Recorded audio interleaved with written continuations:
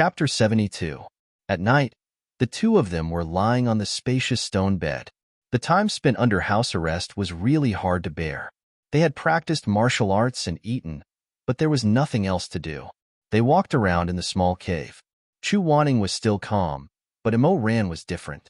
He felt like every day was like a year. Sigh. It's so boring. What are we playing? What are we playing? Chu Wanning closed his eyes and said, Sleep? It's still early. Ran looked at the hourglass and shook his head. It's still early. Chu Wanning ignored him. Ran rolled around on the bed and suddenly pulled his face. Junior. Junior. Junior. Chu Wanning suddenly opened his eyes and said angrily, What are you doing? Ran shamelessly pulled his hand and shook it back and forth. Play with me. Are you or am I the junior? Chu Wanning was unable to restrain his anger and shook off his hand. Who's playing with you? Ran smiled sweetly. He was truly shameless as he said, Of course it's you who will accompany me in my nonsense. Who else could it be? Chu Wanning. The headband was removed from Ran's head. It was a red and narrow string with both ends tied together. It was stretched between Ran's fingers and formed a unique knot. In the end, Chu Wanning sat up on the bed and asked in a bad temper, What is this? How do you play with it? This is a flower rope. Girls usually play with it, but boys usually don't play with it. But didn't I grow up in a music hall? There were many girls there, so I learned how to play. It's actually quite interesting. Look, you hook this string on your finger. No, not this one. It's your pinky finger. Yes, that's it. Then, use your thumb and index finger to hook the two threads over there. Ran said slowly and quietly. He was very patient and calm. The candlelight crackled, and the warm yellow light shone on their silhouettes. One was big, and one was small.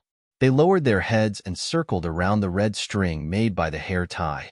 Their expressions couldn't help but gradually become gentle. Under Ran's guidance, Chu Wanning's hand held the string tightly. She had tried to figure out a pattern under Ran's guidance. Unexpectedly, she made a mistake. When the red string changed hands, she pulled it back. Instead of creating a new pattern, she pulled it back to its original pattern, two simple strings. He stared blankly, his hands still raised in the air, but he muttered with a puzzled expression, Why did it scatter? How could this be? Haha, you got it wrong again. Again. No, no, no. Ran laughed. It's no fun to always play one game. Let's change to something else. No. This time, it was Chu Wanning's turn to be unhappy. He said solemnly, One more time. The two stayed in the cave for 3 days. On the night of the 4th day, Ran prepared to make some delicious food for Chu Wanning as usual. These few days, he had already figured out some tricks. This little martial brother of his was indeed from the same hometown as his master. Their likes and dislikes for food were exactly the same. Tonight, the Feathermen sent a hen and a few mushrooms. Ran planned to make a pot of chicken soup with fresh mushrooms. Adding some noodles that he made himself, the taste should not be too bad. Are we having chicken soup tonight? Yes, Ran answered and glanced sideways at Chu Wanning. Although this child was exceptionally gifted in martial arts, he was completely unable to grasp the knack of the flipping flower rope. Furthermore, he was extremely stubborn. When he had nothing to do, he would pick up the flipping flower rope and ponder over it. His stubborn appearance made people unable to help but laugh. Ran smiled and said, You can sit at the side and play slowly. However, I'm afraid that by the time I'm done with the soup, you still haven't figured out the rope. Chu Wanning snorted coldly, paused, and said indifferently, Among the remaining ingredients, are there any slices of ginger? Let me see. Oh, there are. There are a lot of them. Yesterday, I gave you a bunch of ginger. Chu Wanning said satisfactorily, Put more in to get rid of the smell. Ran rubbed his chin. Oh, don't tell me you want to put in some wolfberries? Chu Wanning's eyes lit up. Do I? Pfft. Of course not. I just feel that you and Master have similar tastes. He also likes to put ginger and wolfberries in his soup. Do you remember what he likes to eat? Haha, yes. I'm very obedient. Ran was too lazy to explain further. He could not possibly talk about past and present lives to his little martial brother, right? So he went along with the flow and said, I'm a good disciple of the 24 filial piety. It's a pity that Master can't see that I have a pure and innocent heart. I admire him with every punch. As Immerse spoke casually, he began to process the meat. Thus, he perfectly missed Chu Wanning's expression. He quickly plucked the feathers and removed the organs. Just as he was preparing to boil water to get rid of the bloodstains, he suddenly heard his little martial brother say softly, he might not necessarily not know. What? When Chu Wanning saw Immerse look up, the tips of his ears suddenly turned red. He turned his head and coughed dryly a few times, saying, I said that you treat Elder Yu Hung well. He might not necessarily not know. Oh, that. Actually, it doesn't matter. In any case, I'm used to it. Although there are times when I fantasize that he can be like other masters and tell me some intimate things, or that he occasionally knows what I like to eat like I know what he likes to eat. But that's all in the past. When I first entered the sect, I was blinded by his beautiful appearance and thought that he was a gentle person. Now that I think about it, it's really AI. He's too high to reach and has to deal with a myriad of affairs every day. How would I dare to enter his eyes? Haha, ahaha. When Chu Wanning heard this, he was a little angry. However, when he thought about it carefully, although he was usually concerned about Immerse, he did indeed always put on a distant attitude. He couldn't help but feel embarrassed and silently lowered his head. After a while, he jumped off the bed and silently walked to Immerse's side. What are you doing? You've been cooking for several days. Today's meal is simple. It's my turn to cook for you. Immerse was stunned and then smiled, saying, Why do you suddenly have this idea? You're so small. How can you cook? You can't even reach the stove. What's more, I'm your martial brother. Since you call me that, a few meals is nothing. Chu Wanning moved a stool over and stood on it without making a sound. He stubbornly looked at him. Immerse, why are you staring at me? You want to see if I can get the stove. Elder Yu Hung doesn't know what you like to eat, but I'm not as heartless as him. Chu Wanning expressionlessly said, Go rest, I'll cook for you. After busying for half a day, Chu Wanning didn't let Immerse interfere. Instead, he fiercely held the kitchen knife and cut up the hen's carcass with a fierce look in his eyes. His expression was focused and his movements were stiff. The scene was unbearable to look at. Immerse originally wanted to help, but his martial brother's bad temper was very similar to his master's. When he was focused on doing something, he hated to be disturbed. Thus, after asking for a few snubs, Immerse could only scratch his head and lie on the bed in a daze to rest. The chicken was finally in the pot. Chu Wanning covered the pot with mud.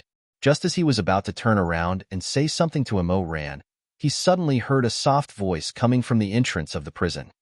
Immerse, martial brother Xia, are you here?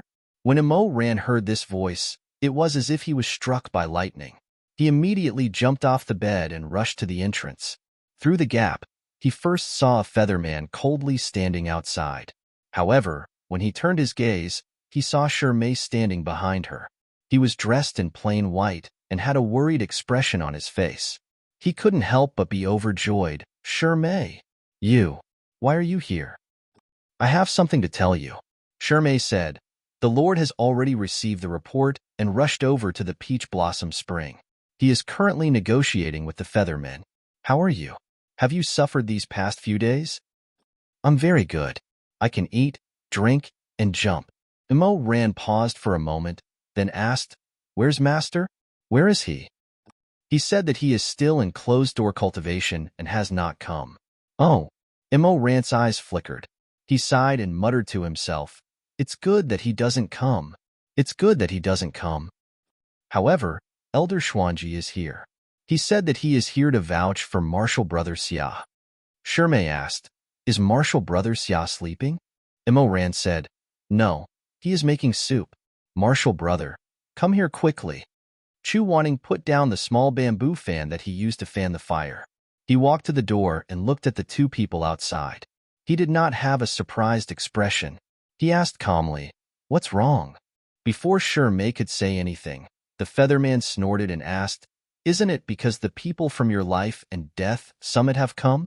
Your master said that he wants to protect you and is currently negotiating with our immortal sovereign. My master? Elder Xuanji. Oh.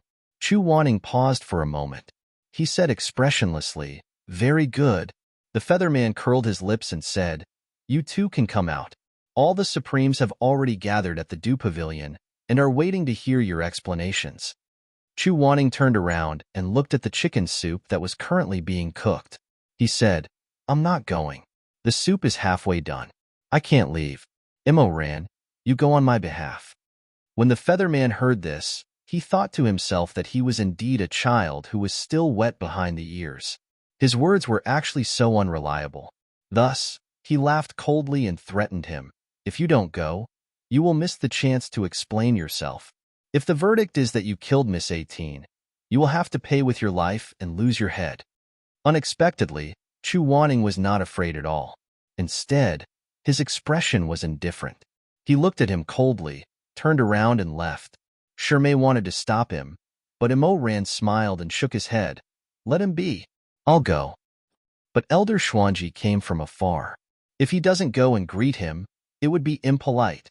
Before Immerse could say anything, Chu Wanning said from afar, Martial Brother Immerse, please send my regards to Master. He had said it so softly, but he was still heard. Shimei couldn't help but feel awkward. He cleared his throat and waited for the Featherman to open the brambles outside the prison. He then pulled Immerse and prepared to leave. Unexpectedly, at this moment, Chu Wanning turned around and called him, Martial Brother, have you changed your mind and want to go with me? Immerse smiled and asked. Chu Wanning waved his sleeves and said, I won't go. I'm here to remind you to come back early. If you're late, the soup will be cold. It won't taste good. Immerse was stunned for a moment and laughed. All right, wait for me. Okay.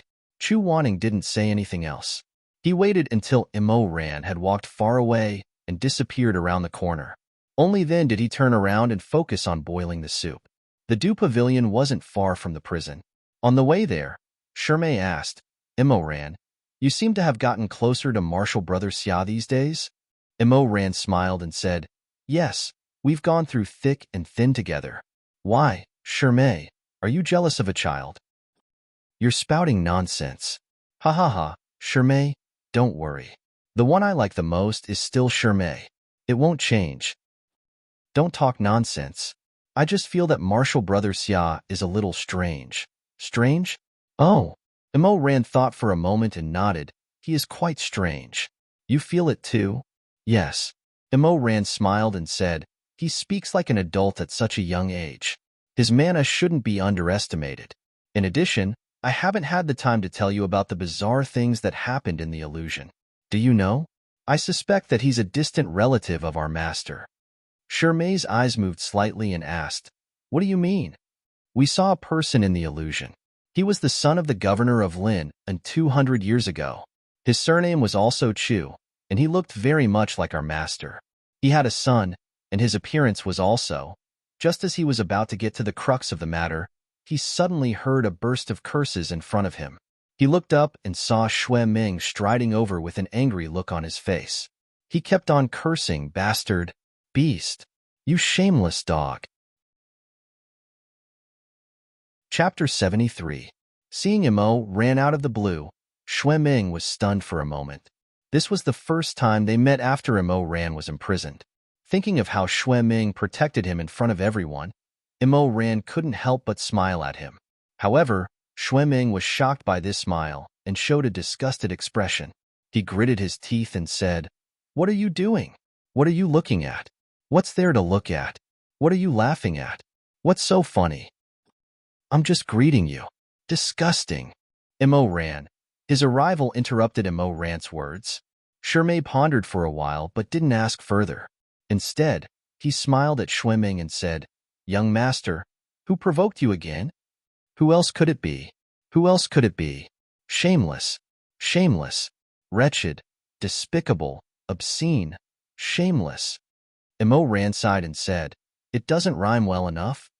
None of your business. Come if you're so capable. If you're not capable, then you're not a cultured person.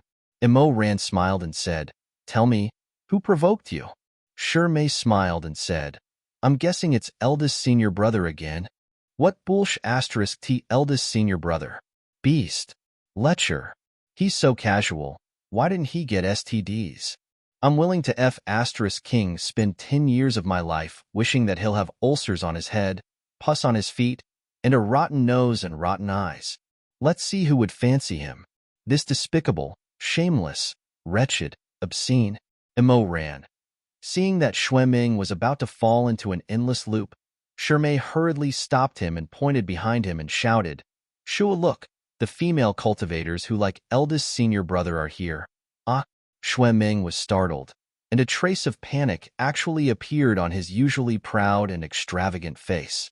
He cursed in a low voice, lewd and filthy, and unexpectedly ran away with his tail between his legs without looking back. He was really as anxious as a stray dog. In the end, he still shouted, "I remember that I have other important things to do, so I'll leave first." Immerse watched him disappear like a wisp of smoke and said in a daze, "Wow, not bad. This eldest martial brother can actually make him so scared." Shizun held back his laughter and said, "Ever since he accidentally bumped into someone in a restaurant the day before yesterday and got into a conflict, he's been like this ever since he came back. He's met his nemesis. Admirable, admirable. If I have the chance, I must see it for myself." Although Immerse said this, he had a rough idea in his heart. If this eldest martial brother could make Shizun hide like this, it must be the person he guessed. However, this was not the time to see Shizun's excitement. In the Du Pavilion, Shizun and Xuanji had already arrived. They were slowly discussing the case of 18's murder with the owner of the Peach Blossom Spring, the mighty immortal of the Feathermen. The mighty immortal of the Feathermen had an almost fairy-like body, and her body was surrounded by sparkling spiritual light. Although she looked like a budding young girl, only God knew how old she was. She was slowly explaining the whole story to Shizun when a servant came in and said in a low voice, "Mighty immortal, he's here? Let him in." Immerse followed Shizun into the warm room. He looked around and saw Shizun waving the famous scholar's fan and talking with someone. He immediately shouted, "Uncle! Child! Child!" Shizun heard him and turned his head. His eyes lit up and he hurriedly called him over. He patted his shoulder and said, "Come, sit next to me. I didn't kill her. Of course it wasn't you. Of course it wasn't you." Shizun sighed. "I don't know how this misunderstanding came about, but the mighty immortal told me just now. I'm here this time to find a way to prove your innocence. Sigh, the heavens are pitiful. Look at how dejected you are." He pulled Immerse, and the mighty immortal of the Feathermen did not stop them. She just looked at the two of them indifferently. Immerse greeted Elder Xuanji and then sat next to Shizun. However, what made Immerse feel strange was that Xuanji did not immediately notice that his disciple Xiaxi was not around. He just nodded at Immerse naturally. Instead, the mighty immortal of the Feathermen asked, "Where's the other child? The one with the surname Xia?" "Ah, yes." Xuanji regained his senses. "Where's my disciple?" Immerse saw that he did not care about Xiaxi and was slightly dissatisfied. He said, "My junior brother is still in the heavenly prison. He asked me to send his regards to you." "I see." Xuanji nodded. "Why didn't he come?" Immerse said unhappily, "To cook." Shizun was stunned. He laughed. "Is cooking more important than clearing your name?" Xuanji also smiled. "He's really willful and willful. After the meeting, I'll go and see him." "There's no need. We still have to eat after the meeting." Immerse said, "How do you want to interrogate him?" "Hurry up and interrogate him." Shizun said, "Mighty immortal, let's continue from where we left off. Look, there's another elder in our sect who's good at refining pills. Before we came here, I specially asked him to refine a few red baby pills." "Red baby pills?" The exalted immortal was slightly startled when he heard this. He tapped his lips lightly with his finger that was dyed with the rosy glow of cardamom. "Is it the pill that can make mortals speak the truth?" "That's right." The mighty immortal was slightly surprised. The ingredients required for this pill are complicated and extremely difficult to refine. Even in the Peach Blossom Spring, It takes at least half a month to refine this pill. I didn't expect you to have such a capable person in your sect. Why didn't you bring him along? He's a loner and doesn't like to travel with others, Shuizhengyong said. The pills are already being refined. They can be sent to the Peach Blossom Spring in 10 days. When the time comes, I'll ask you to test the effects of the pills and give them to my disciples. The truth will be revealed. The mighty immortal thought for a moment and nodded. This method is feasible. Shuizhengyong sighed in relief and smiled. If that's the case, I'll go to the heavenly prison and get another disciple. Wait, what's wrong? The mighty immortal said. Before the matter is clarified, Imo Weiyu and Xiaxi and I are still suspicious. Even with your guarantee, I can't let the two of them go free. When Shuizhengyong heard this, he closed his fan. Although he had a smile on his face, his eyes were cold. Mighty immortal, it's not right to do this. The Featherman mighty immortal looked up and stared at him with his red eyes. Is Lord Shui dissatisfied with my decision? That's right. Since my two disciples have not been convicted, and Elder Xuanji and I are vouching for them, mighty immortal, what's the reason for insisting on imprisoning them? It can't be considered imprisonment, the mighty immortal said coldly. I didn't mistreat them.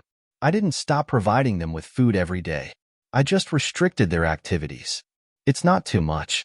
Although Shuizhengyong was still smiling, it was a cold smile. Not too much? As far as I know, the heavenly prison doesn't see the sun and the moon. It's a place to imprison criminals. Mighty immortal, you're really amazing to say that it's not too much. A Featherman protector immediately stopped him. Lord Shui, please watch your words. What's wrong? Is there anything wrong with my words? I didn't insult your mighty immortal. What I said was true. It's just a little less polite. It's not too much. When the Featherman heard what Shuizhengyong said, he couldn't help but become angrier. You! A jade-like hand reached out and stopped him. The mighty immortal looked up and smiled coldly at Shuizhengyong. I've heard rumors that Lord Shui of the Peak of Life and Death is the head of a generation. Although your mana is strong, your knowledge is lacking. You're not good with words. However, after seeing you today, I feel that the rumors are unfair. Lord Shui, you're right. Shuizhengyong smiled at her, but there was no smile in his eyes. He's just a rough person. Please don't mind him. The Featherman mighty immortal smiled and took an orange. She peeled it carefully and handed it to Shuizhengyong. Then let's both take a step back. It's impossible for the two of them to be free, but it's not right for them to stay in the prison. I'll immediately order people to bring Xiaxi out. Imo Weiyu and Xiaxi will stay in Lingxiao Pavilion. That's the place to entertain guests. However, I'll have to send people to keep an eye on them. They can't be allowed to leave the pavilion. How about this? Shuizhengyong was silent for a while. He raised his hand and paused in midair. In the end, he took the orange. Although Lingxiao Pavilion was a place to entertain guests, Peach Blossom Spring didn't often have guests. Thus, the pavilion had been deserted for a long time. Since the mighty immortal agreed to let them move here, Imo Ran planned to clean up the place himself. After he was done, he would bring Chu Wanning over. Shuizhengyong and Xuanji still had important matters to discuss. Imo Ran went to Lingxiao Pavilion with Shi Mei under the watchful eyes of a few feathermen. Lingxiao Pavilion was located in the northwest of Peach Blossom Spring. Outside, flowers formed a forest. The mist was like a brocade. It's a good place. I won't feel aggrieved living like this, Imo Ran said with a smile. Shi Mei sighed. How can you not feel aggrieved? You clearly didn't kill them, but you're wrongly accusing a good person. It's a pity that Shizun can't come. If he came, we could use Heaven's Inquisition to interrogate them. There wouldn't be any need for the Red Child pill. The truth would be revealed. Haha, Shi Mei's thinking is too simple. Heaven's Inquisition is a divine martial art. Although it can be used to extract the truth, whether or not it works depends on whether the caster has the heart to interrogate them. Do you think those birdmen would be willing to let my Shizun interrogate me? Would they believe me? That's true. Seeing that it was almost dusk, Imo Ran began to clean up the house. Shi Mei helped him on the side. Strangely enough, when Imo Ran finished cleaning the house and sat down to drink some tea, he suddenly realized that he wasn't secretly happy that he could be alone with his junior sister. He also didn't have any romantic thoughts. This realization made Ran choke, and he almost spat out the tea. His junior sister was startled. What's wrong? No, nothing. Ran repeatedly waved his hand, but in his heart he was complaining incessantly. Could it be that after cultivating with Chu wanting for so long, he had also become a Lu Xiaohui? Look at this high heaven pavilion. It was a desolate place with no one around. Peach blossoms swayed in the wind, a man and a woman alone. If it was before, he would definitely have spent some time with May before getting down to business. What's wrong with him recently? His heart was so pure. It shouldn't be like this. Ran scratched his head. May blinked. When their eyes met, Ran grinned, showing his cute dimples. The peach blossoms outside are beautiful. I'll pick one for you to take away. May said, plants also have feelings. Let them bloom on the branches. You're right. Then I won't pick one. After sitting for a while, Ran racked his brain, wanting to talk to him again. But he found that the days they spent together were too short, so there was nothing to talk about. Looking up, he suddenly saw that May was sweating because he was helping him take care of the room. He couldn't bear it, so he took out a handkerchief and handed it to him. Wipe your sweat. May looked down and saw Ran nervously holding the handkerchief. He couldn't help but smile and say warmly, thank you. So he took the handkerchief and gently wiped his forehead. The handkerchief was soft to the touch, made of excellent natural silk. After May used it, he said, I'll take the handkerchief back and wash it before returning it to you. Good, good, good. Ran repeatedly agreed. His ingratiation towards May was so deep that it had become instinct. If you like it, you don't have to return it. May smiled. I'm afraid that's not appropriate. Look at how well made this handkerchief is. As he spoke, he unfolded the handkerchief, preparing to smooth out the creases and fold it again. But when his slender white fingers brushed across the unfolded handkerchief, May was stunned. He softly said, Huh? What's wrong? May paused, then looked up and smiled. Ran really wants to give this handkerchief to me? If you like it, then take it. What's mine is yours. Ran was very generous. May's eyes were smiling faintly, borrowing flowers to offer Buddha flowers. Aren't you afraid that Shizun will beat you when he finds out? What? This time it was Ran's turn to be stunned. What do you mean by borrowing flowers to offer Buddha flowers? What does this have to do with Shizun? You see for yourself. There was an inexplicable meaning in May's tone. Such a big begonia flower. When did Master give his handkerchief to you? Chapter 74. Ran was dumbstruck. After a long time, he scratched his ears and cheeks as he regained his senses. He repeatedly waved his hands. No, that, I don't know. This isn't my handkerchief. Then where did my handkerchief go? Sigh. I really can't clear my name even if I jump into the Yellow River. He stared at the silk handkerchief embroidered with faint begonia flower marks, but couldn't remember how he got such an item. He anxiously pondered for a long time, then suddenly slapped his head. What's wrong? I remember now. Ran let out a sigh of relief and took the handkerchief back from May's hands. He smiled. I'm sorry, this handkerchief really isn't mine. I can't give it to you. May, I didn't say I wanted it, but this isn't Shizun's either. Don't think Haitang is Shizun's. Ran folded the handkerchief and put it back into his pocket. He was obviously relieved that he didn't take his Shizun's handkerchief by mistake. This handkerchief is Junior Xia's. May thought for a while.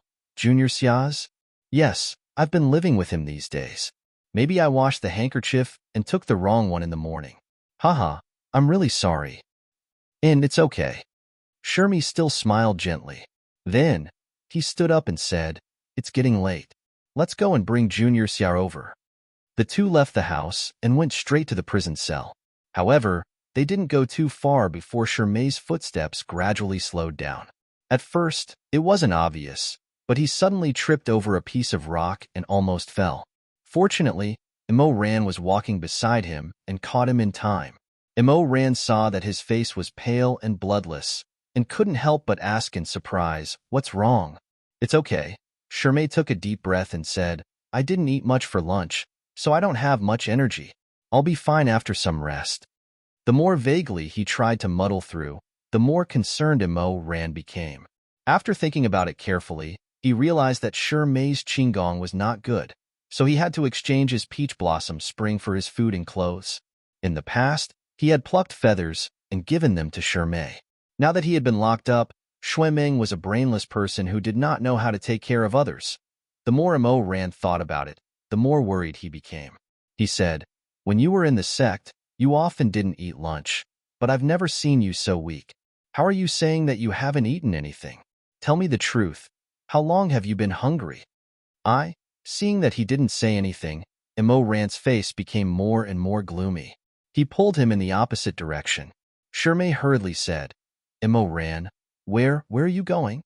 "I'll take you to eat," Immerse said fiercely, but when he turned around, his eyes were full of heartache. "Can't you take care of yourself when I'm not around? You always think about others, and you always think about others before you do anything. But what about you? Have you ever thought about yourself?" Immerse, he dragged Mei all the way to the tavern. Logically speaking, Mei belonged to the healing element, so without a token, he could not come to the offensive element encampment where Immerse and the others were used to staying. However, ever since 18th's accident, everyone was in a state of panic. In order to deal with unexpected situations, the Feathermen had already removed the restrictions between the different elements. "What do you want to eat? Order yourself. Just something will do." Mei seemed to feel a little guilty. "I'm sorry. I wanted to come here to help, but in the end, I still dragged you down. What's there to be sorry about between you and me?"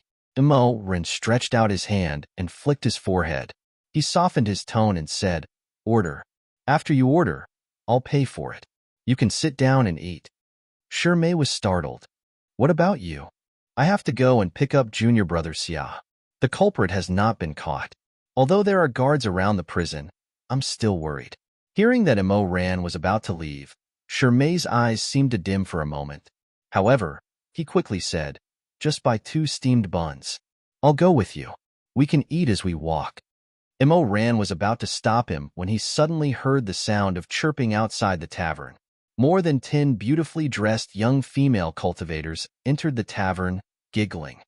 "Manager, I want to ask you something." The leading girl smiled and asked, "Eldest senior brother, did you book a banquet at this tavern tonight?" That's right. The shopkeeper beamed with joy. These days, these Feathermen had found out that their eldest senior brother loved to drink and listen to music. Every night, he would find a tavern to hold a banquet. Wherever their eldest senior brother was, there would be a group of chattering female cultivators swarming in. As expected, those female cultivators immediately became more and more excited. They hurriedly wanted to book a table.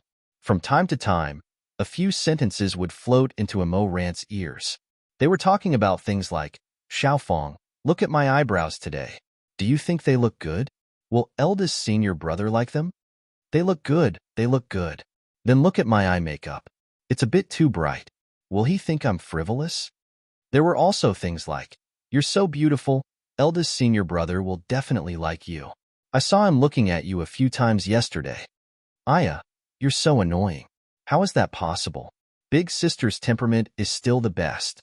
Eldest senior brother will definitely like a talented girl like big sister."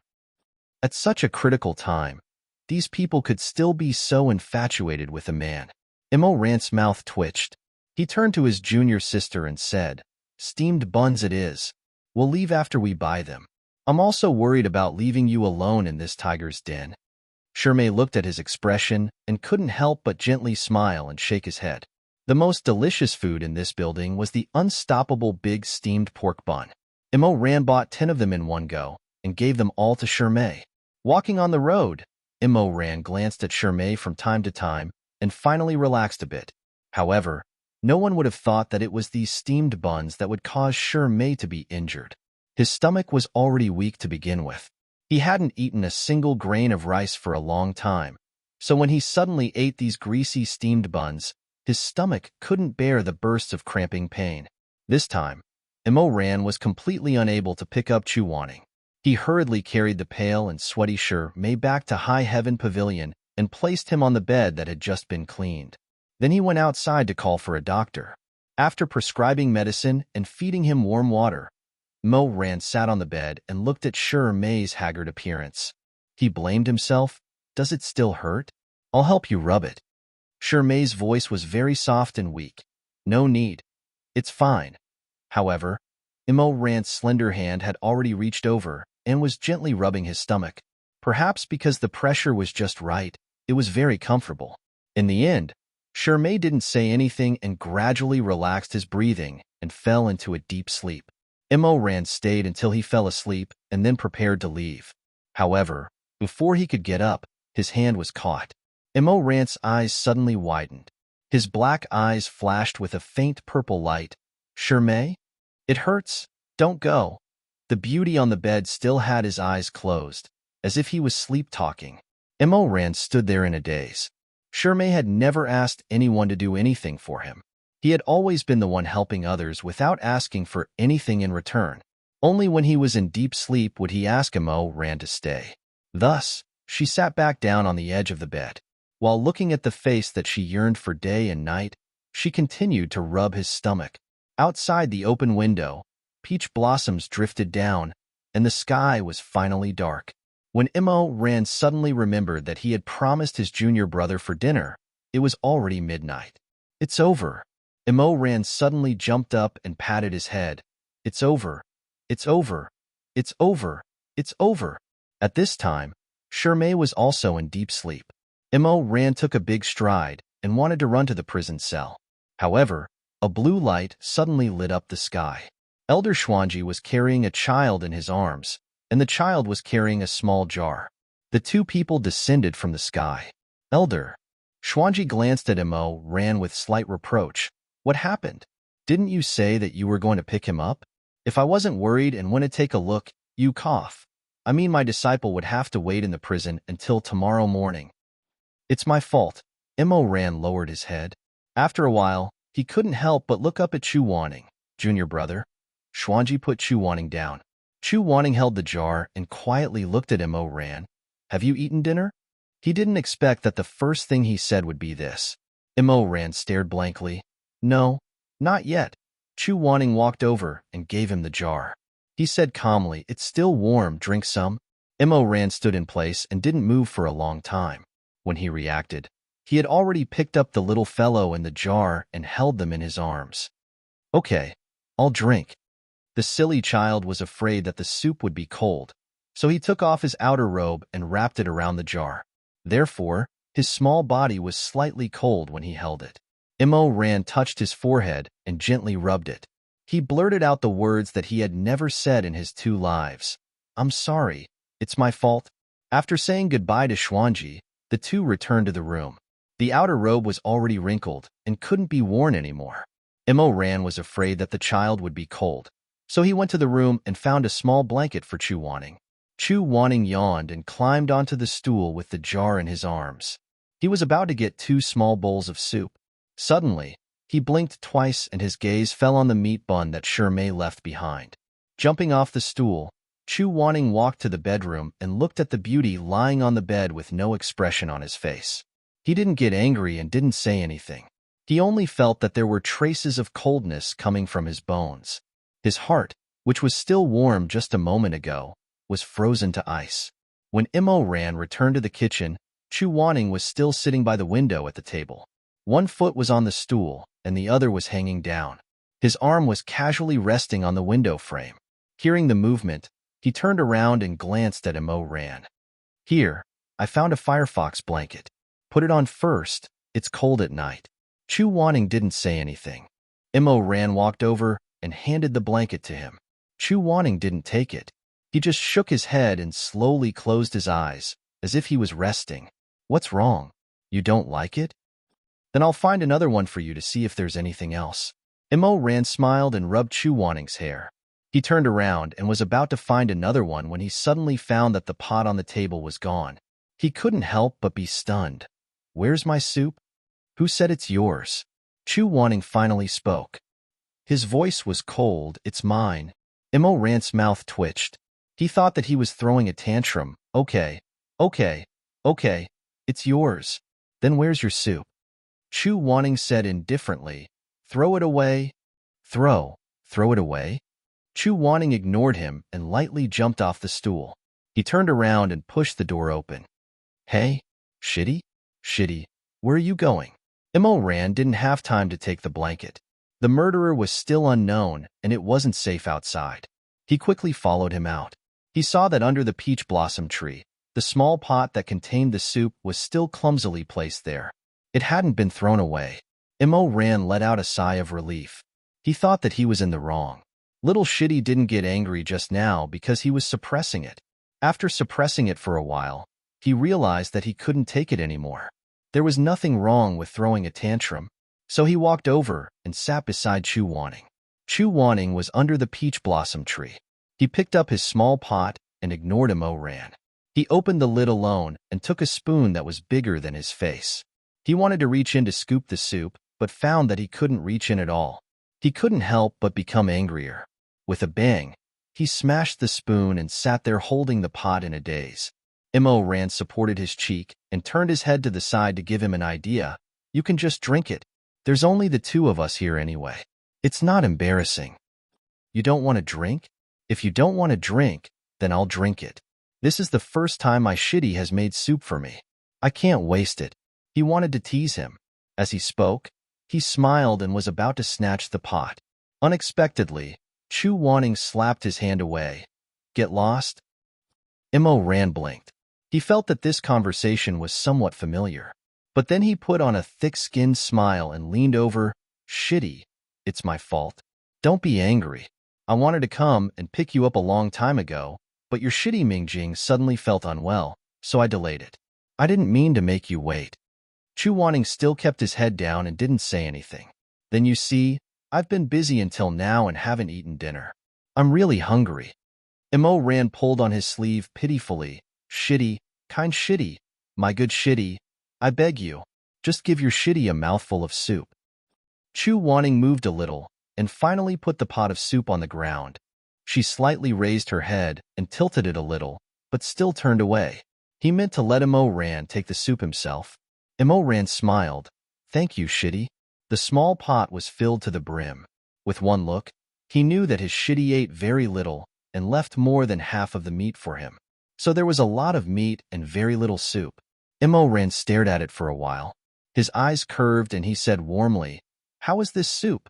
It's obviously a pot of stewed meat. Shitty is so kind. Immerse didn't say much. He took care of Shirmei for half a day, so he was really hungry. Moreover, this was his Shitty's kind intention, so he couldn't waste it. He broke 2 thin branches of a peach tree and used his fingers to trim the rough branches. He used them as chopsticks and put a piece of chicken into his mouth. Wow, it smells so good.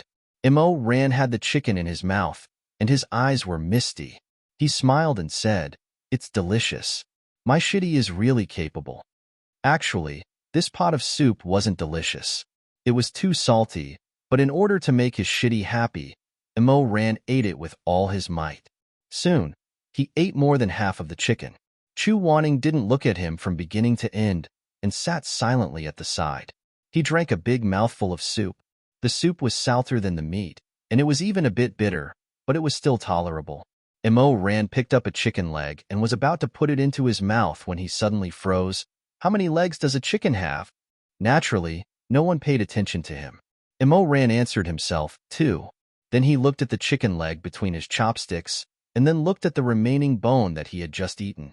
This slow person finally raised his head and asked Chu Wanning in a daze, Shitty, did you?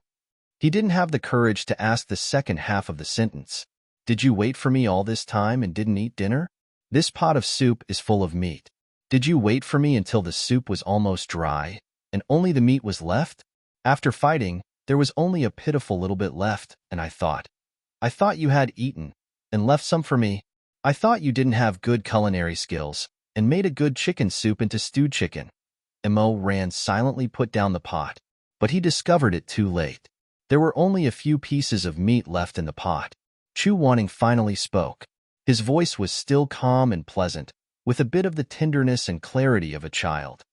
You said you would come back for dinner. That's why I waited. He said slowly, without joy or sorrow. If you don't want to eat, at least ask someone to pass a message. Don't let me be a fool. Is that okay? Shitty. Chu Wanning still didn't look at him. He turned his face sideways, so Imo Ran couldn't see his expression. Ask someone to pass a message to me. Tell me you went to accompany Shitty. Tell me you went to accompany Shitty Mingjing. Is it difficult? You took my pot. Before you drank the soup, you talked so much. Ask me if I've eaten. Is it difficult? Before you eat, look clearly at how many drumsticks there are in the pot. Is it difficult? The last sentence was a little funny. It made people feel ashamed, but they still couldn't help but laugh. But Imo Ran's dimples froze before they melted. Little Shitty was crying. If he was in his adult form, he definitely wouldn't cry over such a small matter. But no one knew that the heart-picking willow had caused his body to shrink. Although his mind wouldn't be affected too much, it would still be affected to a certain extent. If his body was weak, it would be easier for him to approach the mentality of a child. This concealment was extremely difficult to detect. That was why Madame Wong and Elder Tanling didn't notice it when they checked his pulse. I also feel hungry. I also feel uncomfortable. I'm also human. Even though his child mentality took the upper hand, Chu Wanning still suppressed it. He silently choked with sobs, but his shoulders couldn't stop trembling. Tears rolled down his face, his eyes red and wet. For so many years, Elder Yu Hong had endured. No one liked him, no one accompanied him. He always pretended not to care. He walked coldly among the people who respected him. But only when his mentality was affected by the thoughts of a child would he speak the truth. Only then would he break down. Only then would he speak the depression that had accumulated for so long. It wasn't that he didn't treat others well. It was just that he did many things in silence. But doing it in silence, no one saw, no one cared. After a long time, it was also torturous. Imo Ran saw his little Shitty's shoulders tremble slightly. He felt bad and reached out to touch. But before he could touch, he was mercilessly slapped away. Shitty, don't touch me. In the end, Chu Wanning was a strong-willed person, regardless of whether he was young or old. He fiercely wiped his tears and suddenly stood up. I'm going to sleep. You can go accompany your junior brother. Get the hell away from me. In his anger, he even forgot that Shirmei was actually older than Imo Ran. Imo Ran opened his mouth, wanting to say something, but Chu Wanning had already left. He quickly entered another bedroom and closed the door with a bang. But in High Heaven Pavilion, each courtyard only had 2 bedrooms. Imo Ran's original plan was to let Shirguan sleep in her own room while he squeezed in with his junior brother. However, his junior brother was so angry that he even locked the door. It seemed that they couldn't go to his room. He didn't want to sleep on Shirmei's bed. What's more, after being scolded by Chu Wanning and making him cry, Imo Ran's mind was a mess. He simply didn't have the heart to think about other things. He just sat in the courtyard full of blooming peach blossoms, holding the jar that Chu Wanning brought for him. After a long time, he sighed and raised his hand to slap himself, cursing in a low voice, "You're a worthless thing." So that night, Imo Ran simply used the sky as a cover and the ground as a mat. He lay on the ground full of peach blossoms and blankly looked at the dome of the sky.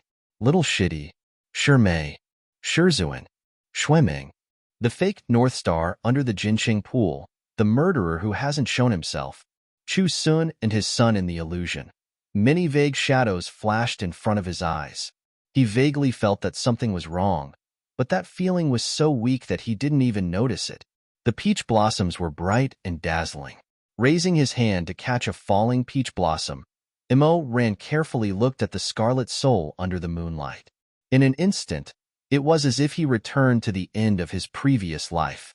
He laid in the coffin that was cast in advance. That day, the flowers on the mountain withered and fell silently. But the one who fell was a begonia. Begonia. Why was it that he, in both his previous and current lives, loved Shirmei, but before he died, he mysteriously buried himself under the begonia tree, in front of the Tower of Babel, in the place where he first met Chu Wanning? There were many things that he did in his previous life that made him shudder in fear when he thought about it. In his second life, the longer he lived, the more he couldn't understand why he did such a cruel thing in the past. Massacring the city, bullying, murdering his master. and forcing Chu wanting to do such a thing with him. Imo ran threw away the peach blossom, covered his forehead with his hand, and slowly closed his eyes. Little junior brother had just said, "I will be hungry. I will be sad. I am also human."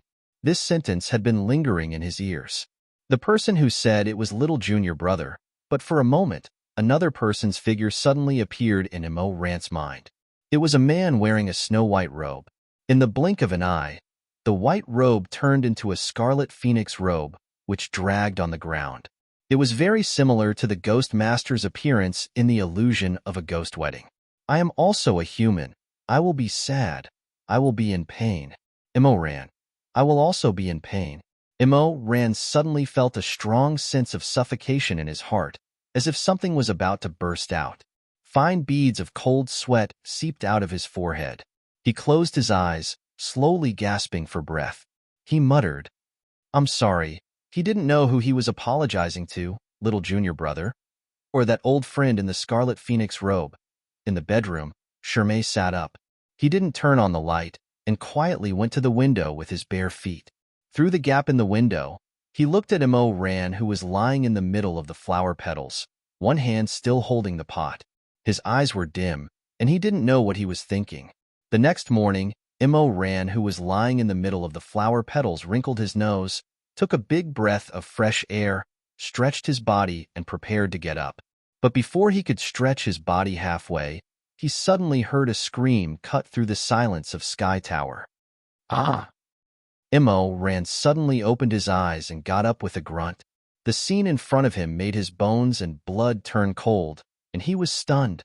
The 15 elite feathermen who were in charge of guarding Sky Tower were all strangled to death in one night. The way they died was exactly the same as 18, with a bright red willow vine tied around their necks. What the hell? Those 15 people were hung in the middle of Sky Tower's flourishing peach blossom forest, their red sleeves fluttering, their long skirts touching the ground, and their bodies slightly swaying with the wind blowing through the forest. They looked like 15 dried flowers, gloomy and beautiful. The one who screamed was a low-level featherman who came to deliver breakfast. She was so scared that she was trembling, and the bamboo basket in her hand had already fallen to the ground, spilling the porridge and pastries inside. Seeing Imo Ran standing in the courtyard, the featherman trembled even more. She trembled as she put her hands behind her back and took out something behind her back. Imo Ran subconsciously went forward and said, "No, listen to me." It was too late. That featherman had touched the collapse spell tattoo on her back. The collapse spell was the most important communication method for feathermen. In almost an instant, all the feathermen in the peach blossom forest transformed into fiery red wings and descended from the sky. And the scene in front of them made everyone stunned. "Sister! Sister!" After a moment of silence, the feathermen burst out with heart-wrenching screams and cries. This huge commotion attracted the attention of the cultivators of peach blossom, spring one after another. Cries of shock, suspicion, anger, and howls quickly surrounded the entire Sky Tower. "Imo Ran, what do you have to say now?" "Murderer! You're crazy!" Those feathermen were already seething with anger, as they screamed and cried, "A murderer must pay with his life. Kill him! Kill him!" Imo Ran really did not know how to defend himself. He said, "If I were the murderer, why would I stay in Sky Tower and not leave if I could kill them all? Why would I wait for you to catch me?" A red-haired featherman scolded with tears and snot, "Pay. It's already like this, and you still have the face." Another person said angrily, "If you aren't the murderer, why did the murderer kill all the guards but not you?" "That's right. You really can't judge a book by its cover. Even if the murderer isn't you, it's definitely someone related to you. Otherwise, why didn't he kill you? Tell me." A debt of blood must be paid with blood. Imo Ran was so angry that he wanted to laugh. In his previous life, he killed people like flies, and no one dared to mention a debt of blood must be paid with blood to him. In this life, he was not the murderer, but he was wrongly accused. This world is really... He closed his eyes and was about to say something, when suddenly, a red ray of light flew over from the horizon. The featherman High Immortal floated down from the clouds, coldly looking around with an ugly expression. Imowayu. High Immortal. The Featherman High Immortal stared at him for a while, then walked to one of the corpses and lifted the blood-stained willow vine on the corpse's neck. Where's your weapon? Let me see it. You don't want to? Imoran sighed. His weapon was the ghost. During this period of cultivation, who knows how many people had seen it, and when 18 was in trouble, a large group of people had seen it. Taking it out now, comparing the ghost with the willow vine on the dead Featherman's necks, it would undoubtedly add another heavy blow to his crime. But if he did not take it out, then he would be guilty of a crime. With a whoosh, a blazing red radiance appeared in his palm. The ghost materialized from his flesh and blood, flowing with a hissing red splendor. If Exalted Immortal wants to see, then let's see. Chapter 75. Everyone stared at the ghost, then looked at the fiery red willow vine on the dead Featherman's neck. They could not help but become even more agitated. It's you. You look exactly the same as when you killed 18. Why are you so ruthless? Kill him. The Featherman Immortal seemed to be having a headache from all the noise. She held her forehead and coldly said, Imowayu, I will ask you one last time. Did you kill him? No. Good. The Featherman Immortal nodded. Imoran originally thought that she was going to let him go. He heaved a sigh of relief and was about to thank her for being so understanding. However, the next moment, the Featherman Immortal raised her hand and coldly said, This person committed all kinds of evil and still wants to quibble. Capture him. Shirmei washed up and dressed neatly in the house. When he came out, he saw that Imoran was restrained by more than 10 high-level Feathermen using incantations. Someone was wrapping the immortal binding rope around his wrist. What are you doing? Shirmei's expression changed. He hurriedly ran in front of Imoran. What happened? No one answered him. However, the floating corpses in the peach forest had already given him the answer. Shirmei gasped and took a step back. He bumped into Imoran's chest. Imoran, don't be anxious. Calm down. Imoran stared at the Featherman Immortal. He lowered his voice and said to Shirmei, Go and invite Uncle and Elder Xuanji here. In this situation, these Feathermen might not be able to maintain their rationality. If the Featherman did not care and wanted to tear him apart, with his current strength, he had no chance of winning. He had to quickly drag Shuizhengyong and Xuanji here to save the situation. After Shirmei left, Imoran stood alone. His burning gaze swept past the angry and twisted faces one by one. Hey! Suddenly, a mouthful of spit flew out from the crowd. Imoran dodged to the side, but the Featherman who spat at him was very close to him, so he couldn't avoid being splashed by the spit. He slowly turned around and met a pair of crimson eyes. You killed so many people, and you still want to call for reinforcements? I'll take your life now. As he spoke, a cluster of blazing flames suddenly gathered in his palm, and he threw it straight at Imoran. Imoran took a step back. The hot flames burned past his temples and smashed into a peach tree behind him. In an instant, the thick tree trunk was burned to the waist. Boom! The peach tree fell, and the flowers scattered all over the ground like a snowstorm. Imoran looked at the fallen tree, then turned to look at the Featherman. I'll say it again, I didn't kill him. 10 days later, the childbirth pill will be completed. If you want to seek revenge, it won't be too late then. 10 days later? If we wait another 10 days, I'm afraid everyone in the Peach Blossom Spring will be killed by you. That person roared angrily, You can trade for my elder sister's life. As he spoke, he pounced at Imoran again. Imoran dodged his attack again, but his gaze fell on the Featherman Exalted Immortal who was watching from the side. She didn't have any intention of helping. Imoran was even more flustered by the anger in his heart. He shouted at her, Hey, old bird, why don't you take care of your people? Damn it. Imoran saw that she still didn't move and couldn't help but curse. You're pretending to be deaf and mute at this juncture. Do you want to see me burn alive? If I knew that you bunch of stinking birds don't have the ability to distinguish right from wrong, I wouldn't have come to this bullshit peach blossom spring to cultivate. I still have to suffer such injustice for no reason. When the Exalted Immortal heard this, her expression changed slightly. She raised her sleeves, and with a wave of her sleeves, she swept out like a rainbow. With a slap, it was fierce and accurate, but it landed on Immerse's face. Although the feathermen looked similar to mortals, their thoughts were still different from mortals.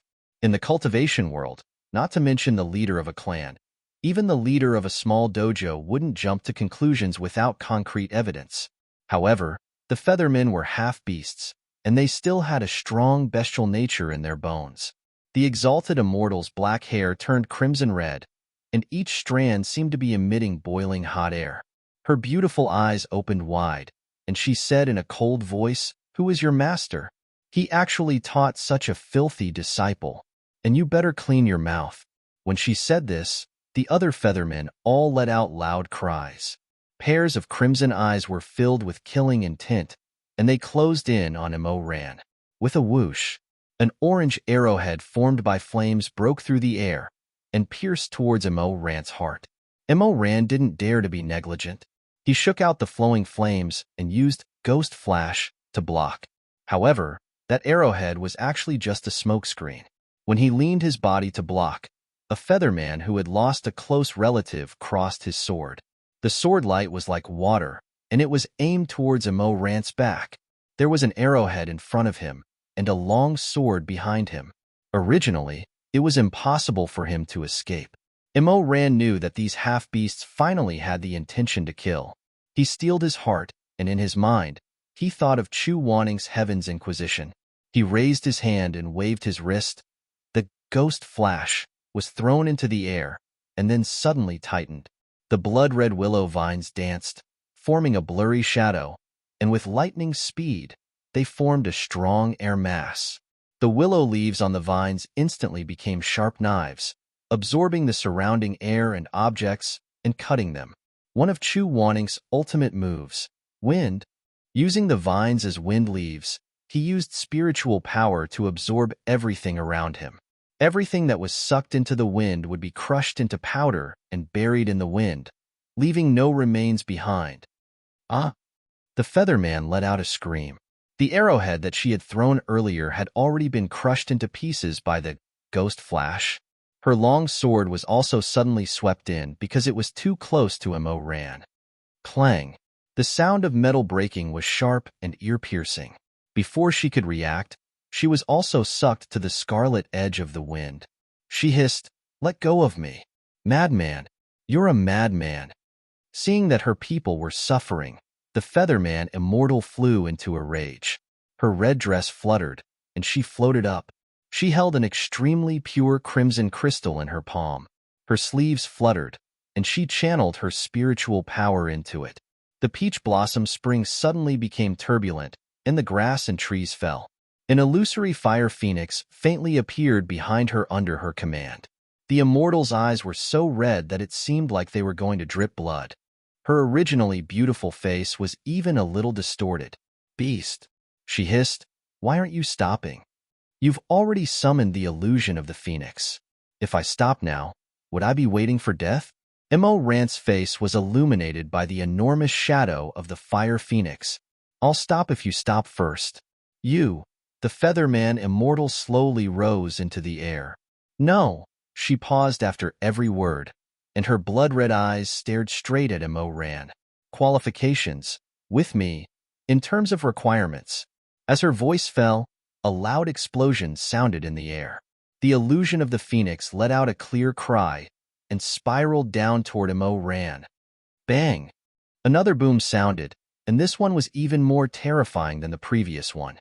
It was as if an azure dragon had ended its eternal slumber and emerged from the depths of the Earth's core. A ray of golden light violently collided with the fire phoenix, setting off layers upon layers of terrifying shockwaves.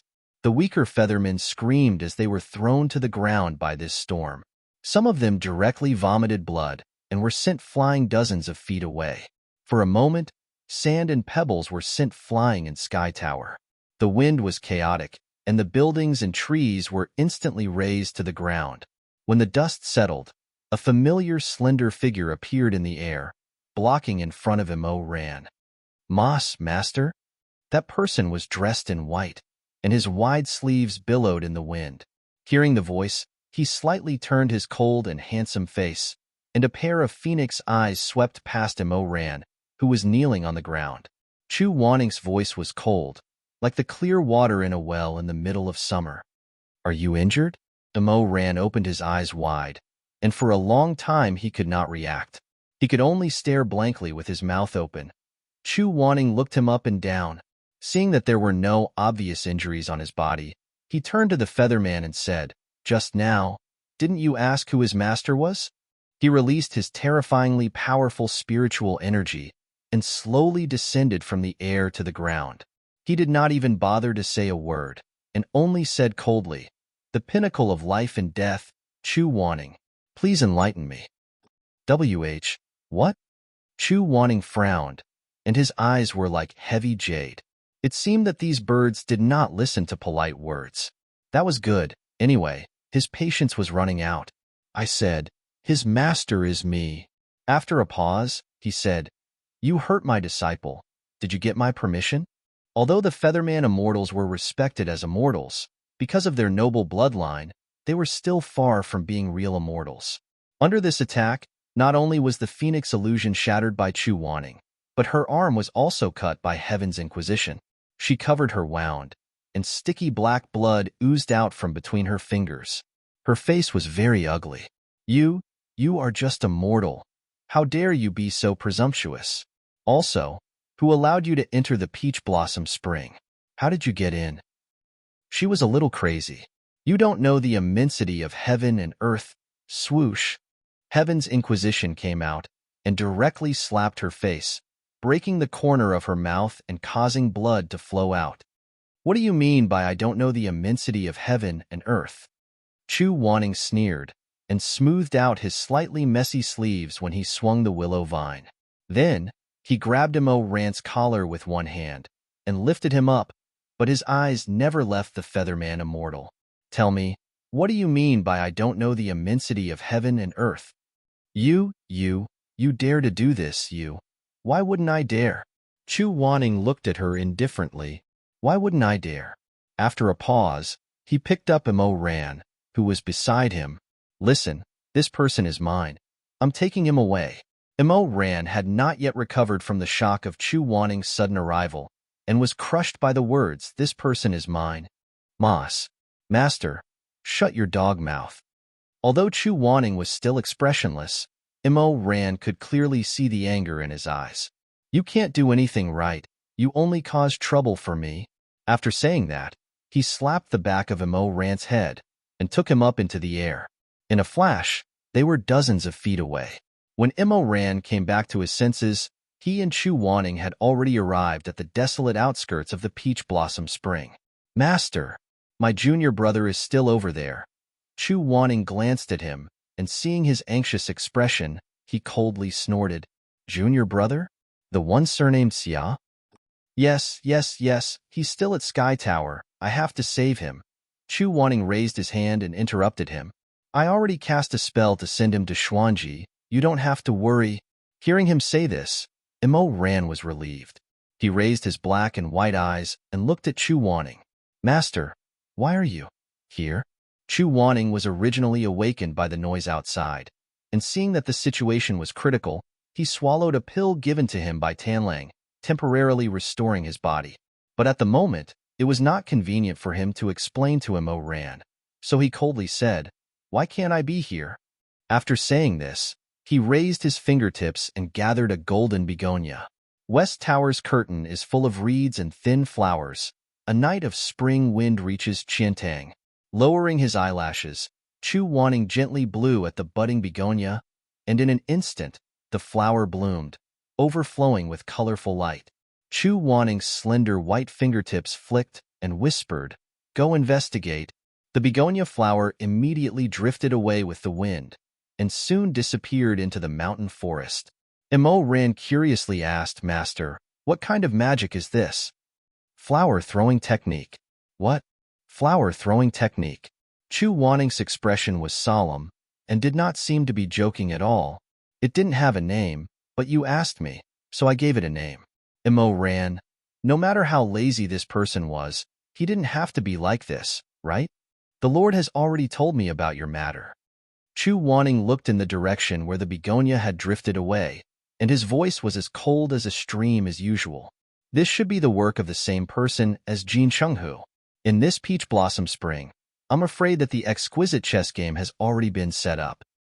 How is that possible? Imo Ran was shocked.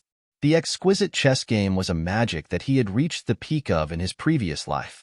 After 18's accident, Imo Ran himself had already tried to sense whether there were traces of this magic, because this forbidden magic was often accompanied by killing and bloodshed.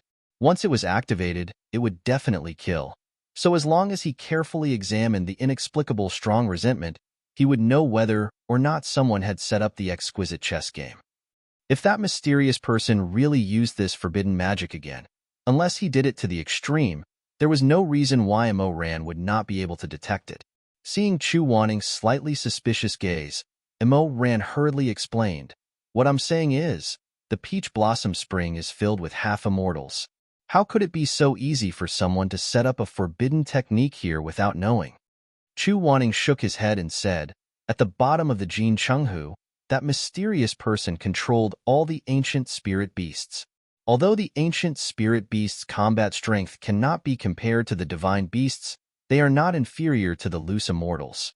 Since he was able to control the Jin Chenghu at that time, it is very likely that he is using the same trick in the peach blossom spring now." So, yes. Imo Ran raised his head and smiled shyly, revealing deep dimples. "Master, what do you mean by not inferior?" Chu Wanning. Chapter 76. Chu Wanning had never been the kind of master who was kind and seductive. Imo Ran was also not a 5- or 6-year-old child. When he asked such a ridiculous question, Chu Wanning could not be bothered with him at all. He lowered his eyes and remained silent. He cast a gale spell on the begonia flower that he threw out and quickly investigated the entire peach blossom spring. Not long after, a golden talisman fell from the sky and landed in his hand. Ancestral Abyss? Ancestral Abyss was the place where angry owls would rush out every day, and cultivators would rush to pluck their feathers. The featherman had said before that the bottom of the abyss was endless scarlet true fire. Other than those angry owls that had lived in the abyss since ancient times, no matter who fell in, they would be melted into nothingness. Chu Wanning cast a barrier on himself, and Imo ran to hide their tracks and prevent the feathermen from discovering them. The two of them arrived at the ancestral abyss. It was so deep that they could not see the bottom. It was emitting a strange red light. Thousands of strange birds were densely packed on the cliffs. At this time, these birds were all in deep sleep with their heads buried in their wings. From afar, they looked like countless densely packed dots. According to Chu Wanning, if the exquisite chess game was set in the abyss, then what the feathermen said about the raging fire and how they would be burned into nothingness after falling in should all be made up. But how can we be sure that the fire below won't burn people to death? Imo Ran stared at the hibernating light below and muttered, "No matter how I look at it, it seems to be real. Throw something down first. Then I'll go hunt a rabbit." "No need." Chu Wanning stood up and flew. As his white clothes fluttered, he was already far away in the peach forest. Not long after, he floated back to his original spot like a celestial being from the 9 heavens. There was an additional peach blossom in his hand. Imo Ran understood. The peach blossom was naturally more delicate than the rabbit. If this peach blossom could withstand the so-called raging fire, there would be no danger for living people to enter. Chu Wanning stroked the peach branch with his fingertips and silently chanted an incantation. The luminous peach was instantly enveloped by a layer of gentle blue light. He pointed at the abyss and whispered, "Go." The peach blossom slowly fell. 1 foot, 2 feet, 10 feet, 100 feet. Hua Ji's shadow had long disappeared, but Chu Wanning's spell allowed him to sense the situation of Hua Ji. He closed his eyes, and after a while, his eyelashes fluttered as he opened his eyes again. The peach blossoms are unharmed. Since Chu Wanning was so certain, there was nothing more to say. Imo Ran immediately flew with him to the ancestral abyss. Both of them had decent movement techniques, and they smoothly made their way to the bottom. When he saw the scene at the bottom of the abyss, even though he was mentally prepared, Immerse still felt a chill. He now knew what the red light in the abyss was. He saw that inside the abyss, there were several thousand wooden frames, and on each frame hung a featherman. Those feathermen were completely naked, and their beautiful bodies were dripping with blood. Each of them had a ling chi fruit in their mouth that was emitting a dazzling red light. Several thousand red lights gathered together. Looking from above, it was easy to believe that this was the scarlet true fire at the bottom of the abyss. Chu Wanning's expression was very ugly. He was knowledgeable, so he naturally knew that this red fruit was a forbidden fruit in the cultivation world. Putting it in the mouth of a person who was about to die could prolong their last breath for 365 days. In other words, a person who could be released in an instant would have to experience an extremely long death. What was originally a sudden heart stop in the blink of an eye would become an endless torture. It was called the death of 1,000 cuts.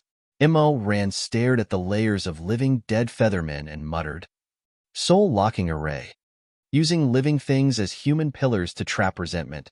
Even if there were thousands of dead souls trapped in the exquisite chess game, not a single bit of their aura would leak out." It was no wonder that he couldn't detect a single trace of resentment from the exquisite chess game's forbidden technique. Immerse couldn't help but shiver. He was thinking, was the fake Gauchin at Jin Chengchi the same person as the mastermind behind the Peach Blossom Spring? From Jin Chengchi's experience, the fake Gauchin was only able to use the exquisite chess game to control the spirits under the water, so he should have only learned a little. However, this time, the fake feathermen outside the Peach Blossom Spring were no different from the real body, other than being stupid and not having high emotional intelligence. They could even use featherman spells, and the level of this forbidden technique could be considered to be above average. Could it be that the fake Gauchin had improved so quickly? Chu Wanning came to the center of the soul-locking array, where there was a stone pillar made of crystal. There was also a featherman tied to the stone pillar, but this featherman was already dead. The death-slicing fruit in her mouth had already withered, and her body had also started to rot. However, her previous identity could be seen from the bright yellow phoenix robe on her body and the star-shaped curse mark in between her eyebrows. "This is," Immerse said in shock, "this is a real featherman immortal." "That's right." Chu Wanning looked at the inexhaustible human pillar formation and opened her thin lips. "There are at least 800, if not 1,000, feathermen captured here to be used in the soul-locking formation. If the featherman exalted immortals were still alive, how could they tolerate such a deep grudge? Moreover, when I fought with the immortal outside just now, I felt that she was weaker than the ghost master of colorful Butterfly Town. If I didn't guess wrongly, I'm afraid that the feathermen of the Peach Blossom Spring have already been exterminated, and the ones outside are all walking corpses controlled by the exquisite chess game. Exclamation point.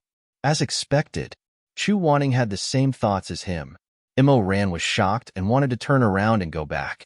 Chu Wanning waved his sleeves and stopped him. "Where are you going?" "I'm going to tell Uncle and the rest about this. If that's the case, then it's too dangerous." "Don't act rashly." Chu Wanning shook his head. "Now, they're in the dark, and I'm in the light. There are many cultivators in the Peach Blossom Spring, and we don't know who's behind this. Acting rashly will only make the situation worse." "Hee. Long time no see, Grandmaster Chu is still so cautious." A light laugh with a hint of playfulness came from mid-air, but it exploded in the ancestral abyss like thunder. The two of them looked up and saw a featherman child swinging his legs and sitting on a tree branch that extended out from the cliff. Seeing them turn around, the dead child tilted his head and rolled his eyes a few times. A bright smile appeared on the corner of his mouth. Immerse said in shock, "The exquisite chess game." Chu Wanning cursed and said gloomily, "Another white chess piece?" Hee. That's right, it's just a white chess piece." The featherman child rubbed his hands and said, "Otherwise, do you think I'll guard this place with my real body?" "I'm not stupid." Immerse said, "You're that fake North Star Jin Chenghu. You lunatic, what are you trying to do?" Hee. Who do you think you are? You're just a small foundation-building cultivator, and you think you're qualified to question me? Get your master to ask him. You. Chu Wanning waved his sleeves and stretched out his slender fingers to press down on Immerse, who was so angry that smoke was coming out of his head.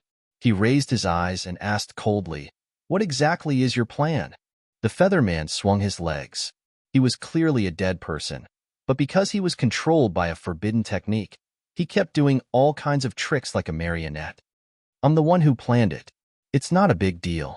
Chu Wanning's voice was even colder. "Then why do you want to take my disciple's lifetime and time again? Although it's not a big deal, it just so happens that I need your disciple's spirit core to complete it," the child said with a smile. "It's all because his spirit core is so good. It's even better than yours, Grandmaster. When I saw Jin Chenghu, I knew that he had the essence of the wood spirit. If that wasn't the case, I'm afraid I'd be more interested in you, Grandmaster." His words were greasy, and with such a tender voice and an adult tone, Immerse couldn't help but feel disgusted. He said angrily, "If I'm so unlucky to be caught by you, I'll King detonate my spirit core immediately. Don't even think about touching me." "I don't want to touch you." The child still had that infuriating sweet tone. "I had no choice but to chase after you. All men in the world love beauties. Your master is better looking than you, so I'm more willing to touch him." "You!" Immerse was about to explode. "You're so ugly that you don't even dare to show your face. You use white chess pieces as puppets all day long. You think you're worthy of touching my master?" But the child rolled his eyes at him, as if he couldn't be bothered to pay attention to him. He turned his head and stared at Chu Wanning. "Grandmaster Chu, when we were in Jin Chenghu, I advised you not to pursue this matter further. But you didn't listen, and it made my heart ache. Since I already know about this matter, even if you don't do anything to Immerse, I'll still investigate to the end. I won't let it go." "Puffed. I knew you'd say that." The child was silent for a while, then laughed. "Why are you great grandmasters so stubborn? Fine, since Grandmaster Chu doesn't listen to my advice, then we'll wait and see. I actually want to see if your Heaven's Inquisition is more powerful, or if my forbidden technique is more powerful." Chu Wanning's sword-like eyebrows rose in anger. He said gloomily, "Do you really want to kill so many innocent people? Everyone in the world is like Huainan." "What do you mean?" "Sour." The child giggled. "It's so sour. These dead people are all so sour. I hate them. I want to crush them and trample them all." Immerse was speechless. Chu Wanning's voice was full of murderous intent. "You're really incurable. Grandmaster thinks that I'm incurable, but I also think that Grandmaster can't be cured. Our morals are different, so why are we entangled in this?" The child shook his head and said, "Grandmaster, just think of it as playing a game of chess with me. You won the game in Jinchenghu. In the game in Peach Blossom Spring, since Grandmaster has found the ancestral abyss and seen me, the white chess piece, I'm also at my wit's end. I can't get the little disciple beside you, so naturally, you win." He paused, and his eyes suddenly narrowed. He was smiling, but more blood was squeezed out. "However, you have to protect him well. I want to see if Grandmaster can protect him for a while, but can you protect him for a lifetime? As for the secret under the ancestral abyss, it's best that the two of you don't leak it." As the child spoke, a golden red wing appeared at his fingertips. Immerse was stunned. "This is the golden feather used as currency in Peach Blossom Spring?" "That's right." He smiled and said, "This golden feather has been scattered everywhere in Peach Blossom Spring. If the two of you keep this secret and leave on your own, you will be safe in Peach Blossom Spring. Everyone in the paradise will be safe and sound. However, if the two of you are not obedient and want to announce my whereabouts to the public, these feathers have the resentment of the feathermen attached to them. Although they cannot take the lives of those cultivators, they can still disperse a large part of their cultivation base." Immerse said angrily, "You planned this from the beginning? Otherwise?" The child said in surprise, "Do you think that everyone is as stupid and violent as you?" Immerse was speechless. He was really pissed off. He admitted that he didn't know how to beat around the bush, and he didn't know how to calculate when to advance and when to retreat. However, when this little bastard said it so openly, he really wanted to summon a ghost and shout at this bastard's face. He wanted to show him what it meant to be stupid and violent. "Grandmaster Chu, You should know very well whether to say it or not. Even if they know the truth, their cultivation will be greatly damaged. I'm afraid that they won't be grateful to Grandmaster Chu for eliminating the evil. Chu Wanning said coldly, "You also eavesdropped just now. I didn't plan to disturb them now." Now? Haha, it seems that Grandmaster planned to say it later. However, it's useless to say it later. The child laughed and said, "Once these cultivators leave, Peach Blossom Spring will be completely destroyed by me, just like Jin Chenghu. At that time, there will be no evidence. Let's see who will believe you." Chu Wanning's gaze was cold. "With your actions, how can you say that Imo Ran is stupid and violent?" The child didn't care about Chu Wanning's cold mockery. He stood up and spun around a few times. Flames suddenly appeared under his feet, slowly burning away his skin, flesh, bones, and blood. "Wait until you catch me, then you can say that to me. Grandmaster Chu, I respect you as a gentleman. Today, I'll give you one last warning. Don't interfere. If you don't listen, we will meet again in the end." With a boom, the flames suddenly soared into the sky and exploded. The Featherman child who had been used as a puppet was completely burned away. A sparkling white chess piece fell from the sky and rolled on the ground twice before stopping. There was dead silence for a long time. Imo Ran knew that the mysterious person behind the scenes wasn't lying. However, he was still unwilling to give up. He asked, "Master, are we really going to leave just like that? Do you have any other ideas?" "It's better to be safe than sorry. Let's leave the Peach Blossom Spring first." Chu Wanning's expression wasn't good either. He said gloomily, "Since that person spent so much effort to set up the soul-locking formation to prevent others from finding out that he was controlling the exquisite chess game, it means that he doesn't want to make this matter known to everyone for the time being. As for the High Lord, I'll send him a message and ask him to bring Xue Ming and Shi Mei away as soon as possible. Don't alert the enemy. As for you." Chu Wanning paused for a moment before continuing. "The two incidents involving Jin Chenghu and the Peach Blossom Spring were all directed at you. This time, he planned to frame you in hopes of making you isolated and helpless. You don't have to worry about this matter. The High Lord is the leader of a sect. It's best for him to step in and mediate." "Then what can I do?" Imo Ran said. "I can't push everything to others and do nothing." "What are you trying to do now?" "That mysterious person's goal is very clear. After Jin Shengqi's divine wood fell, he has been looking for an essence spiritual body to replace it. You're the wood essence spiritual body, so you're the most suitable. However, if he can't get you, he'll settle for the next best thing and look for other replacements." Chu Wanning paused for a moment before saying, "If he finds you, I'm afraid there'll be another bloody storm. We have to stop him." "That's true. However, Master, it's not that easy to find an essence spiritual body. Even if he wants to find a replacement, he must—" Imo Ran suddenly paused. He raised his head and stared at Chu Wanning with his soft, black eyes. After a while, he said, "If that little bastard wants to find out who has an essence spiritual body, he has to go to every sect to investigate. However, cultivators won't release their spiritual roots for no reason. They'll only use their spiritual roots to sense when they're choosing weapons or refining stones. Therefore, the simplest way to test an essence spiritual body is to sell weapons and spirit stones. We only need to observe the weapon markets in front of the various mountains, and we'll be able to find traces of that bastard." After saying this, he saw Chu Wanning staring at him thoughtfully. He couldn't help but feel guilty. I guessed." "You guessed correctly," Chu Wanning said slowly. After a while, he suddenly felt that he knew more things. He narrowed his eyes and asked, "Imo Ran, are you hiding something from me?" What could I hide from Master?" Although he said this, Imo Ran felt the hair on his back stand up. He felt that Chu Wanning's glass-like eyes seemed to be locking the real soul inside his reborn body. Fortunately, Chu Wanning was silent for a moment and didn't say anything else. He faintly lowered his eyes and said in a low voice, "From today onwards, you and I will secretly investigate each sect. We won't return to the peak of life and death for the time being." Chapter 77.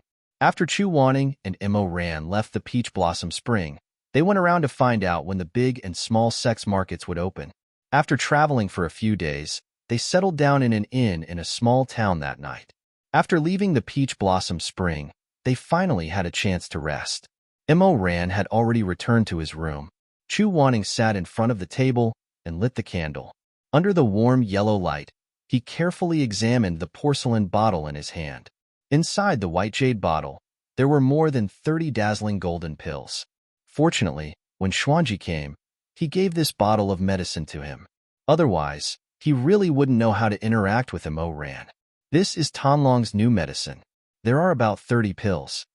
At that time in the Peach Blossom Spring Cave, Xuanji said to Chu Wanning, he looked through the ancient records and changed some of the ingredients. 1 pill can support your recovery for 7 days. This bottle of medicine should last you a long time. Take it. Thank Tanlang for me. No need to thank me. Xuanji waved his hand and smiled. I saw Tanlong's serious face. He must be very curious about your illness. Oh right, he told me to remind you that the medicinal properties of this pill are not stable. Don't be too happy or sad, or it will lose its effect. Remember this. Chu Wanning was lost in thought about Xuanji's words. Suddenly, he heard a knock on the door of the inn. He immediately put away the porcelain bottle and extinguished the incense burning in the celadon stove. Only then did he slowly say, "Come in." Mo Ran had just finished bathing. He put on a thin silk bathrobe and wiped his black, jade-like hair as he walked into Chu Wanning's room. Chu Wanning coughed.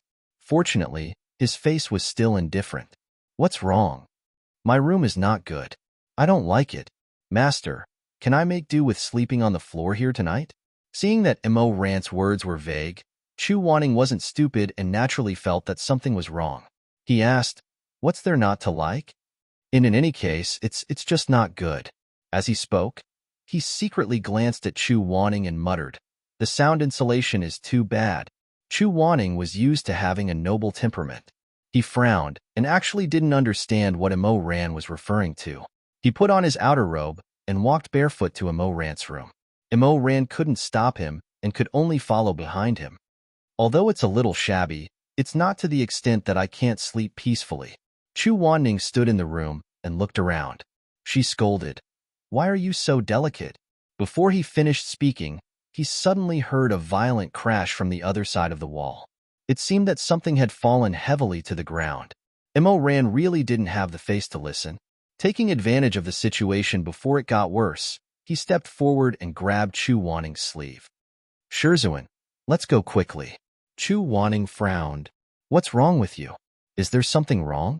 Mo Ran opened his mouth, but before he could organize his words, he heard a burst of laughter from the other side of the wall. Young Master Chong is so annoying. You only know how to bully others. Don't be like this, Hee hee, darling. The peony on your chest is so beautiful. Let me smell it to see if it's fragrant. The wall was really thin. Even the rustling of clothes on the other side could be heard clearly. A man's rough breathing and a woman's sweet moans mixed together. It was simply unbearable to the ear. At first, Chu Wanning didn't understand. After a while, he reacted. A pair of beautiful eyes suddenly widened. Then his face quickly turned from white to red, from red to green. Finally, with an ashen face, he scolded, shameless. He angrily swung his sleeve and left. Mo Ran couldn't hold back and laughed softly behind him. Fortunately, Chu Wanning was so embarrassed that he even walked with the same hand and foot. He didn't hear Mo Ran's ridicule. When he returned to his room, he silently drank a cup of tea. Only then could he force himself to be calm. He nodded to Mo Ran. Such filthy words are really bad for cultivation. Stay here with me tonight. Oh, in fact, when he suddenly saw Chu Wanning appear in the peach blossom spring, and that he didn't suspect him at all and even protected him in every possible way, Mo Ran was pleasantly surprised. Now that he had settled down, he couldn't help but be in a good mood. Under the candlelight, his master's usually cold face seemed much cuter. Mo Ran curved his eyes and sat cross-legged on the ground. He supported his chin and looked up at Chu Wanning. What are you looking at? I haven't seen Master in a long time. I want to see more. The youth's voice carried a hint of a smile. His gaze was also warm and bright. Upon closer inspection, Chu Wanning, really did look like junior martial brother Xia. Chu Wanning glared at him. If you have time to look at me, why don't you go dry your hair? How are you going to sleep when it's so wet? I left my towel next door. Immerse smiled. Can Master help me? Xue Ming had been injured once before and couldn't lift his arm for many days. During that time, when he washed his hair, it was his master who helped him dry it. Master always dried his hair very quickly because he could control his spiritual power very well. He quickly dried the towel in his hand. Chu Wanning lowered his eyes and looked at Immerse, whose hands and feet were all right. He coldly snorted. If you're not sick or in pain, why should I help you? But he still waved his hand to let him come over. At night, the candlelight was warm, illuminating Immerse's handsome young face. Immerse sat on the bed. It had been nearly a year since his rebirth. It was the time when a youth was growing. In these past few months, he had unknowingly grown a lot taller. At this time, he was actually about the same height as Chu Wanning. At this height, it was not convenient for Chu Wanning to dry his hair, so Immerse put his hands behind him and lowered his body. Chu Wanning stood by the bed and rubbed his long hair impatiently. Immerse yawned contentedly and closed his eyes to enjoy this rare peace. Occasionally, there would be 2 or 3 frog croaks outside the window. Master. Yes. Did you know that in the Featherman's illusion, I returned to Lin 200 years ago and saw a person called Chu Sun? His wiping did not stop at all. How would I know? Immerse rubbed his nose and laughed. He looks a lot like you. There are many people who look alike in the world. What's so strange about that? No. Immerse said seriously. He's more or less made from the same mold as you. Master, do you think he's your ancestor? Chu Wanning said lightly, it's possible. However, this was 200 years ago. Who can say for sure? He has a son. Immerse said to himself. He looks a lot like junior martial brother Xia. I think this is too much of a coincidence. Master, do you think junior martial brother Xia is your long-lost relative? I don't have any relatives. I already said you're long-lost. Immerse muttered. He was very close to Chu Wanning and could smell the faint fragrance of begonia flowers that made people feel at ease. It smelled really good. Whether it was in his previous life or this life, Chu Wanning's scent always seemed to have a calming effect on his mind. In his previous life, he returned from a bloody battle. Only by burying his face in his master's neck could he obtain that moment of respite. Whether he was willing to admit it or not, he was already addicted to Chu Wanning's scent. He could not quit even if he wanted to. He closed his eyes. In this familiar silence, he gradually let go of his consciousness.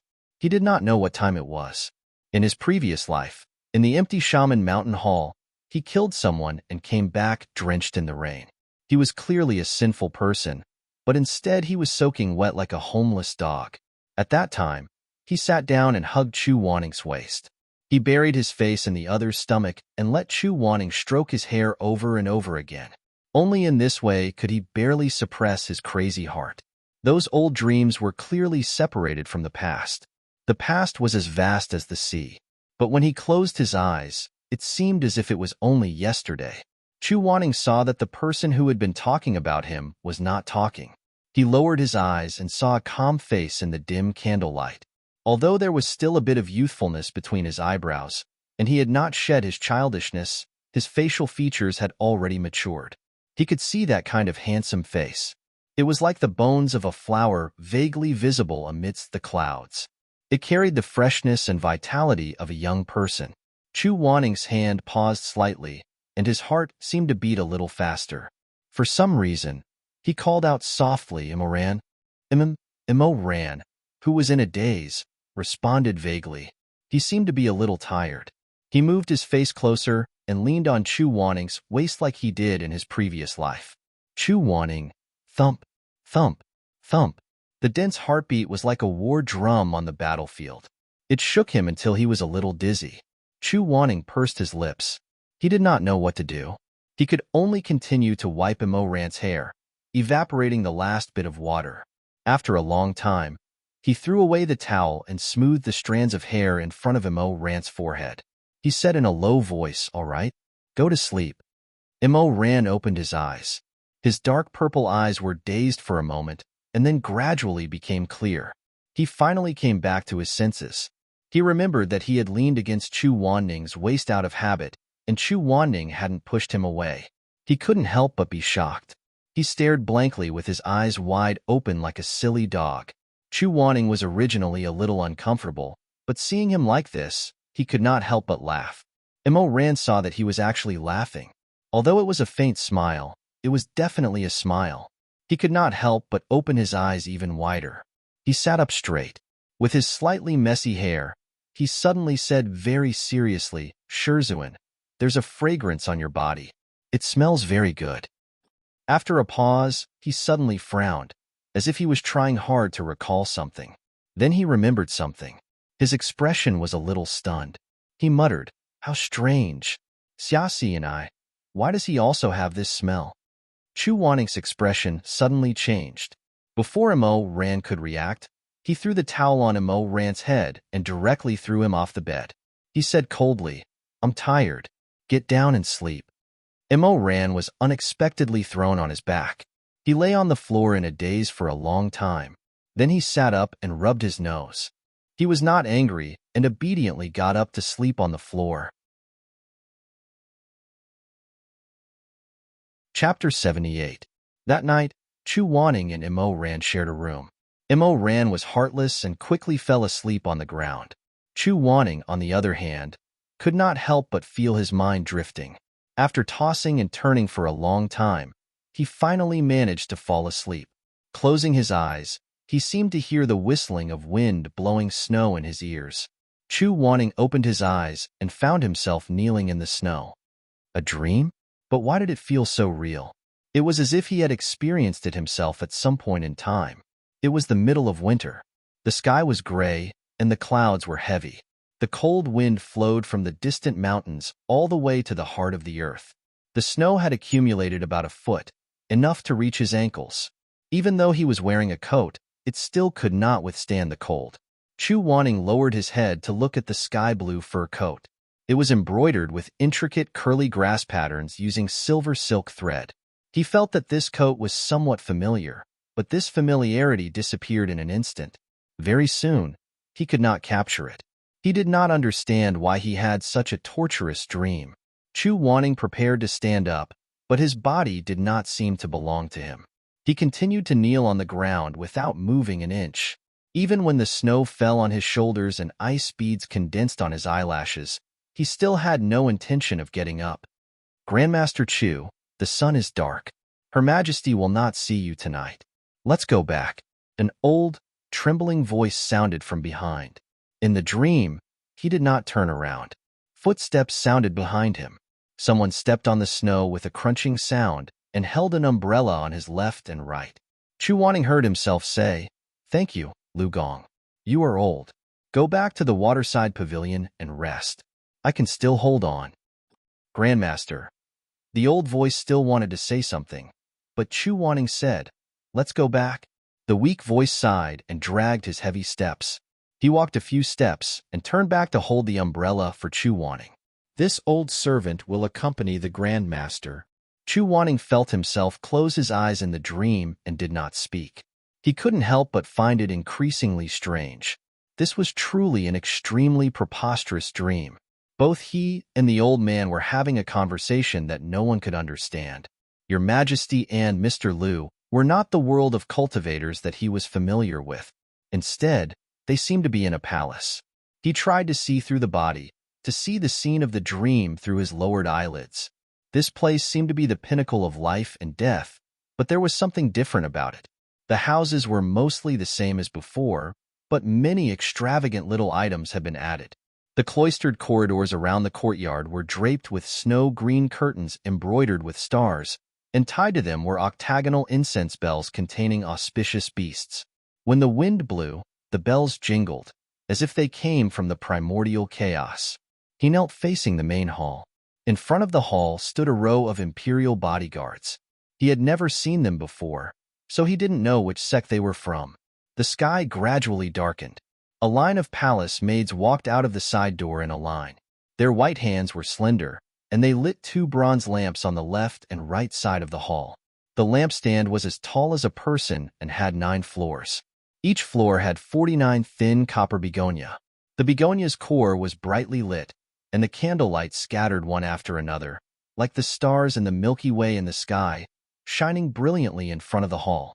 After lighting the lamps, the head palace maid glanced at Chu Wanning and said with a strange sneer, "It's so cold at night. Who are you trying to show your bitterness to? His Majesty and the Empress are enjoying themselves. Even if you kneel until the end of time, no one will sympathize with you." How presumptuous! Chu Wanning had lived for so long, and no one dared to speak to him like this. He couldn't help but become angry. When he opened his mouth, his voice was his own, but he couldn't help but say something else. "I didn't come here to disturb his mood. I actually have something important to discuss. Please pass the message." "Who do you think you are? Why should I pass the message for you?" The head palace maid said with disdain. "His Majesty and the Empress are in a good mood. Who dares to disturb them? If you want to see His Majesty, then keep kneeling. When His Majesty gets up tomorrow, maybe he'll have the heart to look at you." Humph. The old servant behind Chu Wanning couldn't listen anymore. He said with a trembling voice, "I know your Empress is favored, but don't you see who you're talking to? Don't you have some virtue in your mouth? Who am I talking to? At the peak of life and death, who doesn't know that His Majesty hates him the most? I'm talking to him. What respect do I need? You old thing, you have the guts to lecture me." The head palace maid glared at him and said angrily, "Someone come. What do you want to do?" The old servant couldn't help but take 2 steps forward and stand in front of Chu Wanning. The palace maid glared at him and said in a delicate voice, "Extinguish the 2 basins of charcoal outside." Yes, someone immediately came over and extinguished the charcoal basins in the courtyard. Chu Wanning thought that although this palace maid's mouth was stubborn, she wasn't stupid. The sky was cold and hard, so she didn't need to directly fight with the other party. As long as the 2 basins of charcoal were extinguished, the courtyard would become like an ice cave. No matter how strong the body was, it wouldn't be able to withstand half a night. The night grew deeper, but the palace was still warm. The sounds of music and dancing were endless. Chu Wanning was still kneeling. His legs and feet were numb. "Grandmaster, go back." The old servant's voice sounded like he was about to cry. "Go back. Your health is important. You know His Majesty. If you freeze, he won't send a doctor to take a look. You have to take care of yourself." Chu Wanning said softly, "I'm just a broken body. It's not worth mentioning.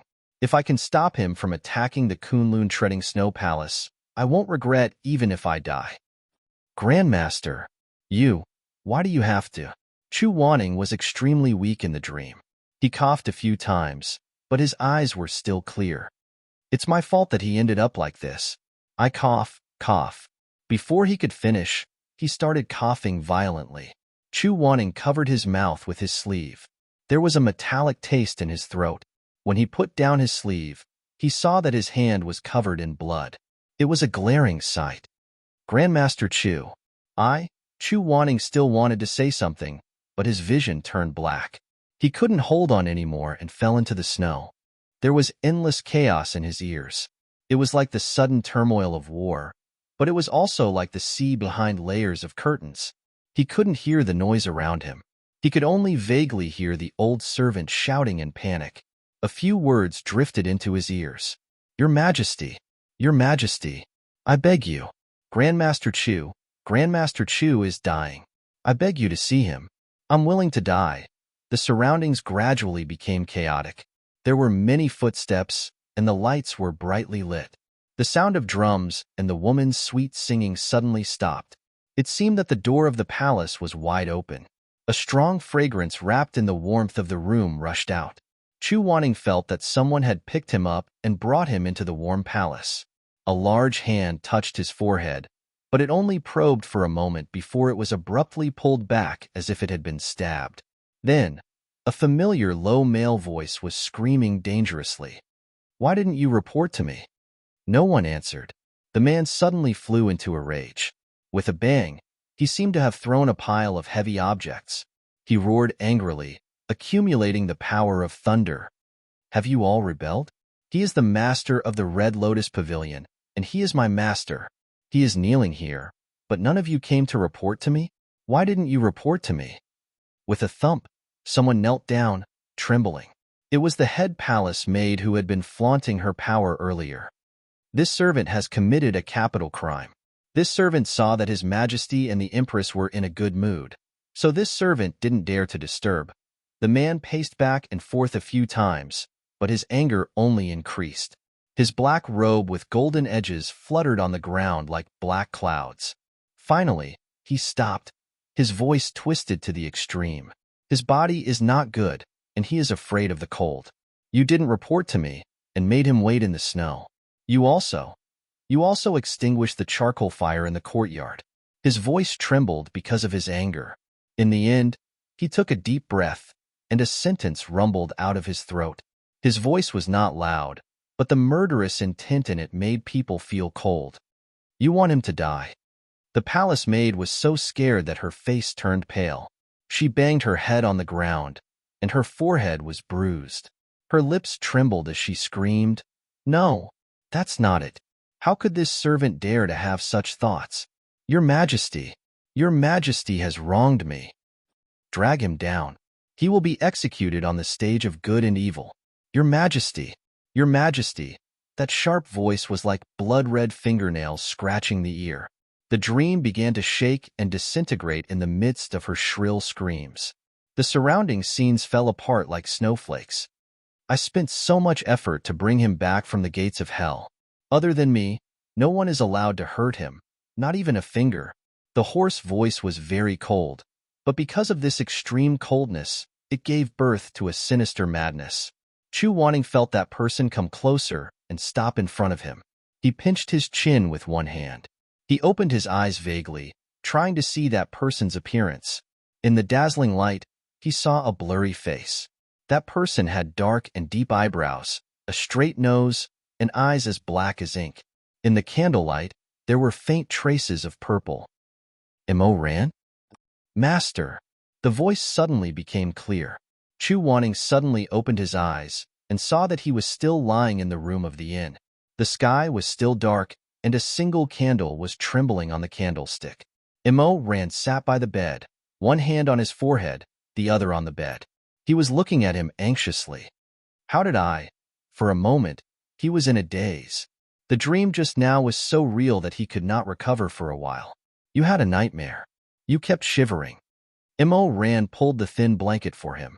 I saw that you were very cold. I was afraid that you had a fever. Fortunately, you didn't.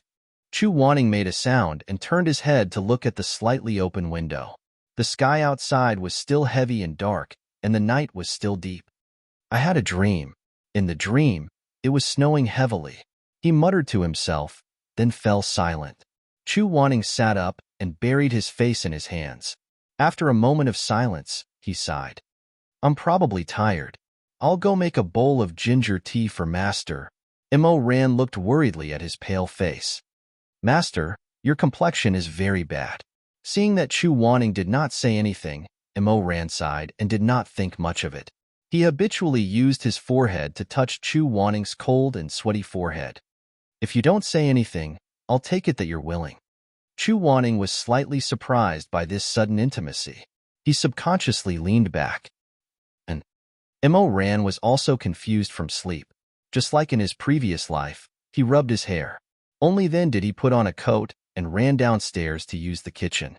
After a while, he came up with a beechwood tray. Mo Ran was not a person with a heart of grass. Chu Wanning came to the peach blossom spring to save him and protect him. No matter how much hatred he had for this person before, at this moment, he was grateful. On the tray, there was a pot of steaming ginger tea and a small jar filled with black sugar from the Tuja family. He remembered that Chu Wanning did not like to eat things that were choking, but he liked sweet things. In addition to the ginger tea, he also asked for a white steamed bun from the kitchen. The steamed bun was cut into thin slices, soaked in fresh milk, and fried in a pot of oil. A layer of icing was sprinkled on top. It was a simple but tasty snack. Chu Wanning held the ginger tea and slowly drank it. His face gradually regained color. His porcelain white fingertips picked up a piece of milk-flavored steamed bun. After looking at it for a while, he asked, "What is this?" "I just made it casually. I haven't named it yet. Mo Ran scratched his head. Shizun, try it. It's sweet. Chu Wanning did not like fried food and hated greasy food. However, when he heard the word sweet, he hesitated for a moment. He took a piece of steamed bun and took a bite. Oh, is it good? Mo Ran asked tentatively. Chu Wanning looked at him and did not say anything. He then took another piece and slowly ate it with the ginger tea. The pot of tea and the plate of snacks were quickly finished. The nightmare also disappeared in this warmth. Chu Wanning yawned and lay back on the bed. Go to sleep. Wait a minute. Mo Ran suddenly raised his hand and wiped the corner of Chu Wanning's mouth with his finger. Snack crumbs. Looking at the young man in front of him smiling so openly, Chu Wanning could not help but feel his ears heat up. He turned his face and said, and then he ignored him. Mo Ran put away the bowls and plates and went downstairs to return them. When he came back up, he saw Chu Wanning sleeping facing the wall. He did not know if he was asleep or not. He went forward and gently put down the gauze curtain. Suddenly, he heard Chu Wanning say, "It's cold at night. Don't sleep on the floor." Then, Chu Wanning's long eyes drooped. He really wanted him to stay with him, but he could not say, "Sleep next to me." After hesitating for a long time, the tips of his ears became hotter. He felt sorry for him and did not want him to sleep on the floor. He liked him and did not want him to leave. But he was so thin-skinned. He knew that even if he asked, the other party would definitely reject him. At that time, he would lose all his face. Just thinking about it made him feel sad. It was better to be Xiaxi and I. As a child, he could be more willful. But Mo Ran treated him well today. He even remembered that when he drank ginger tea, he liked to put black sugar. Could he think that in fact, Mo Ran also cared about him more or less? Such thoughts made Chu Wanning feel a little hot in his heart. He blurted out in a daze, "Come up and sleep. Then I'll go and see if it's quiet next door. If it's quiet, I'll go back to my room." They said this sentence almost at the same time. After Mo Ran finished speaking, he realized what Chu Wanning said and opened his eyes slightly. "That's great." Chu Wanning agreed almost without hesitation, as if she was in a hurry to cover up what she had said earlier. "Go back. Shizun, I'm tired. You can go." "Well, Shizun, rest early." The young man left. The door opened and closed with a creak.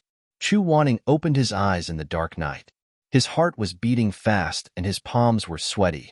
He could not help but feel embarrassed for his loss of self-control just now. Sure enough, after being alone for a long time, a little care from others would make him think that it was rare warmth. Just like a fool, he turned over in annoyance and buried his face in the pillow, sinking into deep self-loathing. He knew that the person Mo Ran liked was Shi Mingjing. They were just a cold and polite master and disciple, but the person in his dream seemed to appear clearly in front of him. The same facial features, but compared to the current Mo Ran, he seemed to be older. When he looked at him, his expression was perverse and paranoid. His eyes were so deep that he could not see clearly. With a creak, the door opened again. Chu Wanning froze in an instant. His back was tense, like a bow that had been pulled to the extreme. A person walked to the bed and remained silent for about a foot. He felt that person sit down on the side of the bed. When he came back, there was a unique smell of clothes. "Shizun, are you asleep?" No one responded to him. Mo Ran continued to speak. His voice was very calm, as if he was talking about a family matter. "There's still a ruckus next door." He chuckled softly and leaned over to support the side of his face. He lay down beside Chu Wanning and glanced at the person's back that had clearly stiffened. "Shizun just told me to sleep. Does it still count?" Shizun always doesn't like to respond to people. If you don't say anything, I'll take it that Shizun is willing again. Humph! Hearing that person's cold snort from the depths of the bed, Mo Ran curved his eyes. His dark purple eyes were full of laughter. If spoiling Shirmei was a habit of his, then teasing his teacher was a game that he would never get tired of. Mo Ran had never had a clear definition of his feelings for Chu Wanning. However, whenever he saw this person, his heart would itch and he would want to bare his canine teeth and bite him, making him cry or laugh uncontrollably, although most of the time, this was just Mo Ran's wishful thinking. However, As long as there was even the slightest change in emotion on that icy face, it was because of him. Imo Ran would feel exceptionally excited. Master. Yes. Nothing, I was just calling you. Master. If you have something to say, say it. If not, scram. Ha ha ha. Imo Ran laughed. He suddenly thought of something and asked half jokingly, half seriously, I was just thinking about it. I feel that junior martial brothers Xia and Shizun are too similar. Shizun, is he your son? Chu Wannings's mood had probably fluctuated too much in one night. At this time, he was sulking. Suddenly hearing Imo Ran teasing him like this, he couldn't help but feel a little angry. Pfft, I was just teasing Shizun. Shizun, you don't have to. That's right. Chu Wanning coldly replied. He is my son. Imo Ran was still smiling. Oh, I knew it.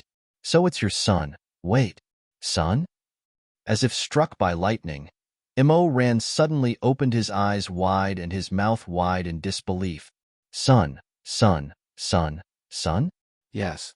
Chu Wanning simply turned his body and looked at Imo Ran seriously. His face was serious and fierce, and didn't look fake at all. Tonight, he had done too many wrong things. He was afraid that it would be suspicious. Since Imo Ran wanted to make a joke, he might as well take advantage of the chaos to play a trick. Anyway, he couldn't let Imo Ran know that he liked him. Thinking of this, Chu Wanning coldly picked up his lost dignity and said coldly, Xia Si is my illegitimate son. Even he was kept in the dark about this matter. Now, heaven, earth, you, and I know. If a third person knows, see if I don't want your dog life. Imo Ran. Chapter 79. If he didn't know Chu Wanning like the back of his hand, Imo Ran felt that he would really believe him when he saw how serious Chu Wanning was when he spoke. Xia Sini was Chu Wanning's son? What a joke. Did he really think he was stupid? However, it was not easy to lose face with Shizun. So in the following days, Imo Ran had to cooperate with Chu Wanning from time to time to show reactions like, oh my god. So it is like this. I didn't expect Shizun to be such a wanton man. And so on. It had to be said that although he didn't know what Chu Wanning wanted to do, this experience was somewhat interesting. Imo Ran went to tease him every few days. In the morning, when they were eating in the tea house, Imo Ran held his chin and opened his eyes wide, calling, Shizun, Shizun. Chu Wanning swallowed a mouthful of Yangxian tea, raised his eyes and looked at him faintly. Yes? Why don't you recognize Shidixia? Chu Wanning said, it's not that I don't recognize him. It's just that the time hasn't come yet. Then, when will we be considered to be fated? It depends on his luck. Imo Ran looked at his unfathomable appearance and held back his laughter until his ribs hurt, but he still had to put on a sympathetic expression. Shidixia is really pitiful. Another example was when they were hurrying along. Imo Ran raised his hand and broke a willow tree. Along the way, he played with cats and dogs, and when he was bored, he called Chu Wanning. Shizun, Shizun, what's the matter? I want to ask you something secretly. Imo Ran said with a smile. Shizun, what kind of person is she? Is she beautiful? Chu Wanning choked, and then covered it with a light cough. Not bad. Oh, is it only passable? Imo Ran said in surprise. I thought that the one who could catch Master's attention must be a beauty that could topple countries and cities. Imo Ran rubbed his brow and brought his black horse closer to Chu Wanning's white horse. He sneakily leaned over and asked, does Shizun and Shenyang still keep in touch? What kind of relationship? Chu Wanning glanced at him coldly. He touched his lips and said in a deep voice, your master's wife is already dead. He had killed his own wife with just a few words? Imo Ran almost choked on his saliva. Dead? How did he die? Chu Wanning was expressionless. Difficult labor. Puahaha. If it wasn't for the circumstances, Imo Ran would have fallen off his horse and fallen to the ground laughing. Imo Ran naturally wouldn't let go of such an interesting topic so easily. The next day, she washed a bag of fresh and plump cherries and put them in a pouch for Chu Wanning to eat on the way. She tricked him into talking to her again. Shizun, may I know who Shenyang was? What was her name? Chu Wanning picked up a sweet cherry and ate it without batting an eyelid. He then said coldly, the dead are gone. What's the use of knowing her name? Mo Ran played along smoothly. Revered master follows the path of filial piety. Even if Shenyang was a beauty, as a disciple, I should still remember her name. When the winter solstice is bright and clear, I have to pay my respects. Chu Wanning continued to eat his cherries. He said indifferently, "No need. Your master's wife is not such a vulgar person. She doesn't like the smell of incense." Mo Ran curled his lips and secretly rolled his eyes. He thought to himself, "It's obviously you who can't come up with Shenyang's background. You actually have the face to say that Shenyang is otherworldly and doesn't eat the food of the common populace." But his face was still smiling. Shenyang is so otherworldly. She must be a cultivator, right? Chu Wanning paused. He picked up another cherry with his snow-white fingertips and slowly chewed it. He then said, "That's right." Mo Ran blinked his eyes curiously. Which sect did Shenyang belong to? Chu Wanning estimated Xia Si Ni's age. At that time, he was still in Lini. He then said calmly, "Confucian Wen sect." "Oh." Mo Ran slightly raised his eyebrows. This gave Chu Wanning an opening. The Confucian Wen sect had always respected the male disciples. Although the female disciples were not mistreated in teaching martial arts, they never had the opportunity to show their faces in public. When they went out, they never left their names behind. Therefore, although the female cultivators of the Confucian Wen sect were quite capable, people in Jianghu only knew the 4 words Confucian Wen sect female cultivators. No one knew their names and lives. Therefore, Chu Wanning randomly made up stories. In any case, there was no way to verify them. However, Mo Ran was not a person who would give up easily. He immediately refocused and asked persistently, "Then when did Shenyang and Shenyang meet? How did they meet?" Chu Wanning could not make up a story. He was hesitating when his eyes met Mo Ran's bright eyes. He suddenly realized that he did not need to answer his question. He immediately pursed his lips and waved his wide sleeves. He said coldly, "Why are you asking so many questions about my personal affairs?" As he said this, he pulled the reins and spurred his horse. His white robe left behind, leaving Mo Ran far behind him. The two of them wandered outside for more than 10 days. They went to several small sects in a row and searched around the weapons and spirit stone stalls in the market. However, they did not find any clues. On this day, Chu Wanning used the Tang flower to send a message as usual. After exchanging news with Xue Jingyong, he left the inn with Mo Ran and went to the market under Lone Moon Knight's sect to check on the situation. Lone Moon Knight was the world's #1 sect of medicine. It was also the sect of Xue Ming's birth mother, Madame Wang. This sect was built on an island called Linling Island. However, in reality, Linling Island was not a real island. It was the back of a giant black tortoise. That black tortoise had a lifespan of millions of years. It had signed a blood contract with Lone Moon Knight's ancestor elder. It carried the entire sect and roamed the sea, using its unique immortal chi to nourish the thousands of trees and flowers on the island. Lone Moon Knight's disciples had always been mysterious and did not compete with the world. The sect itself did not have frequent communication with the outside world. Only on the 1st and 15th of every month, the black tortoise would carry the entire sect near the port of Yangzhou. At this time, people from other sects would come to the island to buy medicine. There would also be merchants selling weapons and spirit stones to them, as well as some goods that could not be bought on the island. However, the most famous sect on Linling Island was not Lone Moon Knight, but the Xin Yuan Pavilion. The Xin Yuan Pavilion belonged to Lone Moon Knight's sect. It was a famous trading company in the world of cultivation. This trading company opened twice a month and sold Lone Moon Knight's best medicine, as well as rare treasures sold by various sellers. Although the goods often touched the taboo of the world of cultivation, no one dared to make an enemy of Lone Moon Knight. After all, more than half of the spiritual medicine in the world of cultivation came from this sect. From a certain point of view, Lone Moon Knight's strength was not inferior to that of the current #1 sect, the Confucian Wen sect. "There are too many people here. Put on your cloak."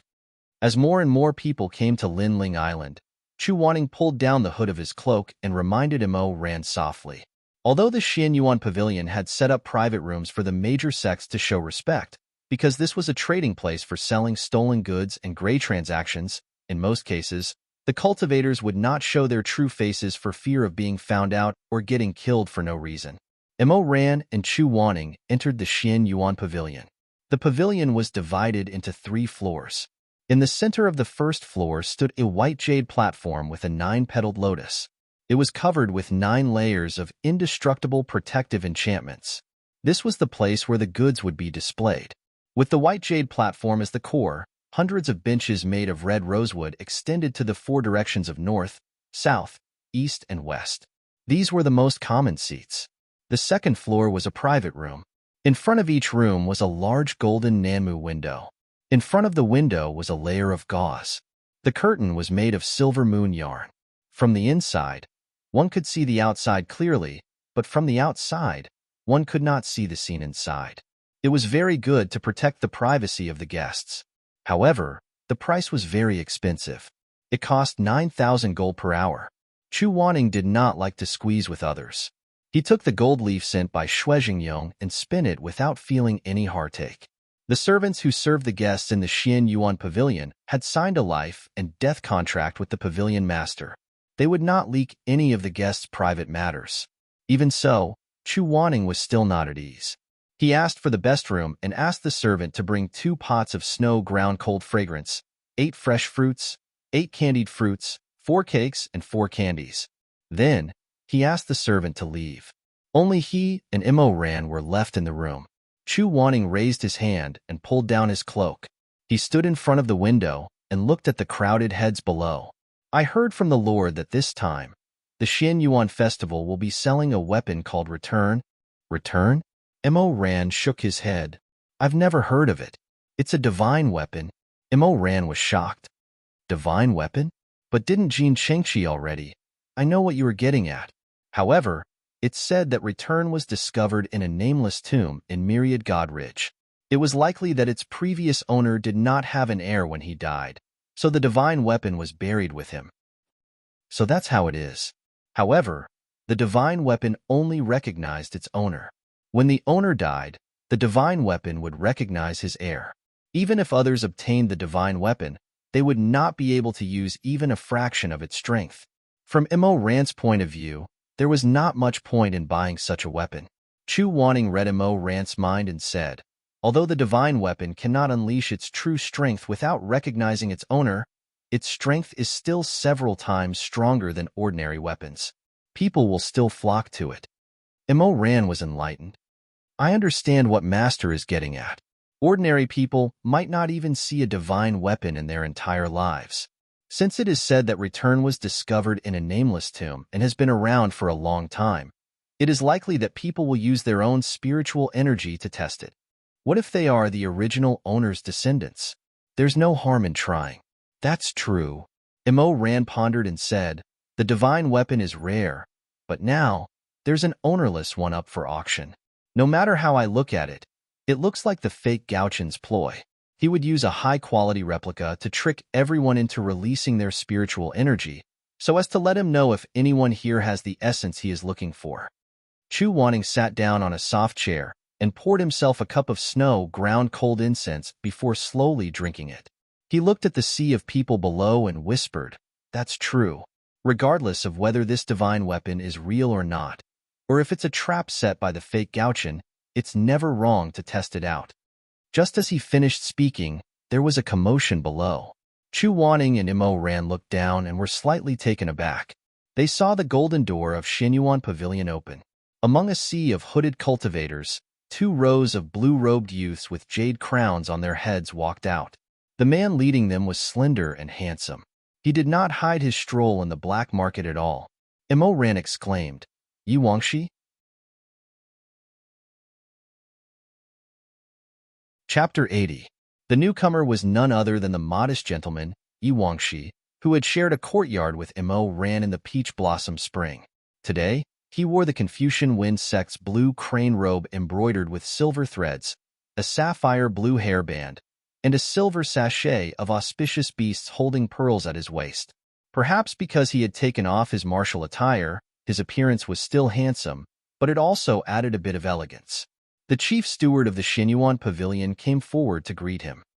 He lowered his head and said, Immortal Master Yi, Yi Wangshi nodded and said, I have come to bid on something on the orders of my adoptive father. I'll have to trouble the chief steward to lead me upstairs. The pavilion master already knows that Immortal Master has arrived. The Confucian Wind sect's private room has already been prepared. I'll take you upstairs. Yi Wangshi led the dozen or so disciples of the Confucian Wind sect upstairs, leaving behind a crowd of people in the hall who covered their faces and whispered to each other. The people of the Confucian Wind sect also came today? Who is that Immortal Master?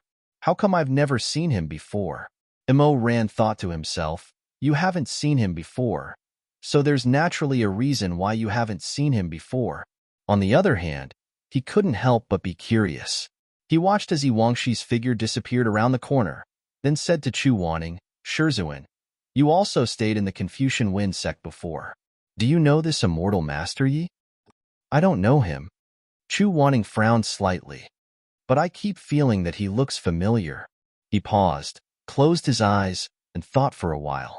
In the end, he still shook his head. I can't remember. Immo Ran scratched his head and said, this Immortal Master Yi stayed in the same courtyard as me in the Peach Blossom Spring. His strength isn't bad. Now that he's here to bid on behalf of the Confucian Wind sect, his status in the sect shouldn't be low. Shizun actually doesn't know him? The Confucian Wind sect has a total of 72 cities, and its members are very scattered. I don't like to move around, and I don't feel like asking about the affairs of the sect, so it's not strange that I don't know him. As the two of them were talking, the Confucian Wind sect box on the third floor lit up with bright yellow candlelight. Presumably, Yi Wangshi and his group had already entered and taken their seats.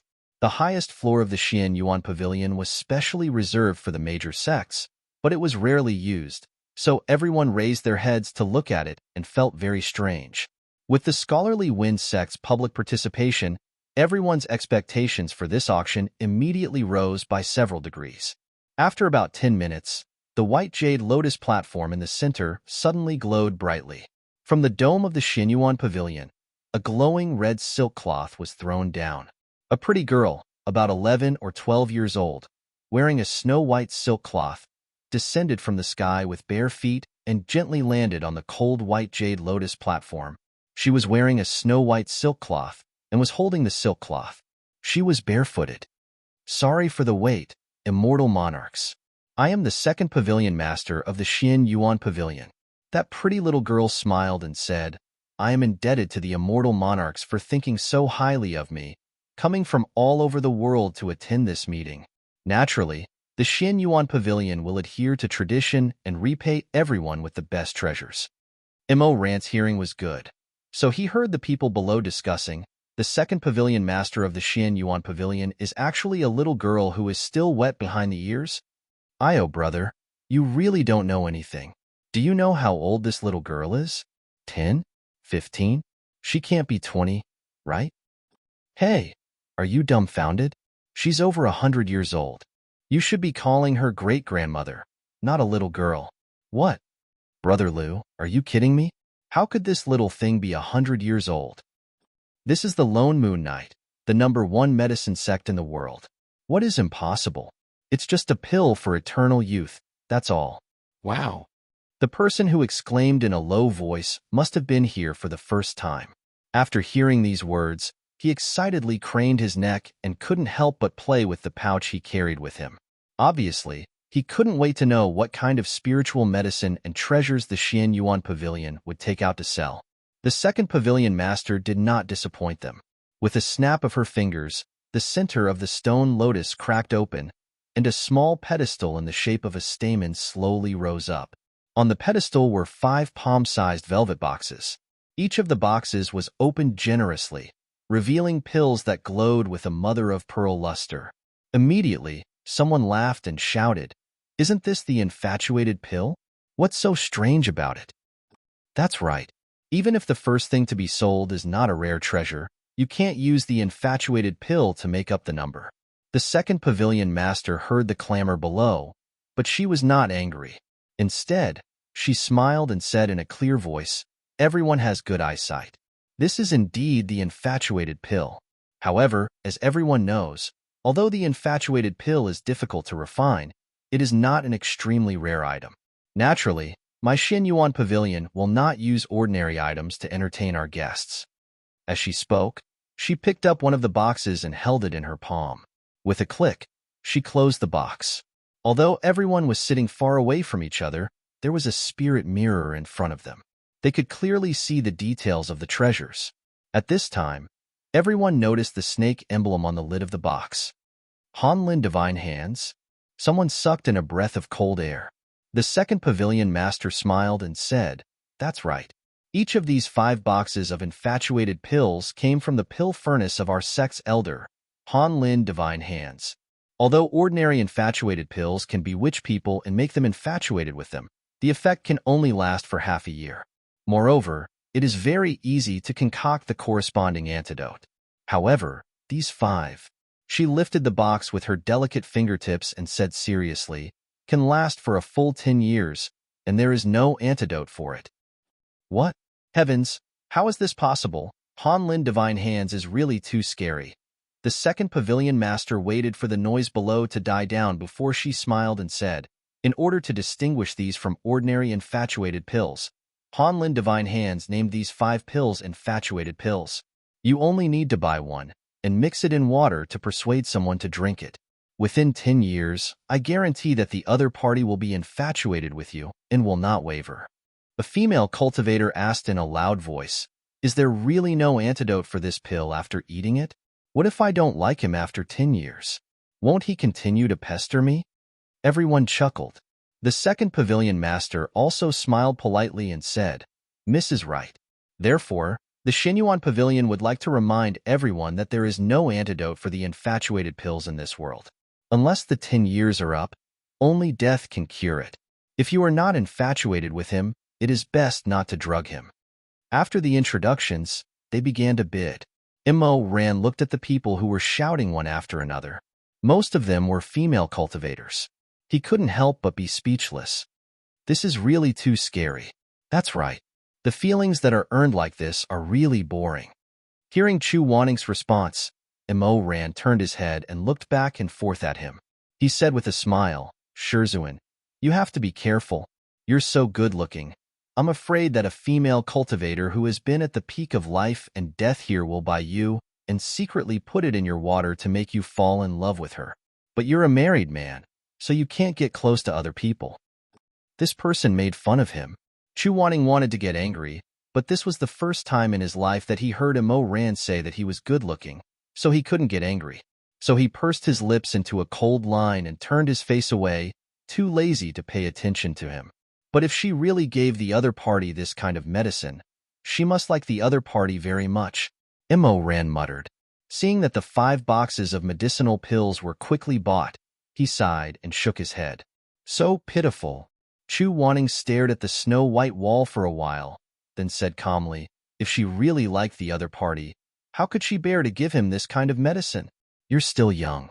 There are some things that you don't understand." "I'm still young?" Immerse turned his head and smiled with deep dimples. "I don't understand, but Shizun does? Then does Shizun want to talk to me about Shizun again? Get lost." Ha ha ha. Amidst the laughter, the second item was placed on the display table. Mantis stew. The second pavilion master introduced crisply, "This is still from Han Lin's furnace. This is the latest medicinal dew that Han Lin has brewed. Lone Moon's generation of disciples have all tried it, and it's very effective." Cultivator A was rather cultured. Mantis stew? Cultivator B was a little hungry. Mantis stew? Cultivator C was perverted. Mantis stew? Chu Wanning pondered for a moment, then his eyelashes trembled slightly. He looked at the 5 porcelain bottles on the display table. Mantis stew? Dream-eating taper? The second pavilion master didn't mean to spoil everyone's appetite. Seeing that everyone was confused, he immediately explained with a smile. The reason why it's called mantis stew is because the medicinal ingredient used is the blood of the mutated beast, dream-eating taper. Just mixing a drop into tea and drinking it will last for 7 days, and you will have good dreams every day. This doesn't mean much to ordinary cultivators, but due to the influence of cultivation methods and cultivation, some immortal monarchs have endless nightmares and can't sleep peacefully. After a long time, It's very easy for them to go berserk, so this mantis stew is the best choice. Hearing this, Chu Wanning suddenly thought of the realistic dream he had previously. Although it wasn't a nightmare, it did make him feel vaguely uneasy. The second pavilion master was still pushing her medicine with all her might. In addition, this mantis stew also has the effect of regulating spirit chi and helping with cultivation. Chu Wanning was still deep in thought, unmoved. If there are children cultivating at home, this mantis stew is also very good for them. Han Lin thought that there would be a teacher buying it for Tong Xiu, so he specially made these 5 bottles of mantis stew into 5 different flavors. The red bottle is lychee flavor, the yellow one is orange flavor, the white one is lactose flavor, the purple one is grape flavor, and the black one is mulberry flavor. The sweetness is very pure, and the taste is 100 times better than ordinary candies. Once you drink it, the taste can stay in your mouth for a whole day. It's very wonderful. As soon as she finished speaking, a silver stick fell from the 2nd floor. Because the 2nd and 3rd floors were far away, it was inconvenient to call out the price. So the price was written on the silver stick, and then the stick was thrown down. The silver stick was covered with a spell and would accurately float in front of the pavilion master. The 2nd pavilion master pinched the stick that floated in front of her and looked at it.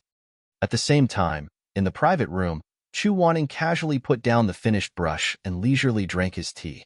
Mo Ran looked at him from the side and couldn't help but twitch the corner of his mouth. The 2nd pavilion master's voice came from downstairs. The 2nd floor's heaven room bids 500,000 gold. Is there anyone who wants to increase the price? As soon as this was said, there was an uproar everywhere. This mantis stew was good, but it was obviously not as popular as the aphrodisiac pills. 5 boxes of aphrodisiac pills were sold for 300,000 gold, and these 5 bottles of mantis stew were sold for 500,000 gold. This price was already too high. It should be the parents of some young master who bought it. Someone muttered. It must be for the young master of a rich family to cultivate. Some of the cultivators in the crowd, who had suffered from chi deviation, hardened their hearts. I bid 550,000 gold for these 5 bottles. Mantis stew, the current price is 550,000 gold. Is there anyone? Before the 2nd pavilion master could finish speaking, another silver stick slowly floated down from the air. It was also thrown down from the 2nd floor's heaven room. She took a look and couldn't help but open her eyes wide. My apologies, everyone. I misunderstood earlier. I would like to correct it. Just now, the guest on the 2nd floor said that he bid 500,000 gold for each bottle, so the total is 2.5 million gold. Only a fool would fight with Chu Wanning for this price. Seeing the attendant bring in the 5 bottles of mantis stew, Mo Ran felt that his entire body was not very good. 2.5 million gold. Chu Wanning bought him a dessert. Seeing Mo Ran's expression as if he had seen a ghost, Chu Wanning calmly asked, "What's wrong?" "Ahaha, it's nothing. I just didn't expect Master to like this kind of thing. How could I like a child's toy?" Chu Wanning calmly said, "I bought it for Xiaxi and I." Pretending. Mo Ran's eyebrows twitched. "Let's see how long you can pretend." The items for sale were taken out one by one. Although the following items were also rare spiritual medicines and treasures, they were of no value to Mo Ran and Chu Wanning. The two of them drank tea while waiting for Xin Wu's return. Mo Ran leaned against the window. His black clothes wrapped around his thin waist, making his shoulders and legs look even wider. He looked at the lively situation below, and then looked up at the Confucian Wind sect's private room upstairs. "That's right, Master. How did Uncle settle the matter of the Peach Blossom Spring? You haven't told me the details yet." "It can't be considered settled. This matter can't be blown out of proportion, for fear of alerting the enemy. Although the High Lord knew the truth, he couldn't expose it. However, he fell out with the Feathermen and brought Shi Mei and Xue Ming back to the peak of life and death. At that time, the quarrel was very fierce. The disciples of several sects saw it. Some people felt that the Peach Blossom Spring was unreliable and left. This Yuangshi is probably one of them." Chu Wanning finished eating a piece of osmanthus cake and reached for the second one. "The High Lord said to the outside world that you caused trouble and is reflecting behind closed doors at the peak of life and death. This can more or less cover your tracks for a while." Mo Ran scratched his head. It sounds very troublesome. Thank you for your hard work, uncle. While muttering, the pavilion master of the Xinyuan Pavilion on the 9-layered lotus platform suddenly used a sound amplification technique to clear his throat. His pleasant voice instantly spread to every inch of space. The next item for sale is an extremely rare treasure. It can be ranked in the top 10 of our pavilion's 3-year auction. With just this sentence, there was dead silence everywhere. After a while, it was as if a spoonful of water had been poured into a pot of boiling oil. With a whoosh, there was an uproar. Almost everyone's eyes shone brightly as they whispered to each other. To be ranked in the top 10 of Xinyuan Pavilion's 3-year auction, what kind of treasure was this? For many people, to be able to see this kind of thing with their own eyes was a great fortune, not to mention buying it. The buyers were getting more and more excited. The tension in the air had even reached the point where it could be touched. The people below were looking forward to it. The people in the box also looked up and focused their gazes on the lotus platform. Mo Ran said softly, "Is it the return of Shenwu?" Chu Wanning didn't say anything. As the center of the stone platform split open again, the second pavilion master of the Xinyuan Pavilion's clear voice reverberated everywhere. "Please bring up this treasure, the butterfly bone beauty seat." What? Mo Ran was shocked. His hand suddenly gripped the window frame. It's not Shenwu. Chu Wanning didn't expect this either. He suddenly stood up and walked to Mo Ran's side, looking downstairs with him. They saw a stone couch slowly rising from the center of the lotus platform. 8 shackles as thick as a person's wrist were stacked on top of the couch, locking up a constantly struggling living thing. However, that living thing was completely covered by a felt, so for a moment, no one could clearly see what was underneath. However, this didn't affect the excited atmosphere in the slightest. The butterfly bone beauty seat, regardless of appearance, was already famous throughout the world. During the primordial era, before heaven and earth were separated, the demon race and the human race lived together on the cultivation continent. At that time, there was a race of demons called the butterfly bone race. Their martial strength wasn't high, but their bodies contained an enormous amount of spiritual energy. Directly eating the flesh of a member of the butterfly bone race or having intercourse with them could greatly increase one's cultivation. Those without spiritual roots could instantly reach the foundation establishment stage, while those with spiritual roots could directly advance to the Grandmaster stage. It was precisely because of this that the butterfly bone race was exterminated in the early days of the Great War. They were either captured as slaves for intercourse or directly killed to eat their flesh and drink their blood. Until now, there were no true members of the butterfly bone race in the world. However, in the vast sea of people, there were still descendants of the butterfly bone race. Most of their flesh and blood were useless, and they were no different from ordinary cultivators. However, there were still a very small number of people who showed signs of atavism. Although their flesh and blood weren't as effective as their ancestors in the primordial era, they could still greatly increase a cultivator's talent. These people were called the Butterfly Bone Beauty Banquet. This banquet had 2 meanings: a pillow seat, or a banquet. It meant that they could be placed on the pillow seat to have intercourse or eaten alive. The former and the latter depended on the preferences of the buyer. When a member of the butterfly bone race showed signs of atavism, the cultivation world would not treat them as humans. Although they were no different from ordinary people, the cultivation world defined them as goods due to their own selfish desires. Therefore, although the act of selling the butterfly bone beauty seat was terrifying, it didn't violate any taboos. However, righteous grandmaster like Chu Wanning had a very ugly expression. This butterfly bone beauty seat was not obtained by Lone Moon. It was sold on commission. Therefore, the Xinyuan Pavilion will take 30% of the price of the transaction as commission. Immortal Lords, please calculate the amount clearly and act according to your ability. After the second pavilion master finished speaking, he snapped his fingers, and the felt cloth covering the bed slid down. Inside the pavilion, there was complete silence. Everyone stared intently at the chained body on the stone bed. In the huge Xinyuan Pavilion, even the sound of breathing and heartbeat could be heard. It was a young woman with a slender body and snow-white skin. Her long silk-like hair was draped over her shoulders, and she was completely naked except for a layer of transparent gauze. Her full and lustrous body trembled slightly, like newly frozen snow or jade soaked in water, emitting a soft glow under the light. 8 iron chains were tightly wrapped around her delicate body, clanging as she struggled, but it easily aroused the bestial desires of the men. Even the dissolute men who had seen countless women would admit without hesitation that this woman was a rare beauty in the world. Excellent quality. A female butterfly bone beauty seat in the prime of her youth. The second pavilion master smiled sweetly. He stepped forward and untied one of the chains. Before the woman could resist, he grabbed her wrist and raised her in the air. The chastity sand that the cold-scaled divine hand put on is good for everyone to see clearly. She is a virgin. The woman's mouth was wrapped with a snow-white cloth. She made a pitiful sound, but couldn't say a word.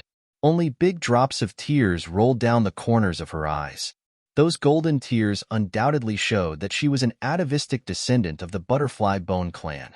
Some people were gasping, and some were swallowing their saliva.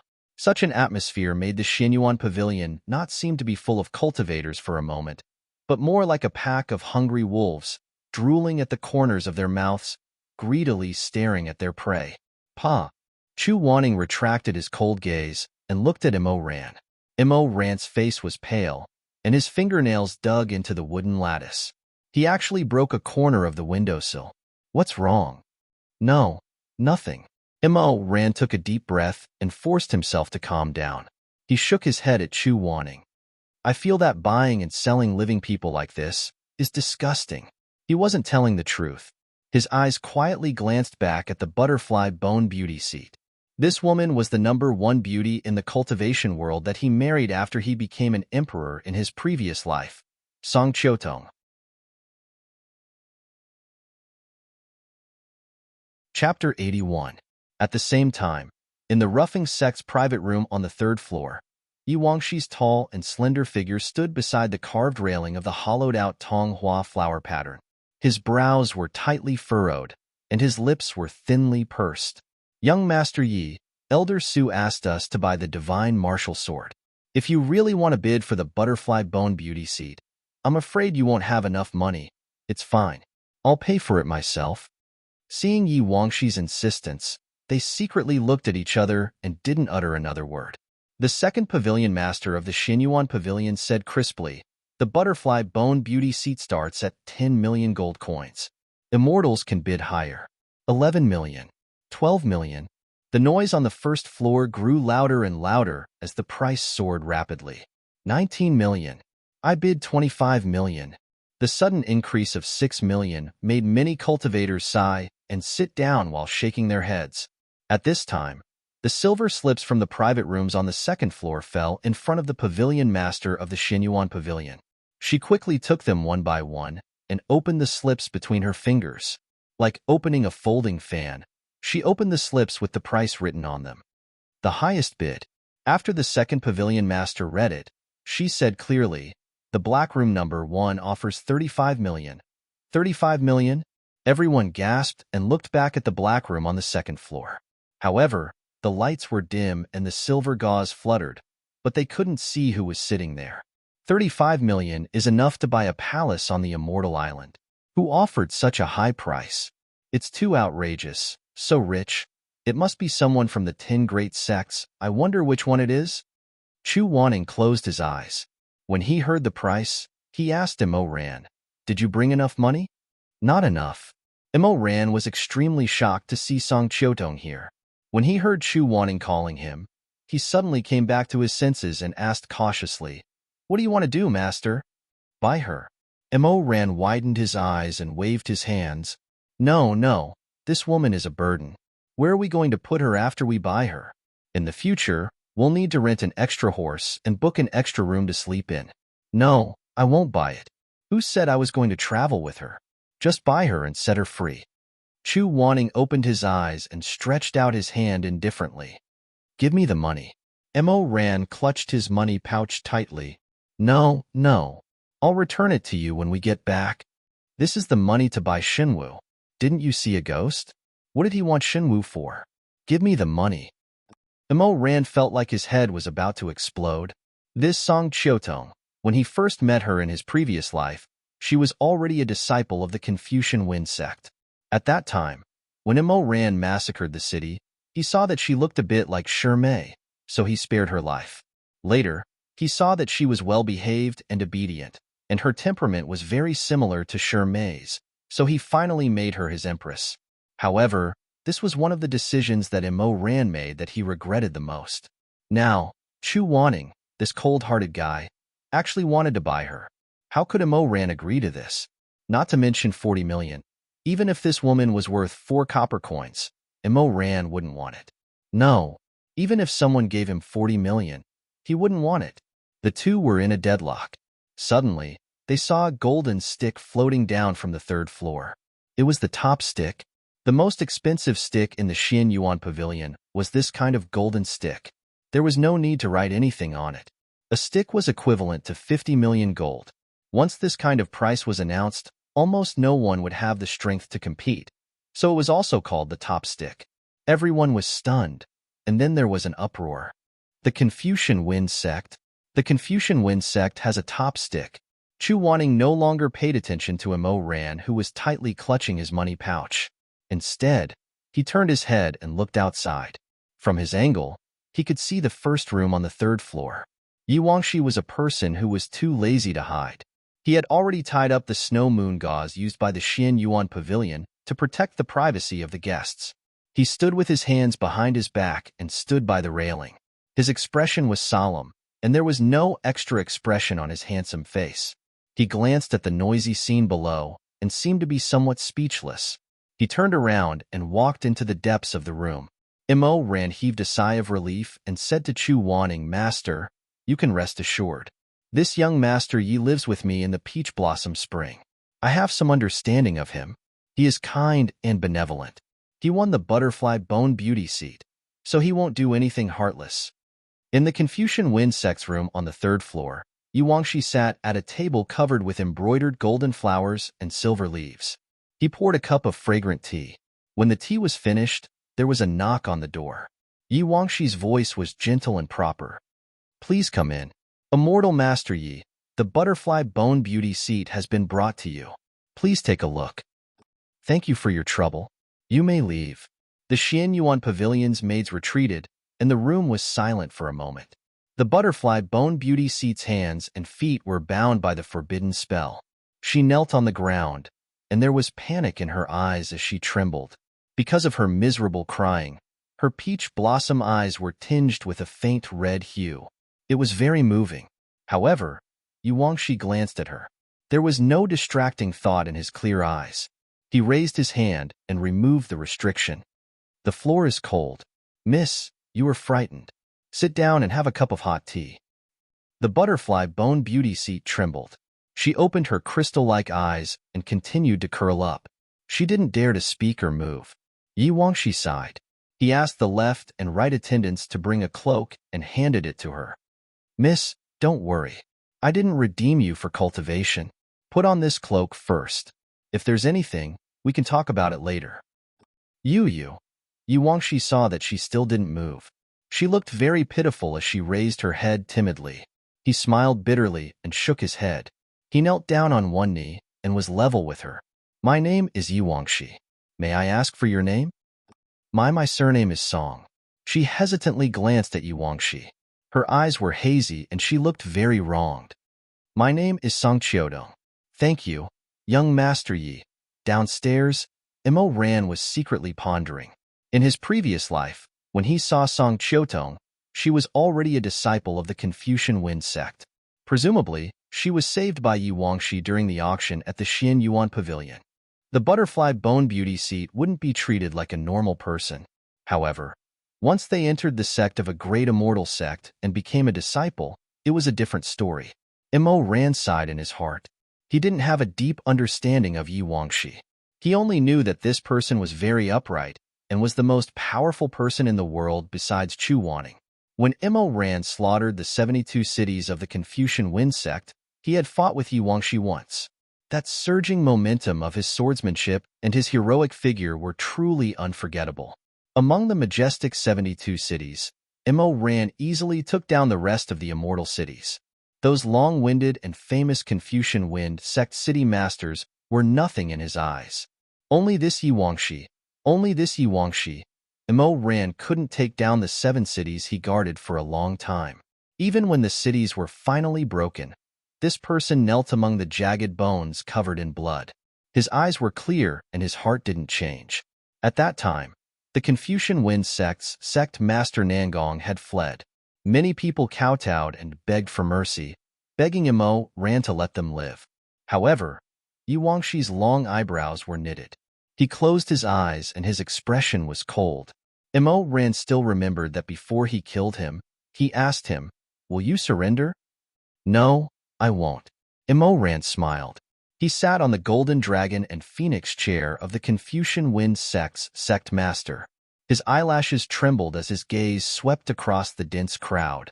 Not to mention the ordinary disciples, there were 6 or 7 city masters and more than 10 protectors. They were all prostrating themselves in the dust, trembling. Jackdaws circled in the lead gray sky and blood-red banners fluttered in the wind. Imo Ran raised his hand and said, "Kill them all."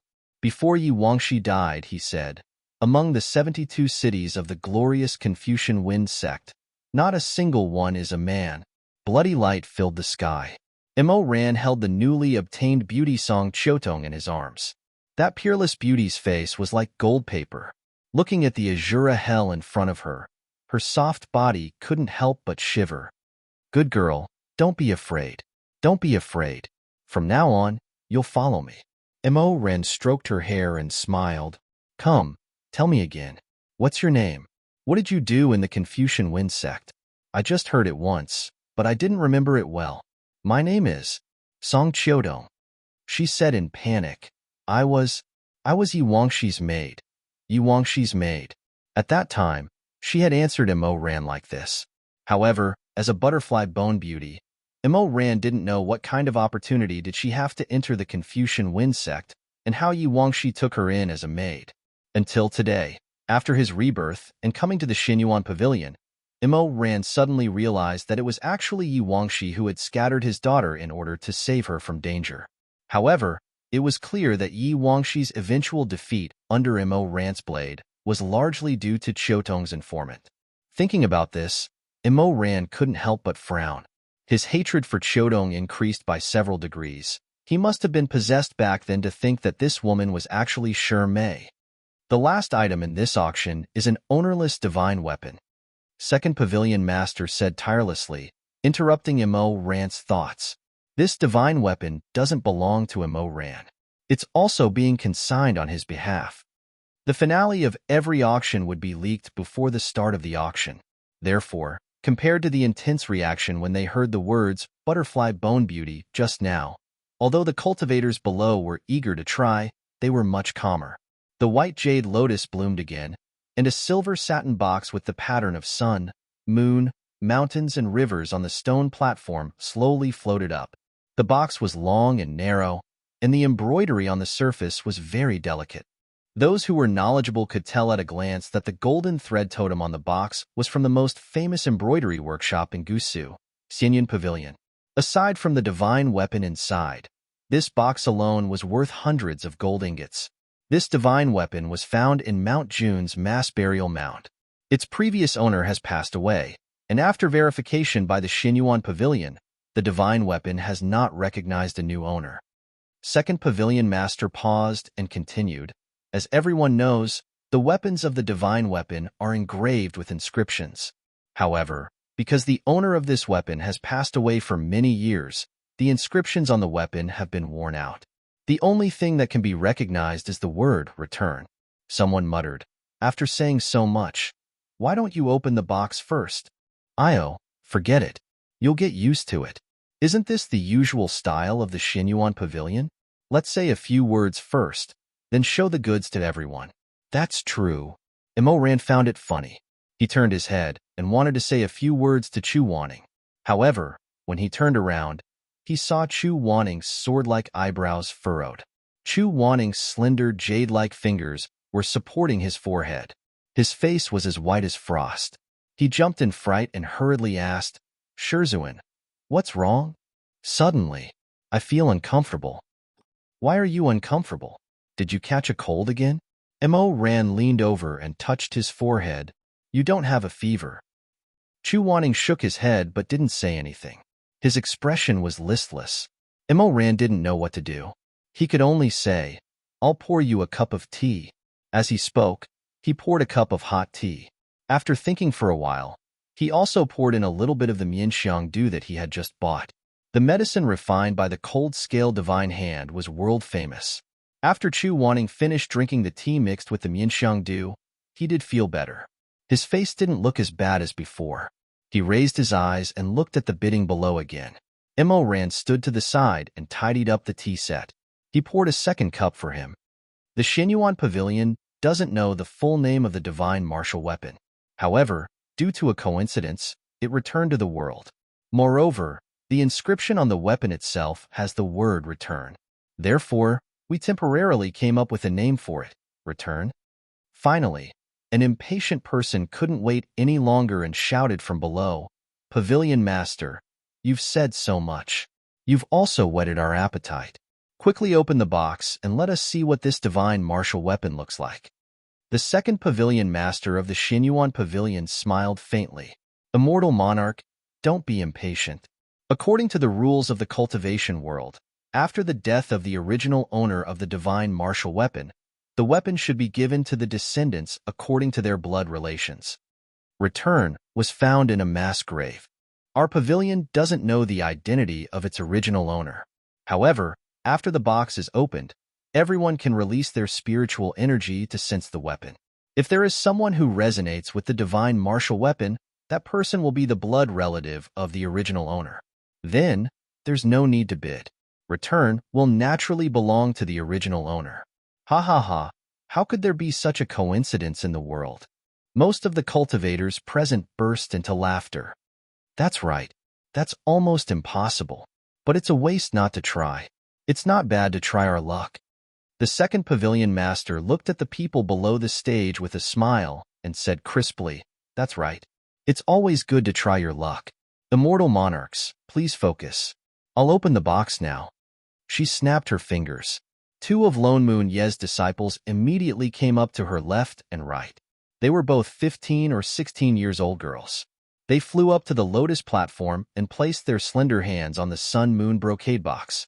Each of them had an exquisite crystal key in their hands. They carefully inserted it into the keyhole of the box. With a ka sound, the lock fell off. When Ran saw this, he inexplicably thought of the scene at the Jin Shengqi when he obtained the ghost. At that time, it was clearly said that only the most loved person in the world could open the box. He didn't know why the brocade box ended up in Chu Wanning's hands. The surrounding people held their breaths. Countless pairs of eyes, hidden under the hood, stared at the narrow box. The lid of the golden thread brocade box slowly opened. The atmosphere in the air was extremely tense, like a drawn bowstring. Thousands of people gathered in the pavilion. It was so quiet that even the sound of a strand of hair falling to the ground could be heard. Everyone's eyes were fixed on the simple and unadorned blade that was exposed in the box. Some were greedy, some were curious, some were appreciative.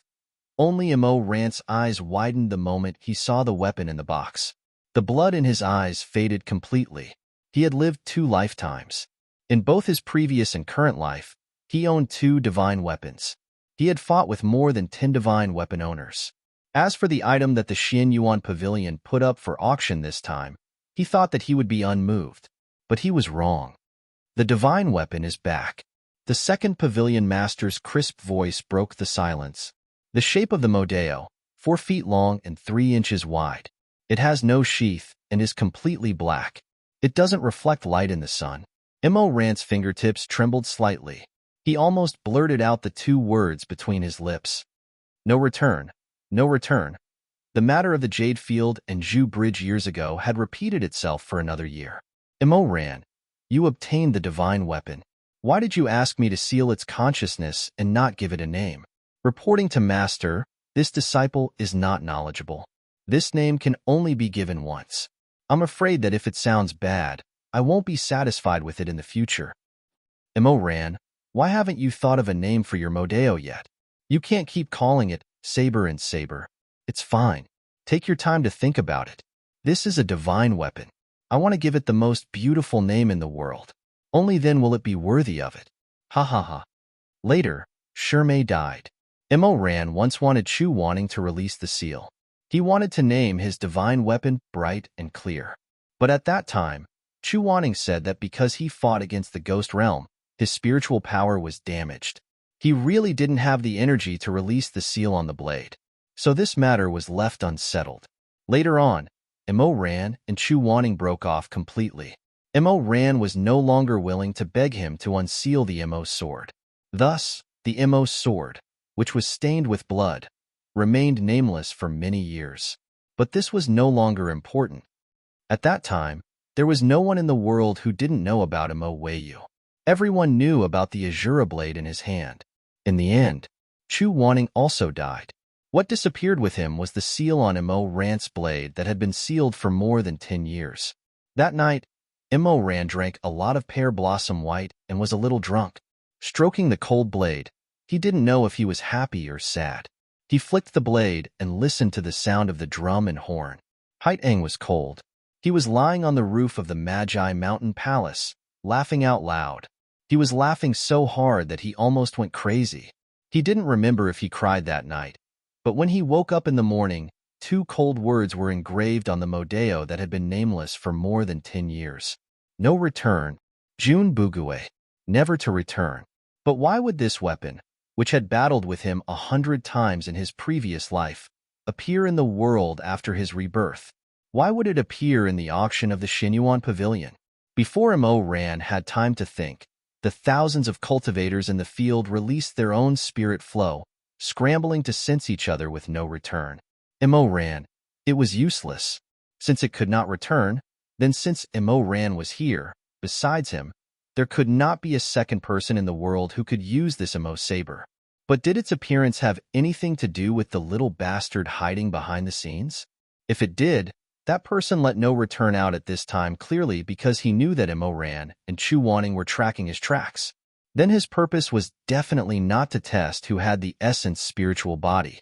What did he want to do? Also, is this sword of no return for real? Or was it just a bait like those fakes of Jin Chengqi? With such doubts, Immerse slightly probed a little of his spirit flow.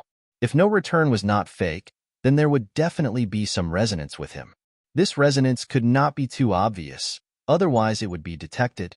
Just a little bit would be enough, however. Just as he released a very weak trace of spirit power, he suddenly heard a slight groan behind him. Shizun? Immerse turned around and saw that Chu Wanting's brows were tightly knitted, his lips were blue, and he had already fallen to the side of the table. His snow-white clothes spread out like smoke, and his handsome face was paler than the snow. His eyelashes were down, and his eyes were tightly closed. It seemed that some chronic illness had flared up, and he had actually fainted at this moment. Immerse did not expect such a thing to happen, and could not help but turn pale with fright. He suddenly withdrew the spirit power that he had probed and ran back to Chu Wanting's side, hugging him. Shizun, what happened to you?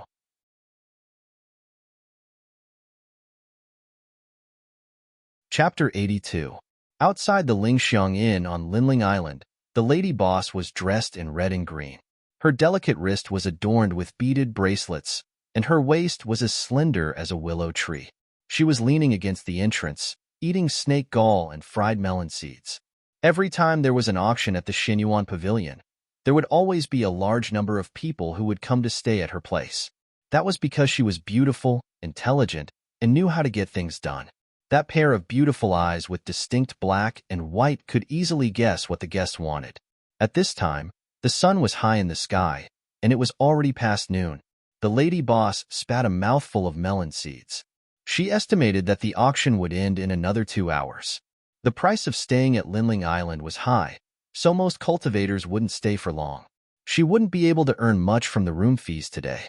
However, it didn't matter. Immortals always had to eat dinner before leaving, so she could still earn some money from the meal.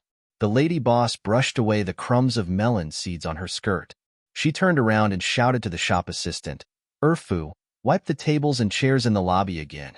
Also, take out a basket of the snake gall and melon seeds that I fried. Put a plate on each table." We have to prepare for tonight's business. Yes, lady boss, I'll go get it now. The shop assistant ran away. The lady boss smiled with satisfaction. She had enough sun and melon seeds. Just as she was about to return to the inn to supervise the work, she suddenly saw a black and white figure coming from the end of the road. When he got closer, she realized that he was a handsome black-robed immortal. He was carrying a person in his arms as he rushed into her inn. Stay, stay, stay, stay. It was probably because he came suddenly and his behavior was strange. The shop assistant was shocked. He opened his mouth and couldn't come back to his senses for a long time. Immerse said angrily, Stay? Are you deaf? Where's the lady boss? Io, immortal lord. A young woman's voice sounded behind him. It was 30% joking and 70% apologetic, which made it difficult to get angry. Immerse suddenly turned around and saw the lady boss's smooth and slick smiling face. I'm sorry to have neglected you. I'm a new waiter. If you need me, I'm the lady boss. Immerse raised his dark brows and said anxiously, Stay at the hotel. The lady boss quickly and calmly looked at him.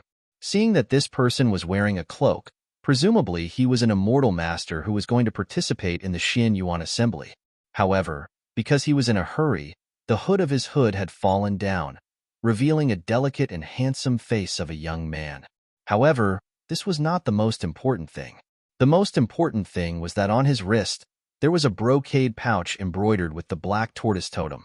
It was the Qingquan pouch that the Xin Yuan pavilion gave to the customers after they sold the goods. He had money. The lady boss's eyes flashed. Very rich. She then looked at the person in his arms. Because of the large veil covering the person's face, and because the person's face was leaning inwards, she couldn't see the person's appearance clearly. However, the lady boss's eyes were very sharp. She quickly swept her gaze over the snow-white robe, and her gaze fell on the hand hanging from the wide sleeve. He was tall and thin. His skin was like porcelain. His fingers were long and sharp, and his bones were clearly defined. A beauty. The lady boss immediately understood. Although he was a handsome man, it wasn't rare for men to dual cultivate in the cultivation world, so there was nothing strange about it. Dafu, get a room. The lady boss reacted quickly. Without asking anything else, she snapped her fingers and ordered, I want the most comfortable room, the Sun and Moon Superior room. Chu Wanning's illness came fiercely without warning. Fortunately, this was Lone Moon's territory, and good medicine was everywhere. Immerse invited a doctor to take Chu Wanning's pulse. The doctor, who had a rather high cultivation level, closed his eyes and touched Chu Wanning's wrist with his calloused fingers. He didn't say anything for a long time. Immerse couldn't help but ask, Doctor, how's my master? It's not a big problem, but what he hated the most was this kind of person who spoke in a roundabout way. Immerse widened his eyes. But what?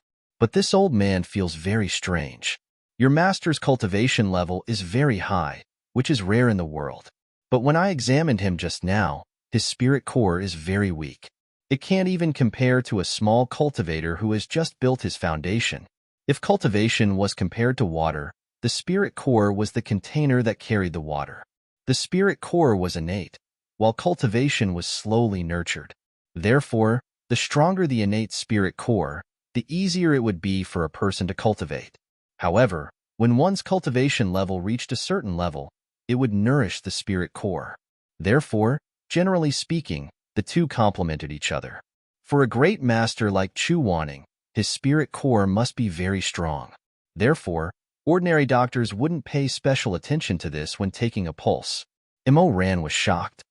How is this possible? This old man also felt that it was impossible. Therefore, I repeatedly examined him many times, but it was the same every time. My master's spirit core can't even compare to a foundation-building cultivator? How is this possible? It's simply a joke. Doctor, please take a closer look. Could it be that you made a mistake somewhere? This old man has always been cautious in his medical practice. Since I said it, I must be 100% sure. If you don't believe in my master's spirit core, the result will be the same. Immerse was stunned. The doctor said, It's precisely because your master's spirit core is very weak that he should have been sensed by some kind of powerful weapon. That weapon should have some resonance with him, but it's not something he possesses. Therefore, he suffered a backlash. His spirit core couldn't bear it, so he fell unconscious. This old man will prescribe him some medicine. After taking it, he should rest a lot. He'll be fine very soon. After sending off the doctor, Mo Ran sat beside Chu Wanning's bed. He held his chin in his hand and stared blankly for a long time. Weak spirit core? How is this possible? However, that old man just now didn't know what happened at the Xinyuan Club, but he could accurately say that Chu Wanning had encountered a powerful weapon. It really didn't seem like he was lying. In addition, there was also no return. Just now at the Xinyuan Club, Mo Ran only released a little bit of spirit energy. Chu Wanning suddenly felt strange and fainted. Therefore, he didn't have time to determine whether that Mo Saber was really the Shinwu from his previous life. If it was, why would no return resonate with Chu Wanning? And why would it cause a backlash to Chu Wanning? As he thought about this, he stared blankly at Chu Wanning.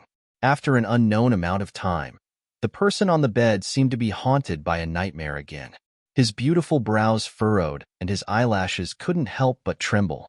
For some strange reason, even he didn't know why. Mo Ran reached out and gently stroked his forehead. Master, Master, Chu Wanning, I've lived 2 lives. Could it be that you still have secrets that I don't know? The shopkeeper quickly boiled the medicine in the kitchen and served it to Mo Ran. After tasting it, it was indeed very bitter. It was a taste that Chu Wanning hated the most. Mo Ran sighed and called out to the woman who was preparing to leave. Shopkeeper, do you have candy? Sigh. The store's candy is all freshly boiled.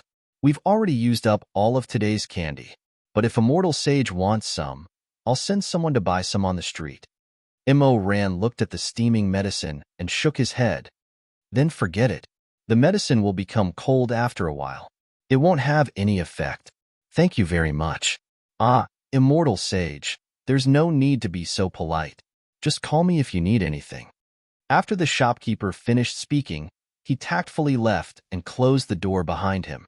After placing the medicine at the head of the bed, Mo Ran sat back on the edge of the bed. He put one hand on his knee and used the other to help Chu Wanning up. Master, it's time to take your medicine. Feeding him medicine was something that he was very familiar with in his previous life. Mo Ran picked him up and let Chu Wanning lean against his chest. He took a spoonful of the medicine and brought it to his lips to cool it down. Then, he slowly fed it to Chu Wanning. This was already the second time he was taking care of Chu Wanning after his rebirth. He didn't know why, but even though he hated this person, he still felt nervous when he saw him sick. Bitter. Although the person in his arms wasn't awake, he was still aware. He frowned in a half-asleep state and turned his face away, refusing to drink anymore. Mo Ran couldn't be more familiar with this action. He raised the spoon and turned him back. Patiently, he coaxed. There's still one more mouthful. You'll be fine after drinking it. Come. As he spoke, he passed him another spoonful. Chu Wanning drank half of it and coughed. However, his frown deepened. So bitter. It's sweet. It's sweet. The next spoonful is sweet. Come, come, come. The next spoonful. I promise. It's so sweet that you can't believe it. This is the world's sweetest syrup that I ordered people to find. As he coaxed him, he didn't even know who he was anymore. Mo Ran smoothly pulled out the words from his previous life. It's very delicious. You'll regret it if you don't open your mouth. Just like that, he coaxed and coaxed the entire bowl of syrup. When he finished the last spoonful, Mo Ran heaved a sigh of relief. Just as he was about to get up and tidy up, a white shadow suddenly flashed in front of him. Before he could react, his face was firmly slapped. Liar, get lost. After Chu Wanning said this harshly, he tilted his head and went back to sleep. Mo Ran, who was slapped for no reason at all, was left with his mouth half open. After a while, he covered his face with his hands, feeling wronged. Just as he was about to explode, the person in his arms let out a muffled groan. He must have dreamed of something extremely uncomfortable. His expression became increasingly ugly. Seeing him like this, Mo Ran really didn't have much of a temper. He didn't have any sweets left. Seeing that the Chinkuan bag was still at the head of the bed, He had an idea and took out a bottle of sweet dew. He patted Chu Wanning's cheeks, neither too lightly nor too hard. This was his revenge. Lie down alone for a while. I'll go and mix some water for you to drink sweet dew. Seeing that Chu Wanning was quiet, Immerse supported him, intending to let him lie back on the pillow. Unexpectedly, when he got closer, he heard him mutter in a low and muffled voice. Then, he muttered, "It's thin you." Immerse was stunned. What? Chu Wanning's eyes were tightly shut. His fan-like eyelashes couldn't stop trembling, as if he was suppressing a great deal of pain. The color of blood faded away bit by bit. He had clearly fallen into another dreamscape, a dreamscape that was even more terrifying and ferocious. He shook his head slightly, and a rare trace of sorrow appeared on his usually cold and noble face. It's me." For a moment, Immerse suddenly felt his heart stop beating.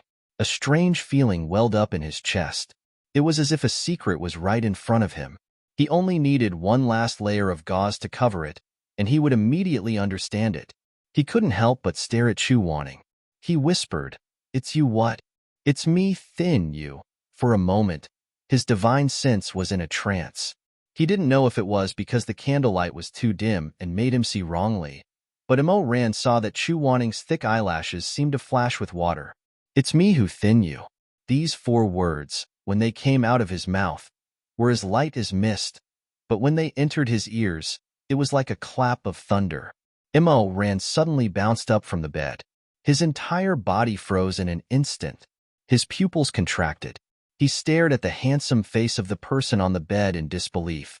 His expression changed in an instant. His heart was shocked as if thousands of horses and thousands of soldiers were galloping past. His hands clenched into fists. His blood seemed to boil into a raging fire overnight and then condensed into ice overnight. "What did you say?" "You." After being stunned for a long time, Immerse suddenly grabbed Chu Wanning's throat. His eyes were ruthless. The childish innocence he pretended to have after his rebirth was completely gone. "Chu Wanning, what did you just say?" "Say it again. Say it again." "It's me who thin you. I won't complain even if I die." This was a curse that he would never forget in his life.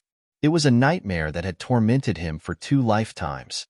Many times when he closed his eyes, his ears would be filled with these 4 words. The person who said it was no longer in this world. But these words were clearly spoken by Chu Wanning in his previous life. Why would he now? Why would he? Could it be that Chu Wanning was also reborn?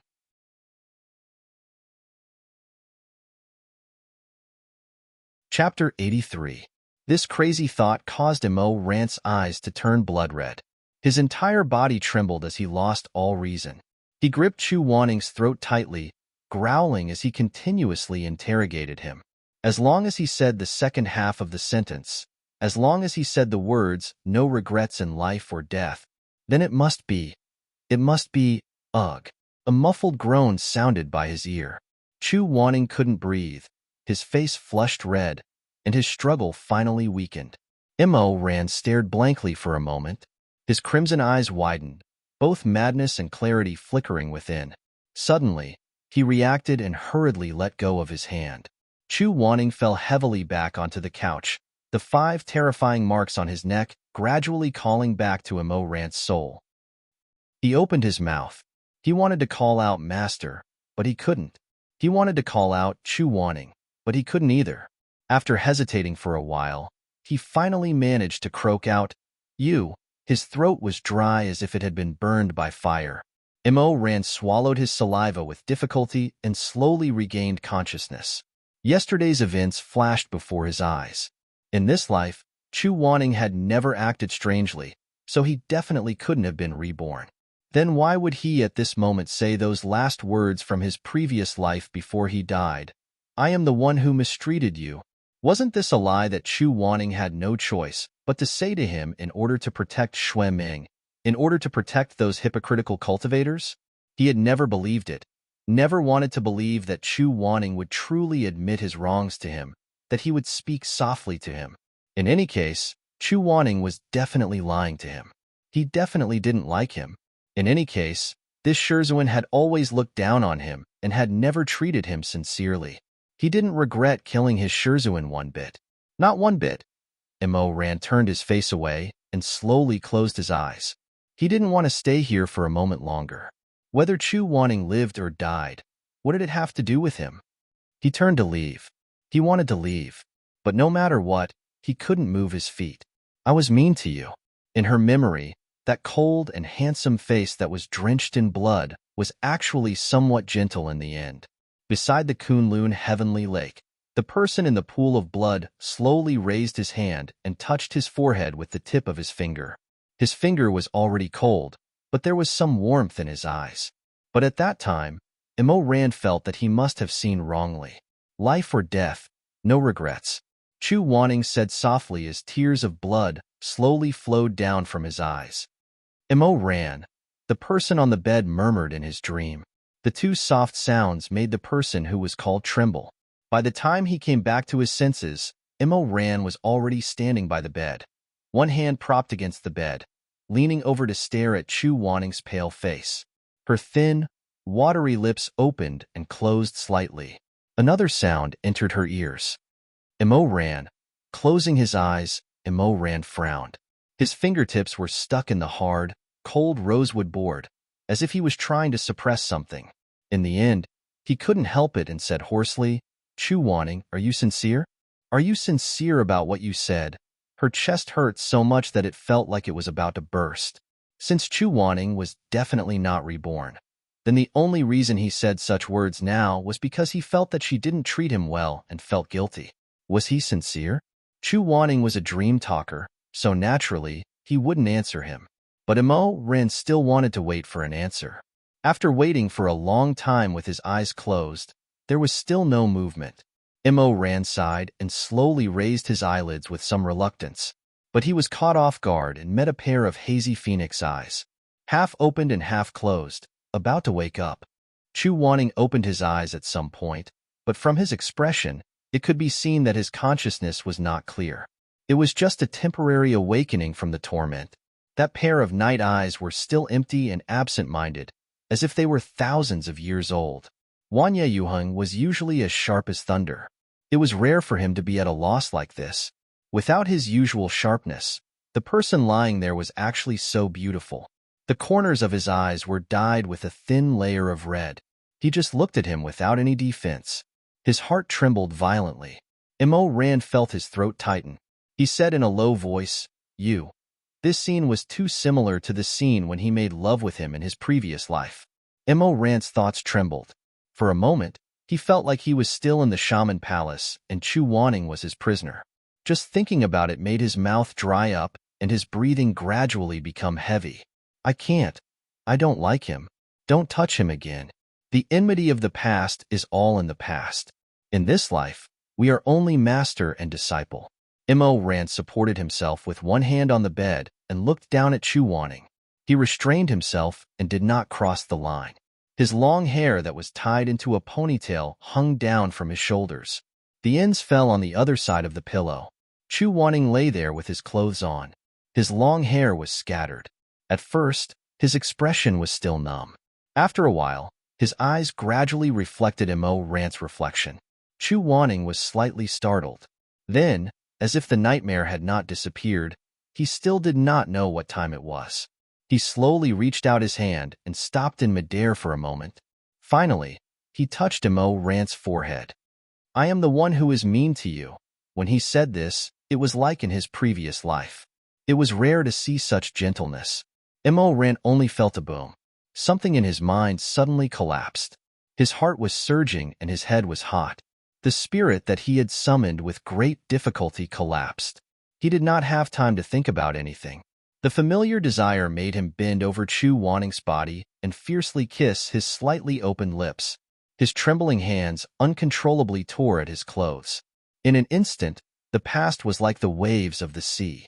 Everything around him melted like frost and snow. It was as if he was in the Magi Mountain Palace again. The dragon, phoenix, and red candles were shining brightly. This person under him struggled and scolded, panting and humiliated. Ugh! Between the hot and wet kisses, Chu Wanting let out a muffled groan that made Immerse even more crazy. What dislike? What hatred? What not to touch him again? All of them were shattered into bubbles. Immerse only felt that he was not dead yet. The slightly trembling body under him was still his. He wanted to kiss him. He wanted to hug him.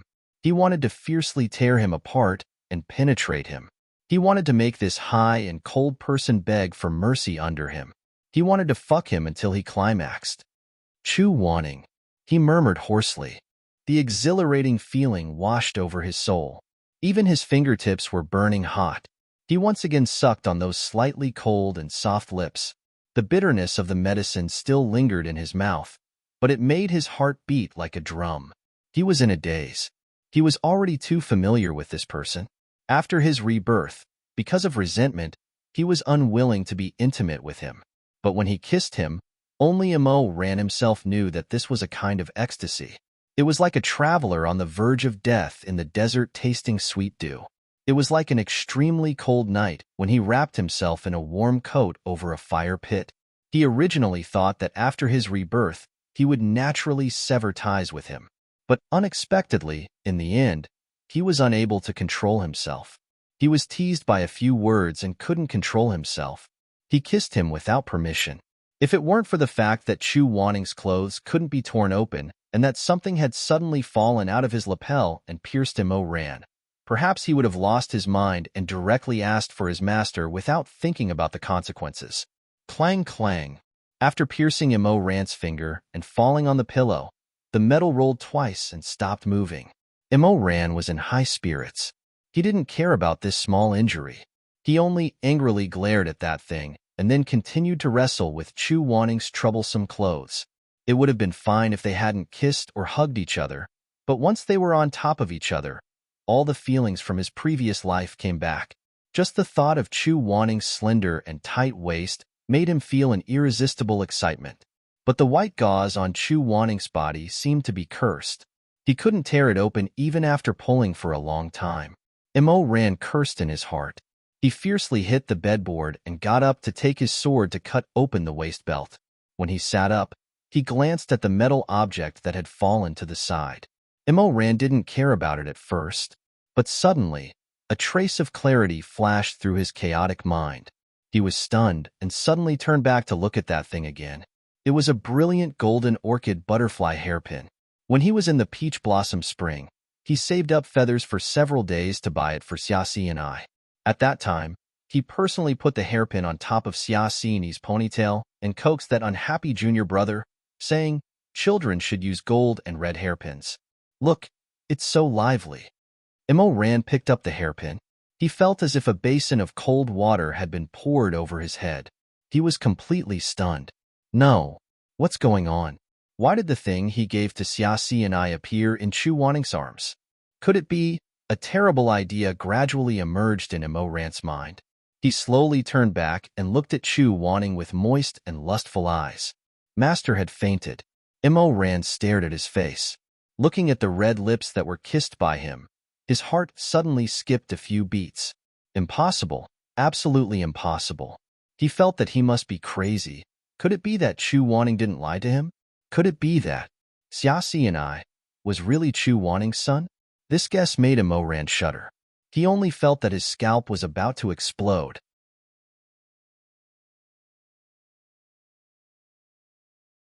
Chapter 84. When Chu Wanning woke up, he saw Immerse sitting at the table in a daze with his hands on his cheeks. A bean lantern was reflected in his dark eyes, so bright that they seemed hollow. He wanted to sit up, but he didn't have the strength. Chu Wanning could only give up. The snow-green inscriptions fluttered gently. He turned his body and stared at Immerse silently. But that fool was still immersed in himself and didn't notice that his Shizun had woken up. He couldn't be blamed. Anyone who knew that their lover had a son with another woman would be greatly shocked. Was Xiaxi really Chu Wanning's illegitimate child? How could this be? Chu Wanning was so picky. Which woman in the world could enter his eyes? Moreover, if the matter of an illegitimate child was true, Chu Wanning definitely had this child in her past life. However, they had been together for so many years, and Chu Wanning's words and actions had nothing to do with the words husband at all, regardless of whether it was her daily words and actions or her affairs in bed. But what was going on with this golden butterfly hairpin? Ran was so distressed that he knocked his forehead on the table. He was about to go crazy. He wasn't smart to begin with, and he wasn't good at thinking about such complicated things. The more he thought about it, the more his head hurt. In the end, he hugged his head and completely collapsed on the table. Ran, what are you doing? A deep and pleasant voice rang out in the room. It sounded a little hoarse. Suddenly, Ran jumped up and said in surprise, Shizun, you're awake?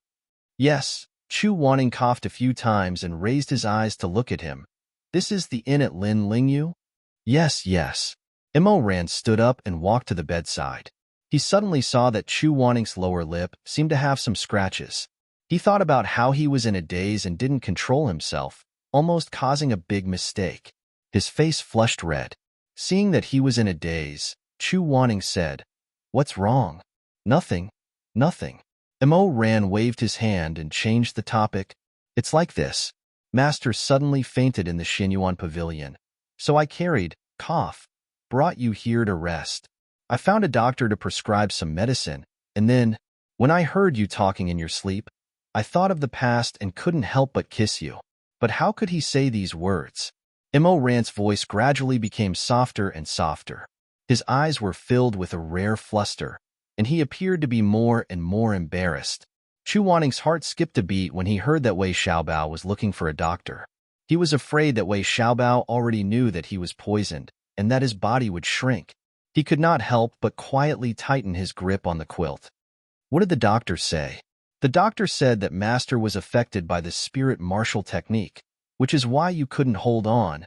Ran hesitated for a while before continuing, Master. Your spirit core, it's fine. It's just more fragile than ordinary people. Ran was stunned. He originally thought that Chu Wanning and Chu Wanning both had scars on their chests, and guessed that there was some kind of connection between the two. But after hearing what Chu Wanning said, it seemed that this was not the case. He could not help but ask, how could this be? Master is so powerful, his spirit core must not be weak at birth. When did it start? A long time ago. Ever since I was injured many years ago, it has always been like this. Chu Wanning casually waved his hand. This was not what he was concerned about. Did the doctor say anything else? Ran shook his head and said, Nothing else. The candlelight was hazy. Chu Wanning looked at him deeply and said, Then why did you hit the table with your head just now? Ran held back for a while. Since he could not hold it in anymore, he simply threw caution to the wind. He took out the golden butterfly hairpin from his sleeve and spread it in his palm. I found this. It's on your body.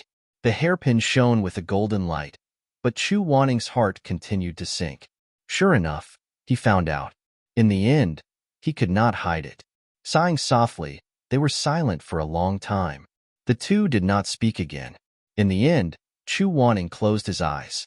Just as he was about to tell the truth, he heard Ran whisper, Master, Xia Shidi, is he really your son? Chu Wanning, opening his eyes, the blood that had just frozen into ice seemed to flow again. For a moment, Chu Wanning only silently stared at Weiyu, who had a complicated expression on his face. His eyes gradually condensed into two clear words, idiot. Yes. Chu Wanning coldly raised his hand. Without waiting for Ran to respond, he took the golden butterfly hairpin away. Didn't I tell you before? Why ask again? Ran covered his face and said, I just want to confirm it again. Although Chu Wanning admitted that Xia Xini was his flesh and blood several times, Ran was still skeptical. He endured the strong discomfort and secretly made up his mind that when he saw Xia Xini, he would definitely interrogate him properly. If he did not do a blood test for them, he would not believe it even if he died. After a while, Chu Wanning's strength gradually recovered, and he could get up from the bed. My clothes! He touched his lapel and was startled for a moment. He frowned. Why is it so messy? Ran coughed, afraid that he would remember some fragments of the past. Ran hurriedly changed the topic. Master, are you hungry? I heard that this restaurant's dishes are good. The Wensi tofu is especially delicious. How about we go down and try it? It's my treat. Chu Wanning coldly glanced at him. Isn't it because I gave you the money? Although he said this, He still waved his sleeves and pushed the door open to go downstairs. Linling Yu's dishes were similar to Yang Zhou's. They were fresh and chic, and the taste was quite sweet. This was to Chu Wanning's liking. At this time, the Xinyuan gathering had already ended, and most of the cultivators had already left. They asked for a private room, so they did not have to deliberately wear a cloak to hide their identities. After the two sat down, the waiter served 2 cups of Biluakun tea and left after giving them the menu. "Master, you can take a look first. You can choose whatever you want. I can eat all the dishes in the Jiangnan area," Chu Weining said as she picked up the cup and sipped her tea. However, when the tea touched his lips, he suddenly frowned. Imo Ran asked, "What's wrong? Did you burn yourself?" "It's fine. Maybe it's because the weather is too dry. The corners of my mouth are a little chapped," Chu Wanning said and touched his lips in confusion. "Strange. When did it break?" Imo Ran immediately lowered his head guiltily.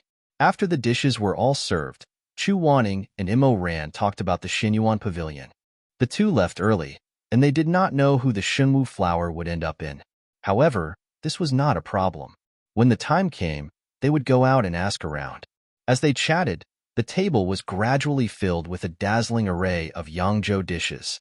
Chu Wanning felt that if he continued to ask, he would not get any more information, so he gave up and stopped talking about this. His gaze swept across the table full of bowls, plates, and cups. After a pause, he raised his eyes a few inches and his gaze fell on the face of the young man opposite him who was smiling somewhat nervously. Chu Wanning asked, "Have you been to Jiangnan before?" Before Imo Ran was reborn, he had naturally gone to see the apricot flowers and misty rain. However, he did not forget that he was only 17 and had just entered the peak of life and death for 2 years. He immediately shook his head. "I've never been here before." Chu Wanning lowered his eyes. His expression was calm, and his voice was clear, "But you ordered a table full of good dishes." When he said this, Imo Ran suddenly realized that he ordered all the dishes according to Chu Wanning's preferences.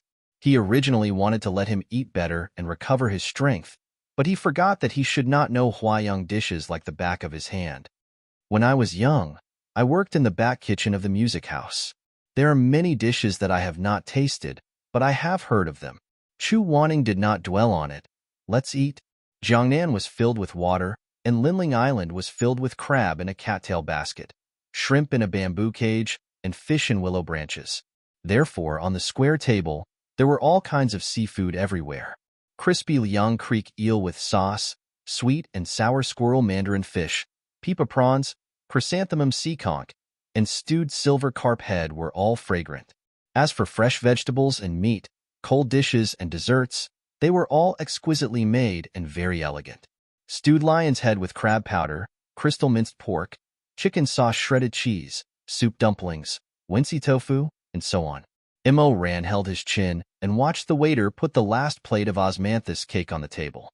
Then, he quietly looked at Chu Wanning. He thought, "I wonder which one will he eat first with so many dishes today?" After thinking for a while, he secretly made a bet with himself. It must be the lion's head with crab powder. This was Chu Wanning's favorite Yangzhou dish. As expected, when the dishes were set, his chopsticks went to that side first without any suspense. Imo Ran sighed in his heart. This person is always so easy to guess. Eating and doing things, he is always right. Gulp. A round and cute lion's head fell into Imo Ran's bowl. Changed? Imo Ran looked up in shock, and a flattered expression gradually appeared on his face. "Ma, Shizun, I haven't been feeling well these days. I'll have to trouble you to take care of me." Did he hear wrongly? Imo Ran was even more shocked. Chu Wanning actually said to him, "I'll have to trouble you to take care of me?" He had never said this sentence in his previous life. Chu Wanning saw the young man's face slowly turn red. His brows relaxed, and his eyes slowly widened. A strand of hair on his forehead stood up and swayed. He couldn't help but feel a little helpless, but he still wanted to save face. Grandmaster Chu took a sip of tea coldly. "My lips hurt." In fact, during the days when he became Xiaxi and accompanied him, Chu Wanning had already vaguely blamed himself in his heart. When he reflected on it at night, he also felt that he was indeed too harsh. He was even more harsh to Ran. From then on, he told himself that when he regained his original body, he must not do this again. He had to change a little. When Xuanji came to the Peach Blossom Spring, Chu Wanning coughed for a long time and reluctantly asked him how to make his disciple not be so afraid of him. Xuanji was stunned for a moment, then said, "First of all, you have to show appropriate care to your disciple." Show care. Chu Wanning thought that Ran might have never eaten crab meat lion's head, so he lightly opened his mouth and said, "Stew crab meat lion's head. Chop the pork belly finely, and add shrimp roe, crab meat, and crab roe, and make them round. Pinch the meat lion's head and simmer it in the clear soup. Add the green vegetables floating in the soup and put it in a red clay pot. The color is very good." Ran was stunned. Why did he have to memorize the recipe? However, Chu Wanning felt that he was patiently introducing the dishes and that it was a kind of care for his disciple. Thus, during the meal, Ran tasted all the dishes one by one, and even listened to a bunch of dishes that sounded like they were memorized from Zhonghua Food Chronicles. If it wasn't for Chu Wanning's cold and pleasant voice, Ran would have flipped the table and left. "Hey, did you hear? Xinyuan Pavilion's last auction item was bought by someone from Lini Confucian Wind Sect." The private rooms were separated by bamboo curtains, so the voice of the person next to them was slightly louder. Without any hindrance, Ran and the others heard it clearly. Chu Wanning suddenly stopped his introduction of the crystal pork dish and looked at Ran, listening attentively. A boorish man spoke. "Why haven't I heard? Is it the divine weapon?" The price of 300 million gold was paid on the spot. "Io, it's really a sky-high price. I've never seen so much money in my life. Look at you. Don't you know that other than the divine weapon, the Confucian Wind Sect also spent 50 million to buy the butterfly bone beauty seat? Heavens, isn't the butterfly bone beauty seat used to eat raw or dual cultivate?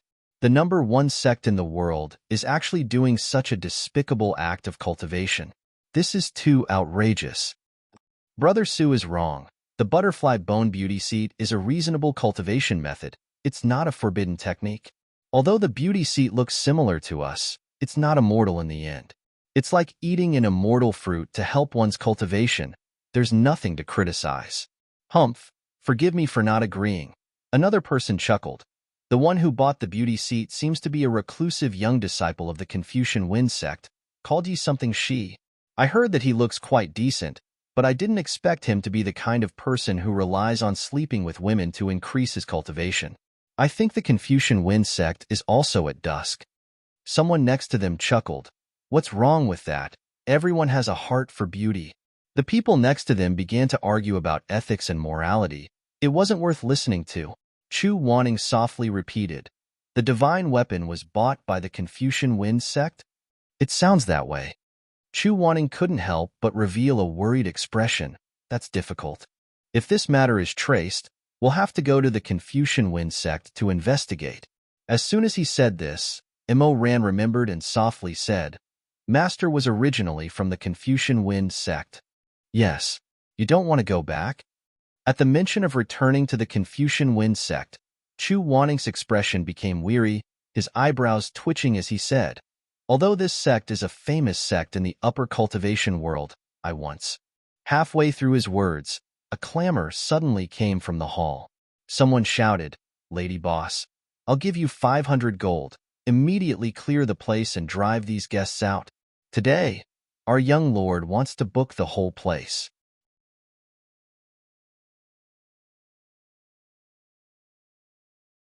Chapter 85. The lady boss's voice could be heard with an obsequious smile. "Oh my, Master Taoist is so generous, giving you 500 taels of gold. You really make me happy. But since we're doing business, we need to be polite. How can we drive other customers away? How about this? The largest private room in the returning fog pavilion is specially reserved for generous guests like Master Taoist. I'll show you the way." Before she could finish her sentence, the sound of benches, tables, and chairs being smashed could be heard from below. "What are you looking at? I don't care if you're the returning fog pavilion or the turtle pavilion. Damn it, this name is such a waste. No, I'll give you 1,000 taels of gold to drive them away." Master Taoist, please don't give me a hard time. Look, you'll see that I'm a knowledgeable scholar. The lady boss lied without hesitation. She laughed and said, You're a customer here. If you're not satisfied with the returning fog pavilion, I can give you another one. It's smaller, but elegant and beautiful. I'll also give you a song and dance for free. What do you think? Not good. Not good. 1,500 taels. Tell them to scram. The rough voice roared. Don't dilly-dally. My young master will be angry when he comes. Wow, 1,000 taels of gold might be a lot for others, but for Immo Ran, who was once the sovereign emperor of the human realm, it was really funny when he heard it. In his previous life, he casually gave Song Chodong some treasures to play with, and those were all priceless treasures. Therefore, he bit his chopsticks and rolled his eyes. He whispered to Chu Wanning with a smile, Master, listen to this person. He wants to drive us away for 1,500 taels. Chu Wanning glanced at him, then lifted the bamboo curtain of the private room and looked downstairs. The dining hall was crowded with a large group of people. Although they were wearing ordinary clothes, and it was impossible to tell which sect they belonged to, each of them had a cold and piercingly cold high-grade treasured saber on their waists. Each of them was leading a demon wolf with saliva dripping from the corners of its mouth. It might not be easy to judge the value of the treasured saber, but this demon wolf was priceless. It was not easy for an ordinary small cultivation sect to get one, but each of them had one. Obviously, they were from an extremely prominent family. The guests who had been eating looked at these people in horror, and the hall was silent for a moment. Suddenly, a snow-white light flew into the inn. When everyone saw it clearly, they were stunned at first. Then, with a boom, they all shrank back. Some of the more timid ones even screamed, "A great demon! A great demon!"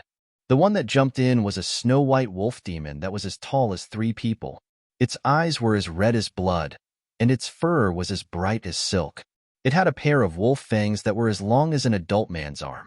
However, on the huge body of this ferocious beast, there was a handsome young man with arrogant eyes sitting leisurely with his legs crossed. The young man's hunting armor was biting cold.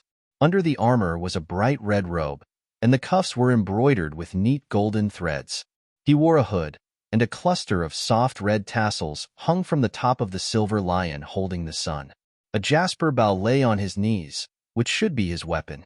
When those arrogant cultivators saw him, they immediately knelt on one knee, hammered their chests with their hands, and said in unison, "Welcome, young master." "Okay."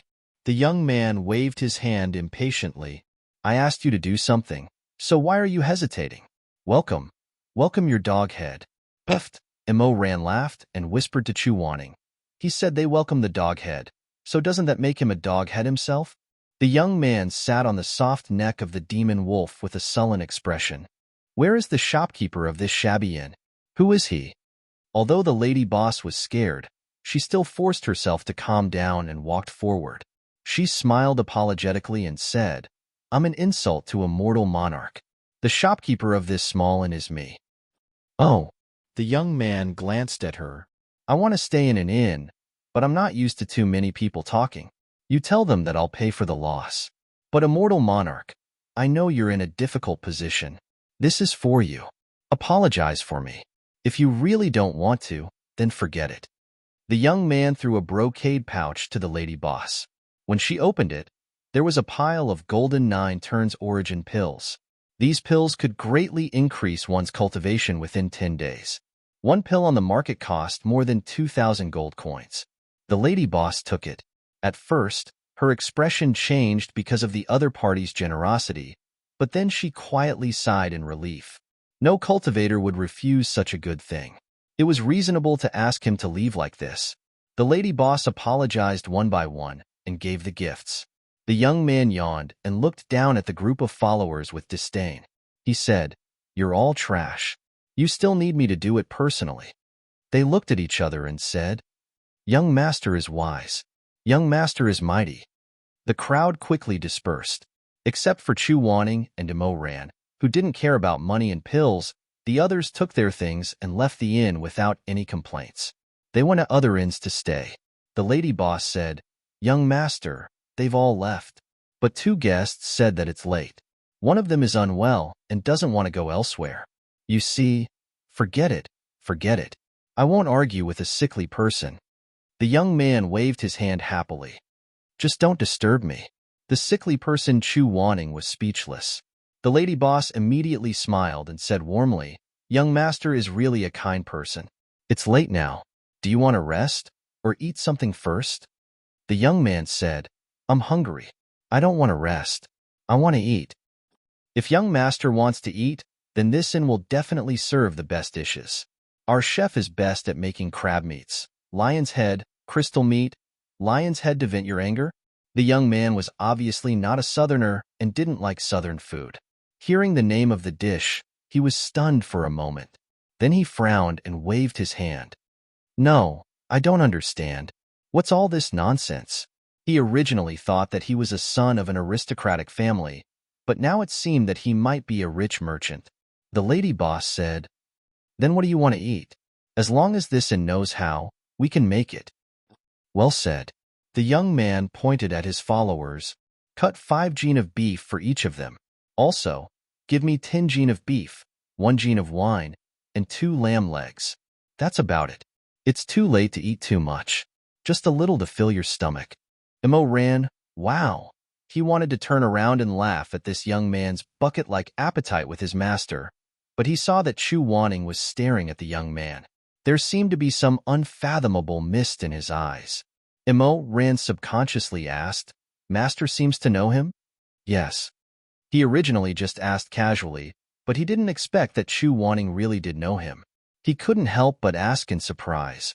What? Then who is he? The only son of the Confucian Wind sect's sect master. Chu Wanning softly said, Nangong Si? Imo Ran thought to himself. No wonder Chu Wanning knew him. After all, Chu Wanning was a guest elder of the Confucian Wind sect in Lini. He must have seen the sect master's son before. It was also no wonder that he didn't know him. In his previous life, when he massacred the Confucian Wind sect, this Nangong Si had already died of an illness. At that time, he thought that the sect master's son was a half-cripple. He didn't expect that when he saw him today, he would actually be such a lively, healthy, and arrogant young man. How did he die of an illness? Was it a sudden illness? Nangong Si ate happily downstairs. In a short while, he devoured 2 lamb legs and 10 kilograms of beef like a whirlwind sweeping away clouds. He also drank several bowls of wine. Imo Ran was speechless as he watched from upstairs. Master, isn't the Confucian Wind sect the most cultured? What's wrong with this young master? He looks even worse than our Xue Mingming. Chu Wanning pushed his head back as he leaned over. His face was still tilted as he looked at the scene below. Don't randomly give your fellow disciples nicknames. Imo Ran chuckled twice. Just as he was about to say something, Chu Wanning tapped his head with the tip of his finger, and a fluttering sleeve fell on his face. The cloth was light, like silk but not silk, like satin but not satin. It was cool to the touch like water.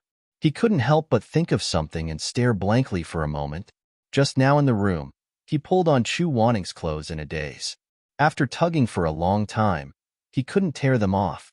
He thought that Chu Wanning was wearing tight clothes. But now that he looked carefully at the material of the clothes, Imo Ran suddenly recognized that it was the icy mist silk produced by the Kunlun Treading Snow Palace. The Kunlun Treading Snow Palace was the most aloof and reclusive sect among the immortals in the upper cultivation world. All its disciples entered the sect at the age of 5. After a year, they had to enter the Kunlun Holy Land to cultivate in seclusion. They could only come out when they formed their own spiritual nucleus. Although the spiritual nucleus came with them, the cultivation was just to summon it out. But this time was very long, usually 10 to 15 years. During this time, unrelated people were not allowed to enter. Therefore, the disciples' food and clothing became troublesome.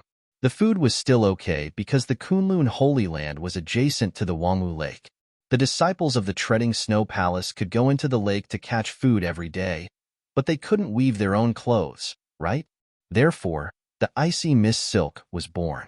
The clothes made from this silk were not only as soft as smoke, but also had a dust-repelling spell attached to them.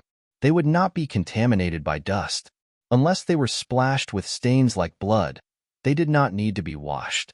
But the most amazing thing was that the icy mist silk would change according to the body shape of its owner. This was indispensable for the disciples of the Treading Snow Palace. They entered the Forbidden Land at the age of 5 and could only come out at the age of 15 or 20. During this long time, from a child to a tall and handsome young man, the clothes made of the icy mist silk could grow with them, avoiding the embarrassment of not fitting the clothes. But why would Chu Wanning wear clothes made of this material? Immo Ran narrowed his eyes. Suddenly, a spark lit up in his mind. He suddenly felt that something was wrong. It seemed that he had thought of something wrong from the beginning. What was it? Sorry to disturb you. May I ask where the shopkeeper is? A youthful voice full of energy, but it was very kind and polite, suddenly interrupted Immo Ran's thoughts. Looking down, it was the group of disciples of the Confucian Wind sect who had appeared at the Xinyuan Pavilion earlier in the day. Their leader, Hizua, was holding a sword. The hilt of his sword lifted the curtain and half of his body poked in. Aren't they Yi Wangshi's followers? Immo Ran immediately became spirited. The Confucian Wind sect had 72 cities, and the disciples usually did not know each other. As for Nangong Si, he was sitting alone in a private room with his back to the door. Thus, when the group of youths swept their eyes over the disciples in the inn, they did not recognize this familiar face. Yi Wangshi versus Nangong Si. This was going to be a good show. I'm really sorry. Tonight, our inn has been booked. The lady boss hurriedly went over to greet them while secretly cursing herself for forgetting to lock the door. Immortal monarchs, please go to another inn to have a look. I'm sorry. I'm really sorry. The youth in the lead revealed an awkward expression. AI, how could this be? I just want to look at the other inns, and they were all filled with people. We have a thin and weak girl here. She hasn't rested for a long time, so we want to find a better place for her to sleep. Innkeeper, I'll have to trouble you to ask the uncle who booked the inn whether or not he can give up a few rooms. I'm afraid he won't be willing. The youth bowed and courteously pleaded, Lady boss, please go and ask him. If he isn't willing, then forget it. Before the lady boss could say anything, one of the followers of Nangong Si at the table near the door suddenly slammed the table and stood up. He angrily said, What's there to ask? Get out, get out. Don't disturb our young master's meal. That's right. You're wearing the clothes of the Confucian Wind sect, yet you have the nerve to sleep with a girl. Don't you think you're shaming your sect? The youth didn't expect that they would misunderstand. In a flash, his face turned red and he angrily said, Fellow Taoist, why are you slandering others? My Confucian Wind sect is upright and upright, so we naturally wouldn't do such a thing. This girl was saved by my young master out of kindness, so how can you speak such nonsense? Your young master? Nangong Si's attendant glanced at the private room and saw that the young master was still casually drinking his wine, seemingly tacitly agreeing to his actions of chasing people away. Thus, he relaxed and raised his voice to sneer. Everyone knows that there is only one young master in the Confucian Wind sect, so who is the one in your house? This humble one is Yi Wangshi of the Confucian Wind sect. A gentle and elegant voice came from outside the door. The youths all turned their heads. Young Master Yi. Yi Wangshi was dressed in black, and his handsome face seemed more delicate and pretty under the candlelight. He walked into the inn with his hands behind his back. Behind him was a woman wearing a veil, revealing a pair of anxious and gentle eyes. It was Song Chiodong. When Immo Ran saw her, the veins on his forehead suddenly jumped. Enemies on a narrow road, how could it be her again? When Nangong Si's followers saw that the person who came was actually Yi Wangshi, they were all stunned at first, but then a few of them lost their cool and revealed looks of disgust. Yi Wangshi was the adopted son of the Confucian Wind sect's first elder and belonged to one of the Confucian Wind sect's 72 cities, Dark City. As the name implied, Dark City was good at nurturing shadow guards. The sect leader of the Confucian Wind sect had originally trained him to be the next leader of the shadow guards, but because Yi Wangshi's foundation was not suitable for the shadow guard cultivation method, he gradually transferred to the main city and became the High Lord's right-hand man. Because Yi Wangshi was a shadow guard in his early years, he acted in a low-key manner, so very few people knew his name. However, the High Lord regarded him very highly. In these years, There were even rumors that Yi Wangxi was the High Lord's illegitimate son. Perhaps because of this reason, the real young master Nangongxi had always been at odds with Yi Wangxi. The young master did not like him, so how could his followers have a good impression of young Master Yi? Originally, as juniors, they absolutely could not offend young Master Yi. But this group of people were all Nangongxi's trusted aides and directly received orders from Nangongxi. Thus, the atmosphere was stiff for a long time. Finally, there was a rough person who sneered and said, "Young Master Yi, please go back. I'm afraid there is no room for you in this inn today." "Young master, since they said there is no room, then let's find another place." Song Qiudong stretched out her slender fingers and pulled on Yi Wangxi's clothes. She said in a panic, "Besides, this place is very expensive. I really don't dare to ask young master to spend more money." Mo Ran heard these two sentences from upstairs and rolled his eyes. He thought to himself, this guy really has this weak and pitiful tone wherever he goes. First, he tricked me, and now he's tricking Yi Wangxi. Just as Yi Wangxi was about to speak, a huge white shadow suddenly rushed out from inside and attacked Yi Wangxi from behind.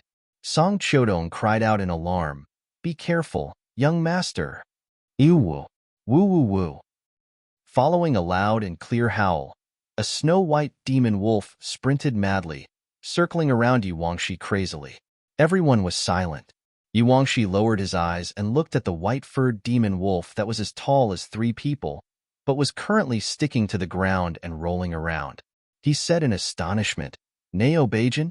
This demon wolf was Nangongxi's mount.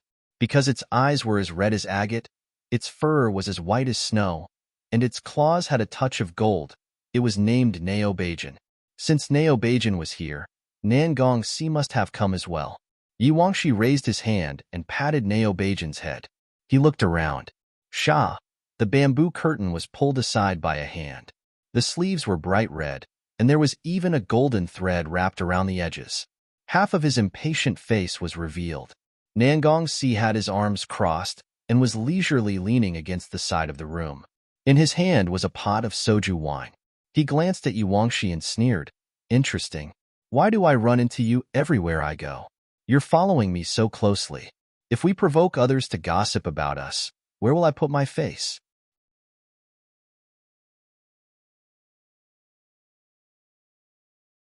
Chapter 86. Yi Wangxi was obviously at a loss for words, but he didn't get angry. After a while, he said, "You're mistaken. I don't want to follow you, but I was ordered by the Lord to come to Xian Yuan Pavilion to buy something back." When Mo Ran and Chu Wanning heard this, they looked at each other. "Shenwu." Nangongxi shook the red clay wine pot in his hand, his expression gloomy. "Father wants to buy something. Why bother you? Do you think I don't know how to do it for him?" "Ah, see, that's not what I meant." "Who told you to call me that?" Nangongxi lowered his eyebrows, his eyes like lightning. "Young Master Yi, don't think that you can be so unbridled in front of me just because father was blind to get close to you. Don't you feel disgusted? I called you that because the Lord wanted me to. If you feel disgusted, you can tell him yourself." Yi Wangxi was silent for a while, then said, "What's the use of getting angry at me? Don't use father to pressure me." Nangongxi took a deep breath, slightly restraining his anger. His black eyes were extremely cold, just like the silver moon hanging high in the sky, filled with smoke. "Young Master Yi." He seemed to deliberately drag out these 3 words. "Father told you to call me Ah Si, but I'm afraid he misunderstood your position in the sect, but you should know your place. Don't open a dye shop just because I gave you 3 colors.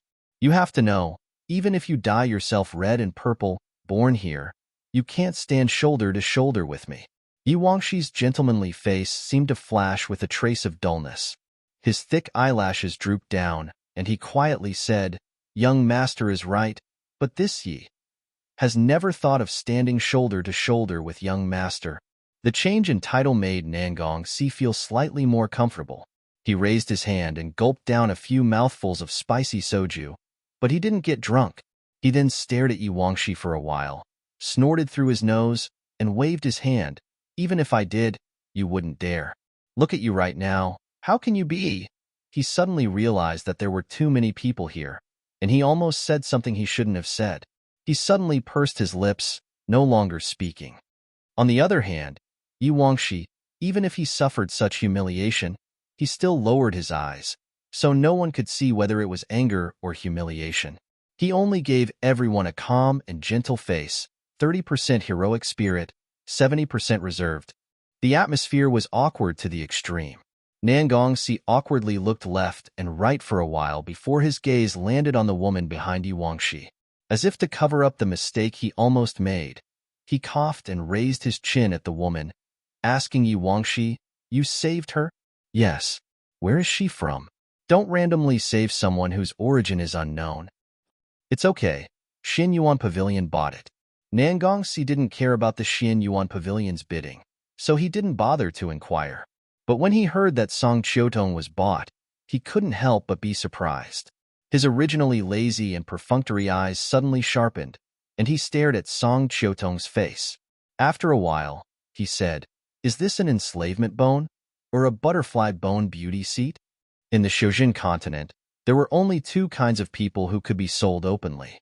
In addition to the butterfly bone beauty seat, the other was the enslavement bone. The enslavement bone was the child of a human and a demon. Because people were afraid of the demon nature of this race, once it was detected, their zhenqi would be destroyed, and their shoulder blades would be marked with a slave curse, making them servants. However, the price of enslavement bone wasn't high, and there was nothing rare about it. Generally, it was used to serve tea to the big sects, or bought by rich merchants to play with.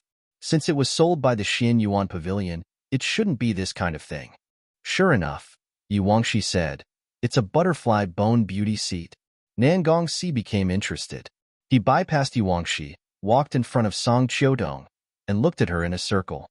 Then, he frowned and said, "Why is this thing lame? Is it defective?" "She was injured when she was caught. She applied medicine, but it hasn't fully healed yet." Yi Wangshi paused. "So we can't go far. We want to stay here for the night." Nan Gongxi didn't comment. He narrowed his eyes and suddenly moved close to Song Qiutong's neck and sniffed. His action was very similar to that of an untamed wolf. Song Qiutong was frightened by his lecherous action, and her face turned pale. She clutched her lapel and swayed. "It doesn't smell any different from an ordinary person." He rubbed his nose and sneezed. "There's also the fragrance of rouge." Nan Gongxi waved his hand and casually asked, "How much?" 50 million. "Silver? Gold?" Nan Gongxi suddenly opened his eyes wide. "Yi Wangshi, are you crazy? Do you know how many top-grade whetstones you can refine with 50 million gold? You fucking bought a woman for me? Do you think my Confucian wine sect's money isn't money?" "I didn't spend the sect's money." Yi Wangshi paused for a moment and then said, "I didn't buy it for you." "You." Nan Gongxi's anger that had just subsided rose again. His expression changed. "You're very good." He turned his head and glared at Song Qiutong. The more he stared, the more he found her to be pleasing to the eye, especially the veil that covered her face. No matter how he looked at it, he was annoyed. He immediately ordered, "You, take off that rag on your face." Song Qiutong was frightened. She tightly grabbed Yi Wangshi's sleeve and shrunk behind him. Her voice was extremely pitiful. "Young Master Yi, I don't want to." Yi Wangshi's slender figure was not as sturdy and tall as Nan Gongxi, but when he slightly raised his head and looked at Nan Gongxi, he was fearless. "Since she doesn't want to, young master shouldn't force her." "Stop nagging. She was saved by you, so she owes my Confucian Wind sect a life. She must listen to me. Take it off. She was saved by me. From the moment I saved her, I returned her freedom." Yi Wangshi said, "Young master, please don't force her." "Yi Wangshi, you're such a good person." Nan Gongxi was so angry that he banged on the door frame. "What do you take me for? Today, I'm going to fight with you. If I say that I want her to take it off, then I want her to take it off. If she takes off her veil, then I'll let you stay here. If she doesn't take it off, then fuck off." Yi Wangshi almost imperceptibly sighed. He turned to Qiutong and said, "Let's go." This time, Nan Gongxi wasn't the only one who was choked. Yi Wangshi had Shenwu on him. No matter what, they couldn't just let him leave like this. Chu Wanning immediately said, Go stop him. Okay, okay, okay. Imo Ran also had the same intention, but after a long time, he suddenly froze. Shizun, if we stop him, where will he stay? He wants to stay in the inn to rest. Give him half of our room. Imo Ran didn't know why, but his expression suddenly became somewhat awkward. I'm afraid that's a bit inappropriate. Chu Wanning slightly raised his eyelids. What's wrong? Shizun may not know, but it's best that the two of us don't stay in the same room as him. Moreover, he won't agree to it. Because this Yi Wangshi, he's actually a... Just as they reached the critical point, they suddenly heard Nangong sea kick over a table. Cups, bowls, and plates fell to the ground. Then, he suddenly pulled over a stool and placed his leg on it. He angrily said, Who allowed you to leave as you please? I think you've gone against the heavens. Get your ass back here. This time, even Nangong Si's personal attendants had somewhat awkward expressions on their faces. Wasn't this, young master, you wanted him to hurry and get lost? Yi Wangshi seemed to have long been used to Nangong Si's unreasonable tantrums. He planned to pretend that he didn't hear his roar. He patted Xiaodong's shoulder, indicating that she shouldn't pay attention to the crazy person behind them. Yi Wangshi, Yi Wangshi, Yi Wangshi. The veins on Yi Wangshi's forehead couldn't help but throb twice. He finally couldn't help but turn around. Unexpectedly, he was met with a wine flask. His pupils suddenly shrank. Yi Wangshi was just about to dodge when suddenly, a white figure flashed in front of him. Ah! A delicate cry of pain shocked everyone present. Yi Wangshi and Nangong Si's expressions changed even more. It turned out that in a flash, it was Song Qiutong who blocked in front of Yi Wangshi. That heavy red clay wine flask had ruthlessly smashed into her forehead. In an instant, blood flowed out. Her pair of lustrous white jade hands trembled as she touched the blood. Immediately, tears fell from her eyes from the pain. Don't touch. Let me see your injury. I'm fine. It's fine as long as I didn't hurt young master. If you want to speak, then speak. Why did you throw a bottle? Yi Wangshi's tone was scorching. He looked at Nangong Si reproachfully, then said to his attendant, Bring me the Jinchuang ointment. Young master, the Jinchuang ointment that we brought is all used up. That attendant said softly, How about I run out and buy some more? Nangong Si also didn't expect this to happen. Although he forced himself to remain calm, his eyes still revealed a trace of regret. With a straight face, he stammered, I have some here. Alon, bring me my medicine pouch. Yi Wangshi was a little angry. He pursed his lips and ignored him. Holding the small medicine bottle, Nangong Si froze in place for a long time. Seeing that Yi Wangshi didn't turn around to look at him, Nangong Si couldn't bear to lose face. He simply shoved the medicine bottle to Song Qiutong. It's for you. Use it or leave it. Song Qiutong was like a little deer that had lost its head out of fear. She first looked towards Yi Wangshi with trembling eyes. Seeing that he didn't stop her and only remained silent, she finally put away the Jinchuang ointment like she was trying to keep the peace.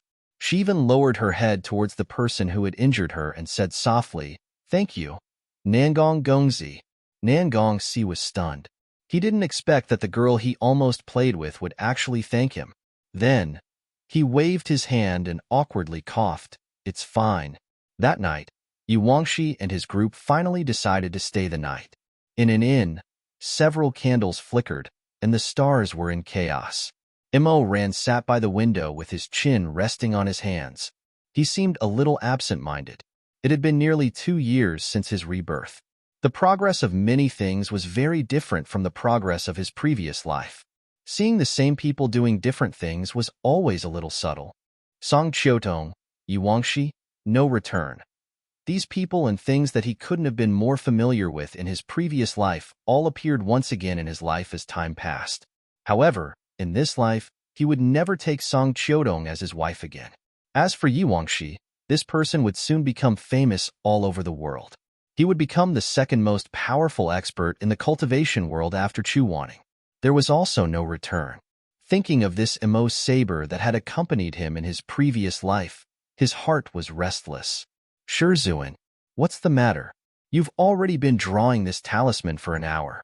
Why haven't you finished yet? It's done. As Chu Wanning spoke, he carefully dipped the tip of his brush in cinnabar and made the last few strokes with the help of a lantern. An extremely complicated dragon appeared on the paper. Mo Ran leaned over to take a look. What is this? Rising dragon barrier, Chu Wanning said. What does it do? It can see all the traces of spells in the surroundings, big or small. If that mysterious person wants to test the essence of the spirit root with the divine martial skill, he must leave a mark on the weapon. Whether the appearance of this weapon is a coincidence or his careful design, we'll know immediately. Wow, why didn't Shizun use such a good thing in the Xinyuan Pavilion? I'll awaken the rising dragon barrier. You'll understand when you see it. Chu Wanning pierced his fingertip and wiped one of the dragon scales. The little yellow dragon on the paper instantly overflowed with golden light, and its eyes and tail began to move flexibly. Chu Wanning said, Are you a true dragon? A shrill voice rang out from the paper. That's right, that's right. I'm the true dragon. Why do you say that? Stupid mortal, why don't you believe me? If you can jump out of the paper, I'll recognize you as a true dragon. What's so difficult about that? Just you wait for this seat. Heh. A golden light flashed, and a mighty little dragon the size of a palm suddenly jumped out of the paper. It shook its head and wagged its tail, bared its fangs and brandished its claws, and proudly flew around Chu Wanning. It made a ruckus and said, Ha ha ha, ha ha ha, I'm a big true dragon, a big true dragon. I have many little secrets. I have many secrets, but I won't tell you, won't tell you. Chu Wanning used his clear eyes to coldly glance at the little loach. He covered it with his hand and expressionlessly said to him, Mo Ran, do you understand? I understand. Let go of me. You stupid mortal. You're messing with my whiskers. Chu Wanning raised his hand and rudely tapped its reverse scale, the one that was stained with blood. Shut up and get to work.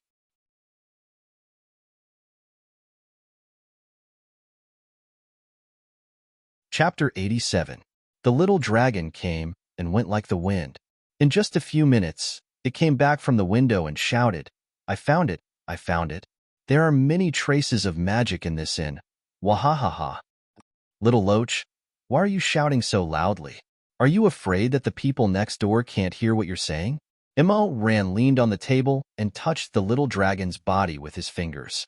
The dragon swung its tail and hit the back of his hand. However, it was made of paper after all. Not only did it not hurt, it even tickled. You annoying gigolo, don't touch me. I'm not married yet. If I let you touch me for no reason, how can I be a dragon in the future? Mo Ran laughed and said, What? You're a dragon made of paper and you want to get married? Wadash. Poo. You're the one made of paper. You dog. Why are you calling me a dog too? Don't tell me your surname is Shui. My surname is Shui? Humph, you're stupid. I'm the famous Oregon who created the world. When I open my eyes, it's the sun. When I close my eyes, it's the night. When I exhale, it's summer. When I inhale, it's winter. I don't change my surname. I'm the candle dragon. I don't understand. Wahahaha. The little dragon was so angry that it kept spinning around. It used its 2-finger-wide head to hit the candlestick. It hit the candlestick and red tears swayed. Mo ran quickly want to help it.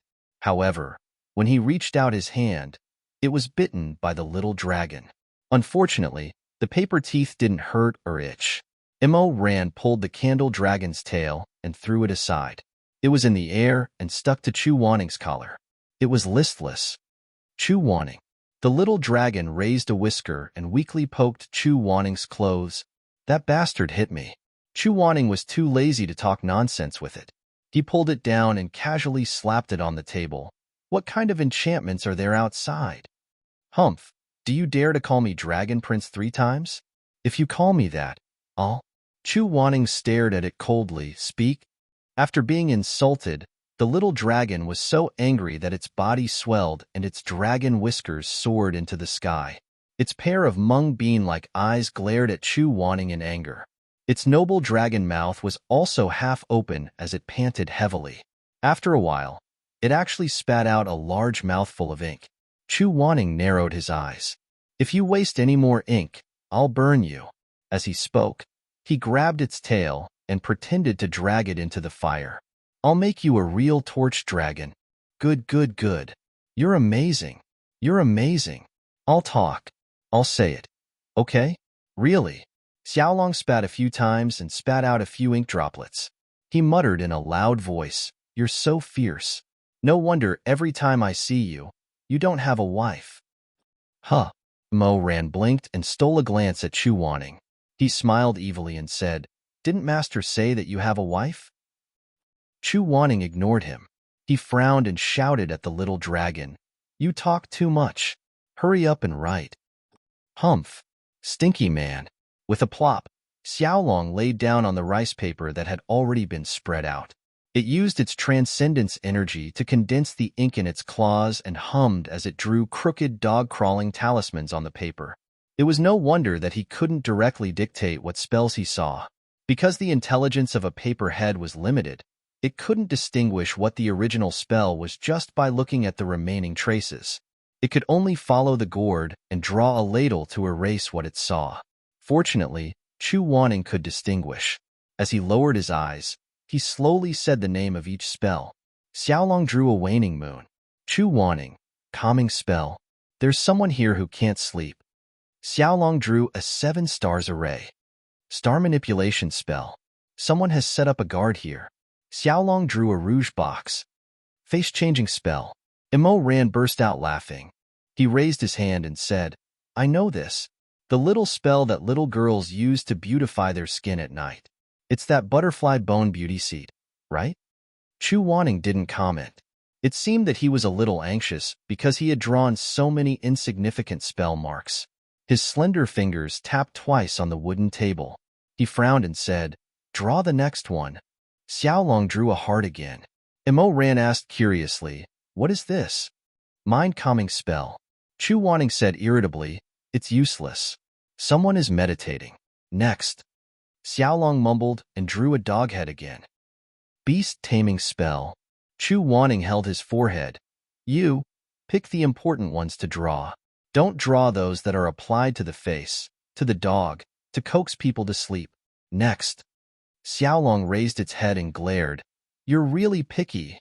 Drawled, fearing that it would be thrown onto the candlestick and become the real torch dragon. The paper dragon could only angrily use its 2 soft claws to draw a very complicated formation on the paper. At first glance, it looked very mysterious and profound. It looks like there are 2 circles, and then there's a cross, and then there's a vertical bar that goes straight down. It looks like the yin and yang 8 trigrams. Mo Ran opened his eyes wide. Master, is this what the mysterious person left on the weapon? No. Chu Wanning glanced at it and felt a little pain in his forehead. It's the voice-changing spell? Oh? What does it do? Some people are born dissatisfied with their voice, or want to change their voice for other reasons. The voice-changing spell can do it. It's not a difficult spell. Chu Wanning paused and said, But the voice-changing spell will damage the throat if used for a long time. It's often difficult to restore the original voice. This spell is a little strange. I don't know who is using it. Mo Ran listened and smiled. Well, it's not strange. Chu Wanning sighed and was about to say the next one.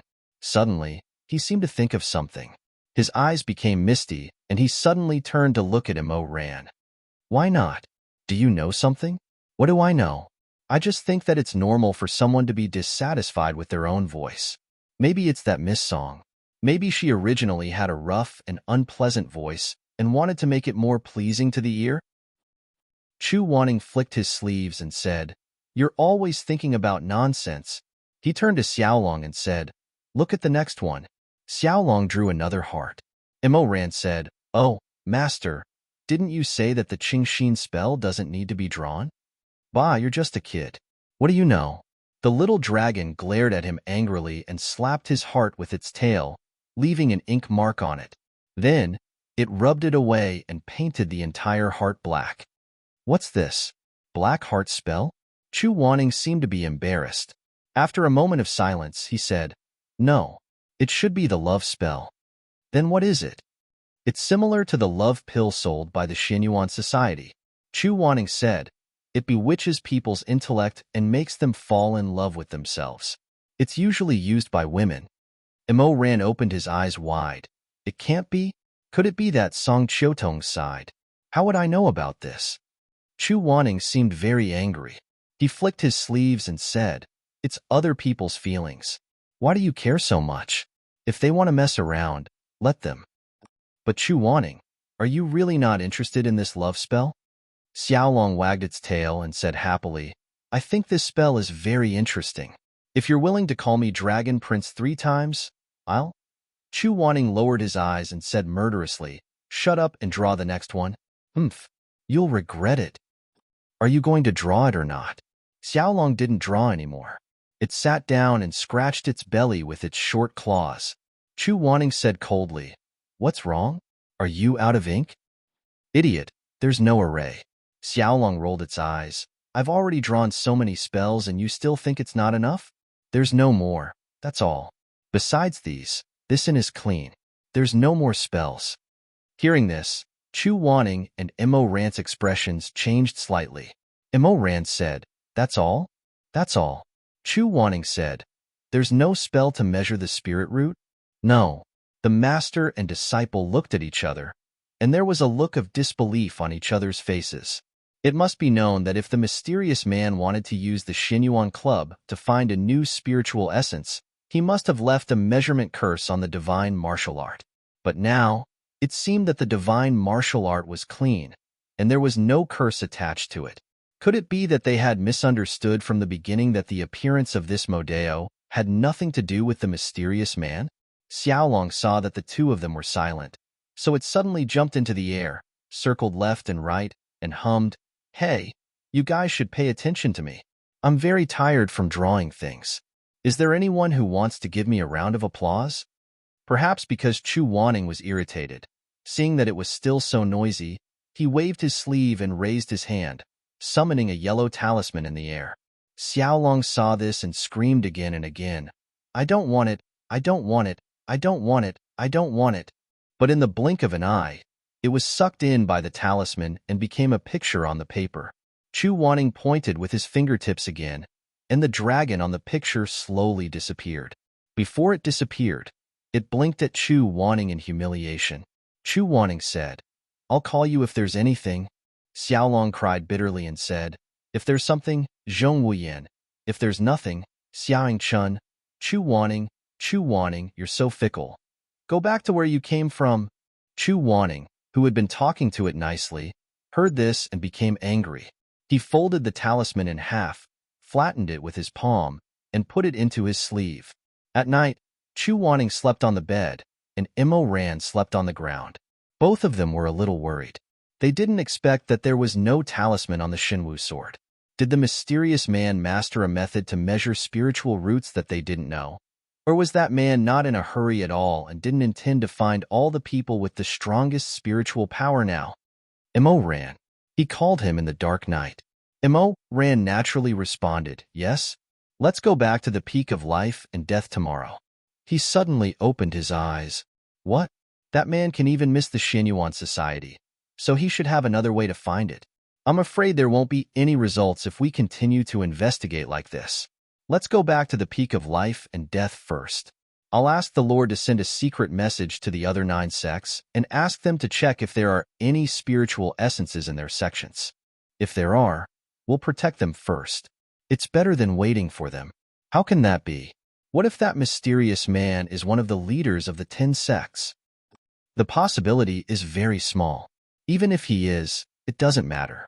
He already knows that we're tracking him, so this matter won't make a difference. Then how can Master teach those leaders to listen to Uncle? Imo Ran said blankly. Is Master going to tell them everything? That's not necessary, and they may not believe it. Chu Wanning said lightly, I have my own way. Imo Ran asked curiously, what way? Recruiting disciples. I'll tell the Lord and let him tell the other 9 sects that the Ghost Realm's barrier is often flawed, harming all sides. At the peak of life and death, Yu Hong will take at most 5 disciples as disciples and teach them the high purity barrier, slaughter barrier, and other spells. Chu Wanning said calmly, Those sects have invited me many times to be an advisor, for the sake of these barrier techniques. If I spread the word that I'm willing to teach them, I'm not afraid that they won't come. I'll only take in high-grade spiritual bodies as disciples. In order to select talents, those leaders will have to obediently test the foundation of all their disciples, and our goal will be achieved. Immerse did not agree. In the darkness, his face turned green. You want to take in more disciples? Let's leave it to fate. Chu Wanning turned over, seeming to finally be a little sleepy, and his voice softened. I'll let them report their names when they find them, and then let them learn the normal barrier techniques by themselves. After 3 years, if there's really someone among them who can persevere, then I'll take them in. In the darkness, hearing the gradually drowsy words of the person on the bed, Immerse felt as if he had kicked over a jar of vinegar in his chest, so sour that even his heart ached. Taking in more disciples? In the past life, you only took in 3 and were very picky. Why aren't you picky in this life? How can you just take them in like that? There were a few times when he wanted to talk to him, but when the words reached his lips, he became silent. Chu Wanning was completely unaware of Immerse's sea of jealousy and finally fell asleep. The night was very cold. Immerse got up, put on a coat, and softly called him a few times. Seeing that he did not respond, he quietly pushed open the door and left the bedroom. The walkway of the inn was quiet, with only a few red silk lanterns shining with a faint light. The light was reflected on the wooden floor, creating ripples of orange reflections. Chu Wanning had already finished testing his spirit martial skill, but Immerse had not yet tested his no return. It should be known that if the spirit martial skill was within 100 feet of its owner, it could be summoned back to its owner's side with a spell. At that time in the Xin Yuan Pavilion, Immerse did not have time to perceive whether this was the weapon from his previous life, so how could he miss this opportunity now? A layer of blood-red light floated on the tip of his finger. Slowly lowering his eyelashes, Immerse whispered, "No return, summon."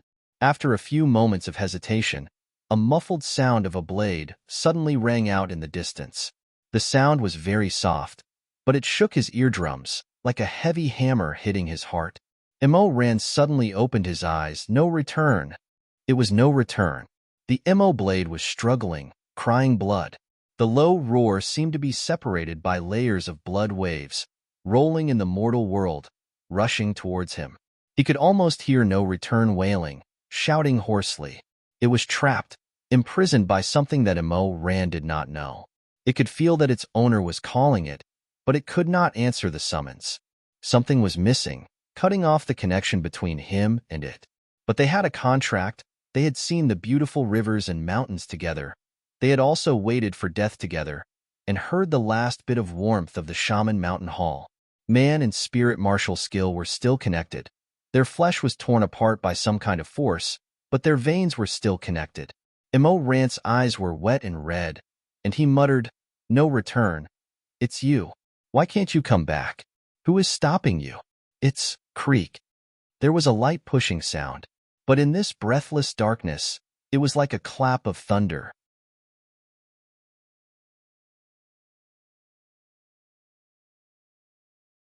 Chapter 88. He suddenly raised his head and looked toward the source of the sound. A man in a black, gold-patterned cloak appeared at the end of the corridor. He was tall and straight, and his whole body was covered with cloth. Even his face was covered with a black veil, only revealing a pair of eyes that couldn't be seen clearly in the dark. In that person's hand, there was a knife. The slender blade was completely black and unstoppable. No return. Who I am is not important, that person said coldly. His voice was very strange, as if deliberately distorted. You only need me to know who you are. Immerse was shocked, but he still calmed down and hibernated. I'm just a disciple of the peak of life and death. Is it interesting for you to know what I do? A disciple of the peak of life and death? Oh, yes, but have you forgotten that you are also an Emperor Ta, an emperor of the human realm, a ghost who killed his master to prove his Tao, a ghost who escaped from the Yellow Spring? With every word he said, Immerse's blood became colder. He felt like he had fallen into an ice cave. Emperor Ta slaughtered the 72 cities of Confucianism, emperor of the human realm. married the most beautiful woman in the world, killed his master and family, and climbed to the top of the human realm. That person said coldly, "You are Mo Weiyu." Mo Weiyu. Heinous beyond redemption, unable to be reincarnated even after 10,000 deaths. Mo Weiyu should be torn into pieces at the peak of life and death. His heart and eyes should be dug out, and he should die without a complete corpse. Who are you? Mo Rant's eyes were red, and the childish look on his face was gone. What was left was only the fierceness of a demon. He confronted the person at the end of the corridor, and in the next moment, he would lock the other person's throat and tear all the names he didn't want to hear anymore into his throat. That person raised his hand wrapped in black veil. The long corridor condensed layers of ice in an instant, completely separating the space between the two of them. Now, you can't summon this knife. That person walked slowly and stopped about 10 steps in front of him. Emperor of the human realm? Maybe it's better to call you Mo Ran now? What a joke. Have you ever taken a good look at yourself? My heart is no longer as cold and hard as steel. Following by Chu Wanning's side, I'm actually treating him better. Rebirth, rebirth. Where is the person I said I would protect in my previous life? Mo Rant's expression changed. Shirmei? What did you do to Shirmei? That person did not answer. He only sneered. Do you know why you can't summon Bugue back? His fingertips slowly stroked the thick blade. It's because your soul is about to change, and your hatred is about to dissipate. Before you die, you regret that life of yours, for not being able to protect your senior brother Mingjing. You once vowed that if there was an afterlife, you would definitely not let him down. That pair of sharp and horrified eyes suddenly looked up. Mo Ran, did you do it? The enchantment of the ghost realm is about to be broken. What happened in the past will repeat itself. Do you still want to watch him die and beg Chu wanting to be merciful? You're letting down the chance of rebirth in this life. You don't deserve to touch Bugue again. I don't need you to tell me that, Mo Ran said angrily. The matter between me and Shirmei is not for others to interfere. Since you know that I'm a reborn person, who are you? A fake Gauchin? Or an old ghost who came back from the dead like me? Heh, that person chuckled. An old ghost who came back from the dead. Yes, I'm an old ghost who came back from the dead. Otherwise, do you think that you're the only one who's been blessed by the heavens to be reborn in this world? Who is it? Blurred faces flashed through his mind like crazy. The people who died in his previous life. Shui Jingyong, Madame Wang, Chu Wanning, Song Qiutong, Yu Wangxi. Or the people who forced him to the Shaman Mountain Palace in his previous life to bury him. Shui Ming, Mei Hanxue, and the heads of the 10 great sects. Who is it? Who is it? Who knew his secret? Who grasped his weak spot? Who was it that stepped through the yellow springs to chase after him? Who was it that wanted to force him into a dead end? Who is it? In just a moment, the figure in front of him moved. That man's clothes fluttered as he moved in front of him. After this person's rebirth, his strength was still so strong. Mo Ran was shocked. Bugue's blade was already pressed against his chest. With just a little bit of force, it could pierce through his flesh and destroy his heart. Mo Weiyu, I thought you were an infatuated person, but maybe it's because your senior brother Mingjing is unlucky. Even after you've been reborn, you still don't put him in your eyes. Mo Ran gritted his teeth. Nonsense. I'm spouting nonsense? That person laughed coldly. He put a hand on Mo Ran's throat and slowly slid it down to his chest. How much space do you leave for him in your heart? That little bit of nostalgia you have, I'm afraid it's already been worn away. Is there anything left? Mo Ran angrily said. Who is in my heart? Do you think I don't know better than you? You're so long-winded. Why don't you take off your veil and let me see? You want to see me? There's no rush. That person's voice was like smoke. His gaze was also very distant, as if he didn't put him in his eyes. When you're about to die in this life, I'll show you. You're the one who's about to die.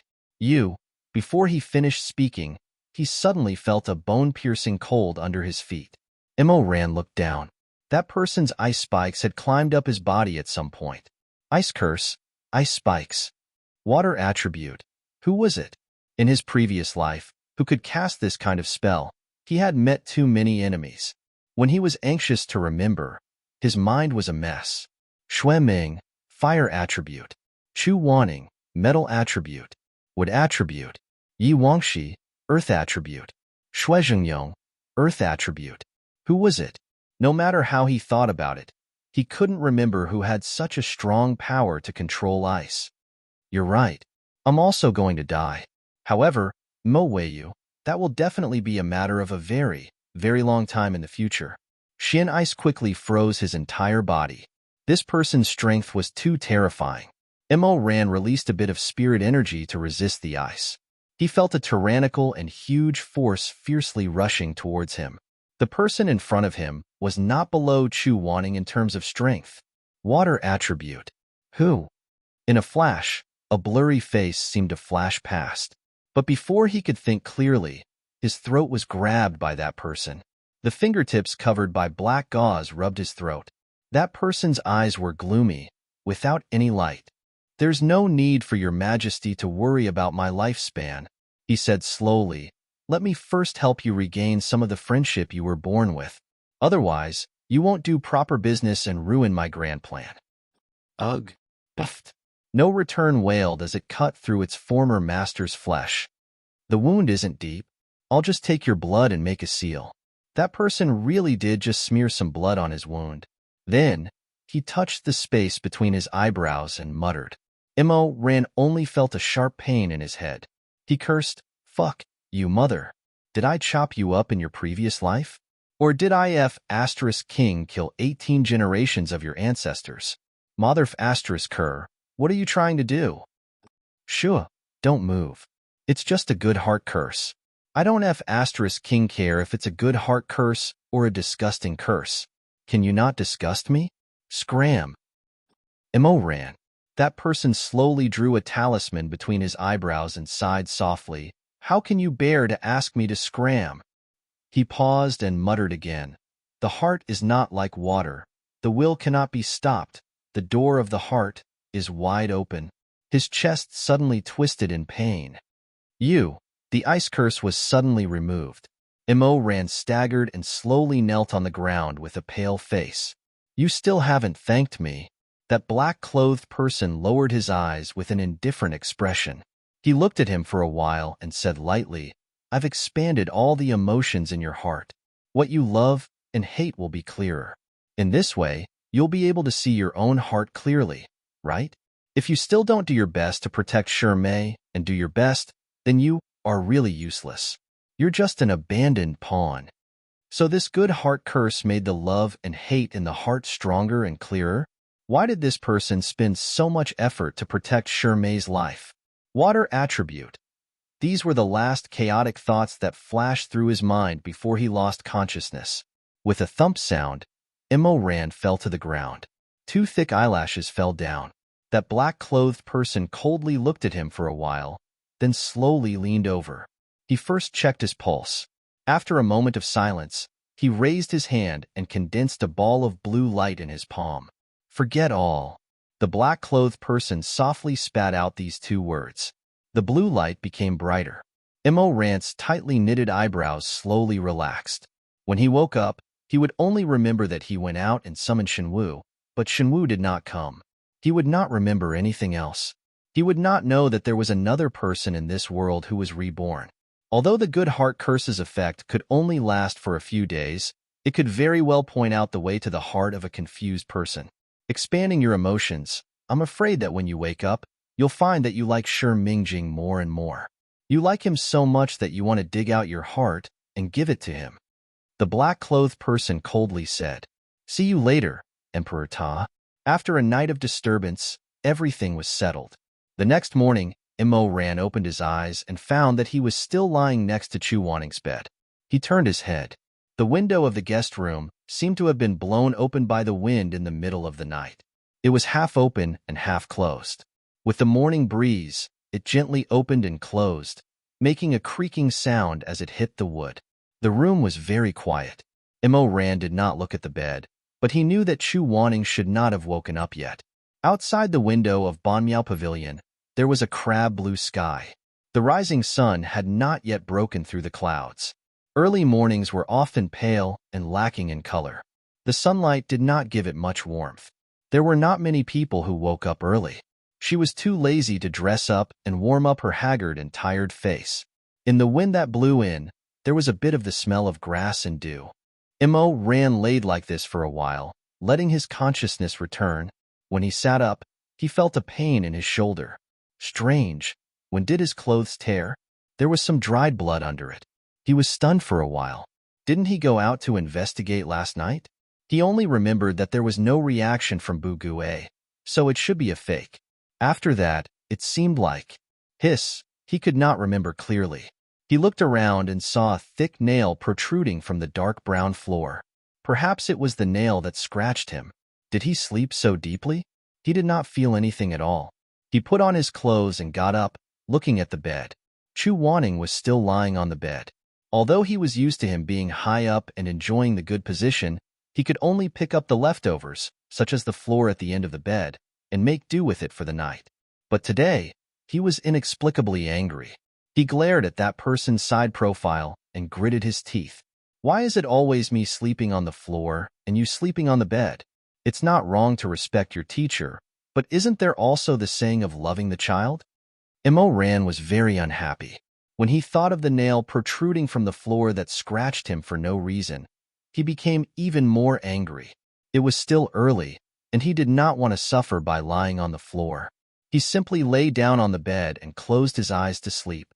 The two of them, one to the left and one to the right, would not touch each other on the wide bed. They had once hugged each other in dreams, but now they were sleeping in different places. In his previous life, they were skin to skin, limbs overlapping. In the craziest days, he was even unwilling to withdraw after making love with him every night. But the two of them, who had been so intimate, were now lying on the two ends of the big bed, sleeping like this.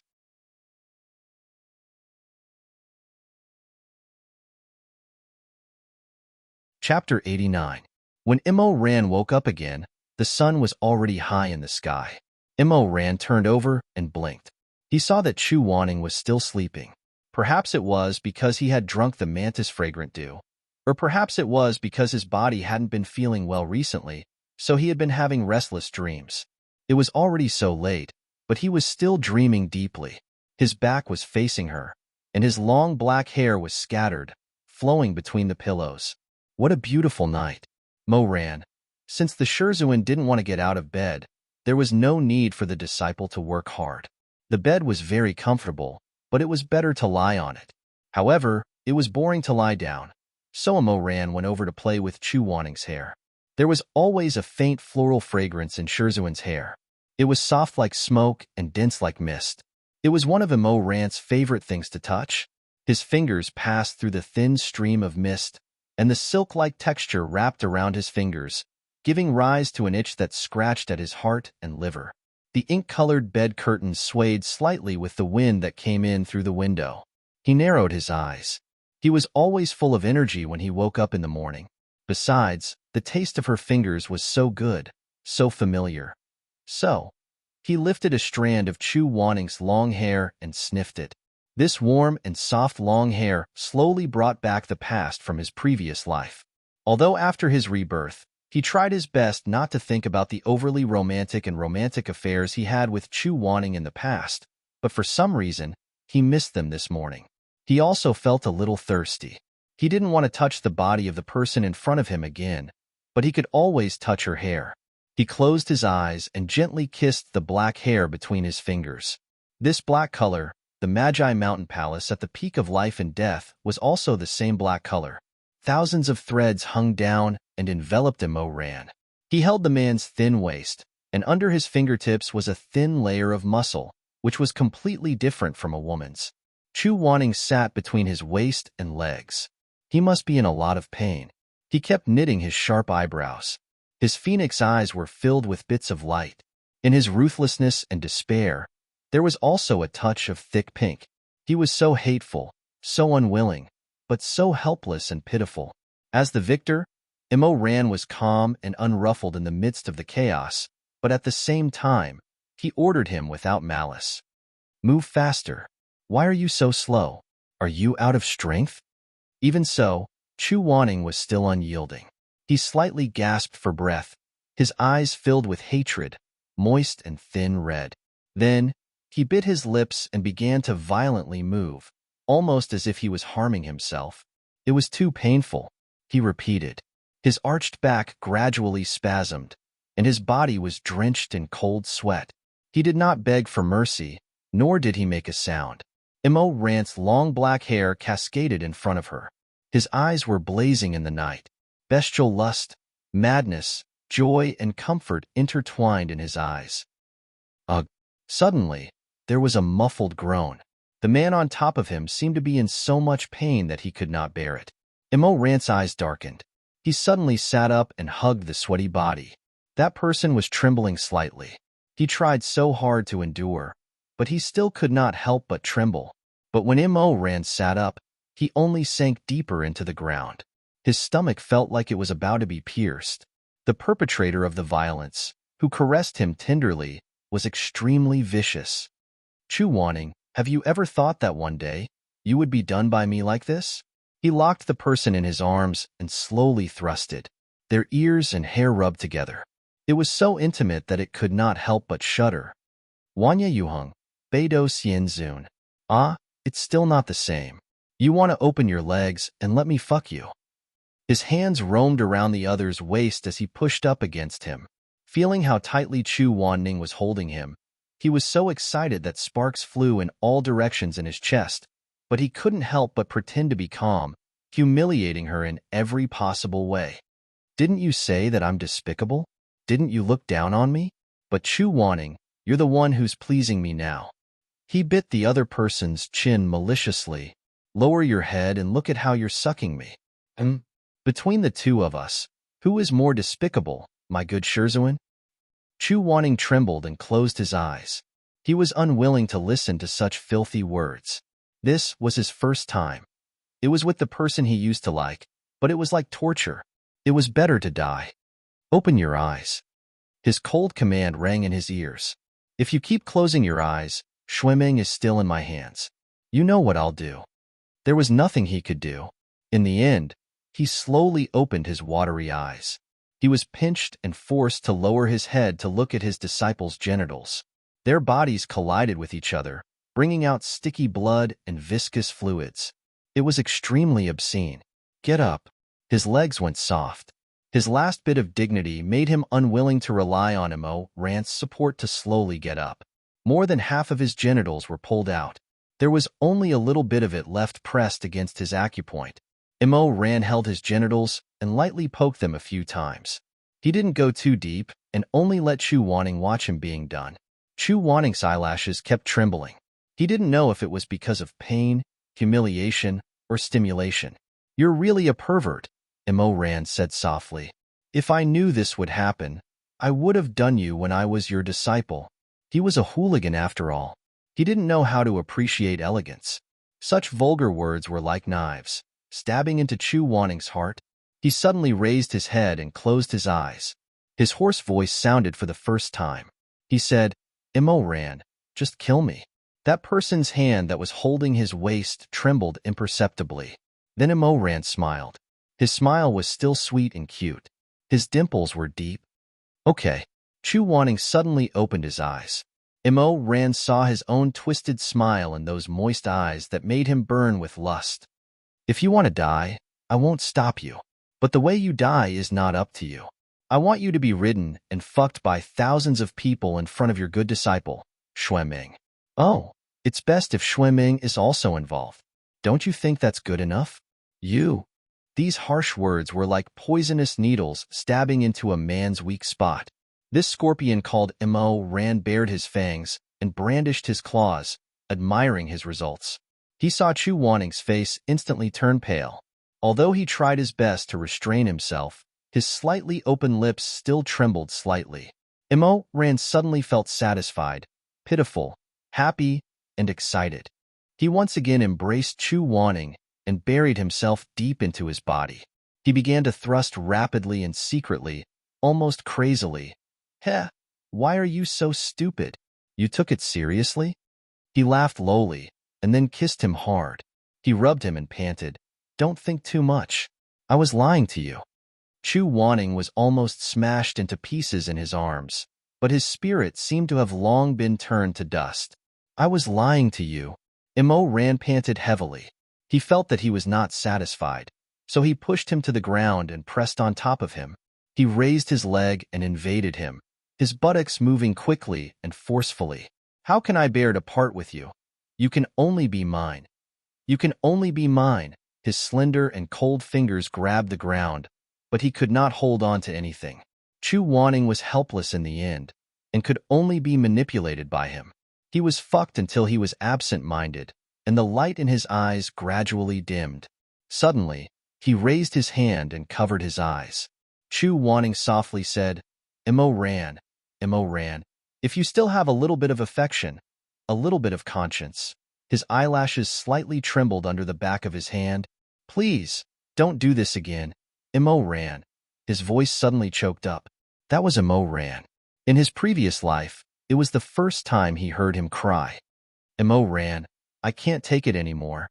It hurts. Suddenly, Chu Wanning turned over, startling Immo Ran out of his sweet memories.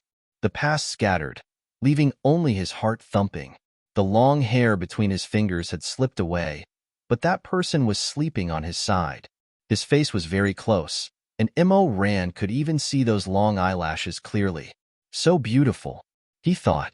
To be honest, Chu Wanning did not have that kind of feminine appearance. His features were handsome, and he had a strong aura. In fact, he was more masculine than ordinary people. But the more he was like this, the more it made his heart itch. Immo Ran really wanted to see this iron-boned, insufferably arrogant man groveling under his body and being overwhelmed by ecstasy. His heart beat faster and faster. He stared at Chu Wanning's face, and his gaze moved inch by inch, landing on the light-colored lips that were slightly open because he was sleeping. He could not help but get closer. Just a little closer, and he could kiss him. The taste of sweet dew. Immo Ran's Adam's apple moved, and he felt an endless thirst. A little closer, a little closer. They were about to touch. Suddenly, a trace of clarity flashed through his burning mind. He suddenly froze, and his face became pale. What was he doing? Suddenly sitting up, Immo Ran stared at the man on the bed. Chu Wanning. No matter how used to being with him, it was all in the past. What was he doing? Was he crazy? Could it be that he really liked him? Suddenly shocked by this thought, Immo Ran's face turned pale, and he was in a daze. In the end, he took a deep breath, buried his face in his palms, and fiercely rubbed it. He cursed under his breath and ran away like he was escaping. You're tuning in to the Romance Rendezvous YouTube channel. We're so grateful for your support, and don't forget to subscribe to join us on this incredible journey through captivating stories. Your generosity through donations truly makes a world of difference, as it's the primary source of revenue that allows me to expand and enhance this channel for you. Thank you from the bottom of my heart for being a part of this adventure.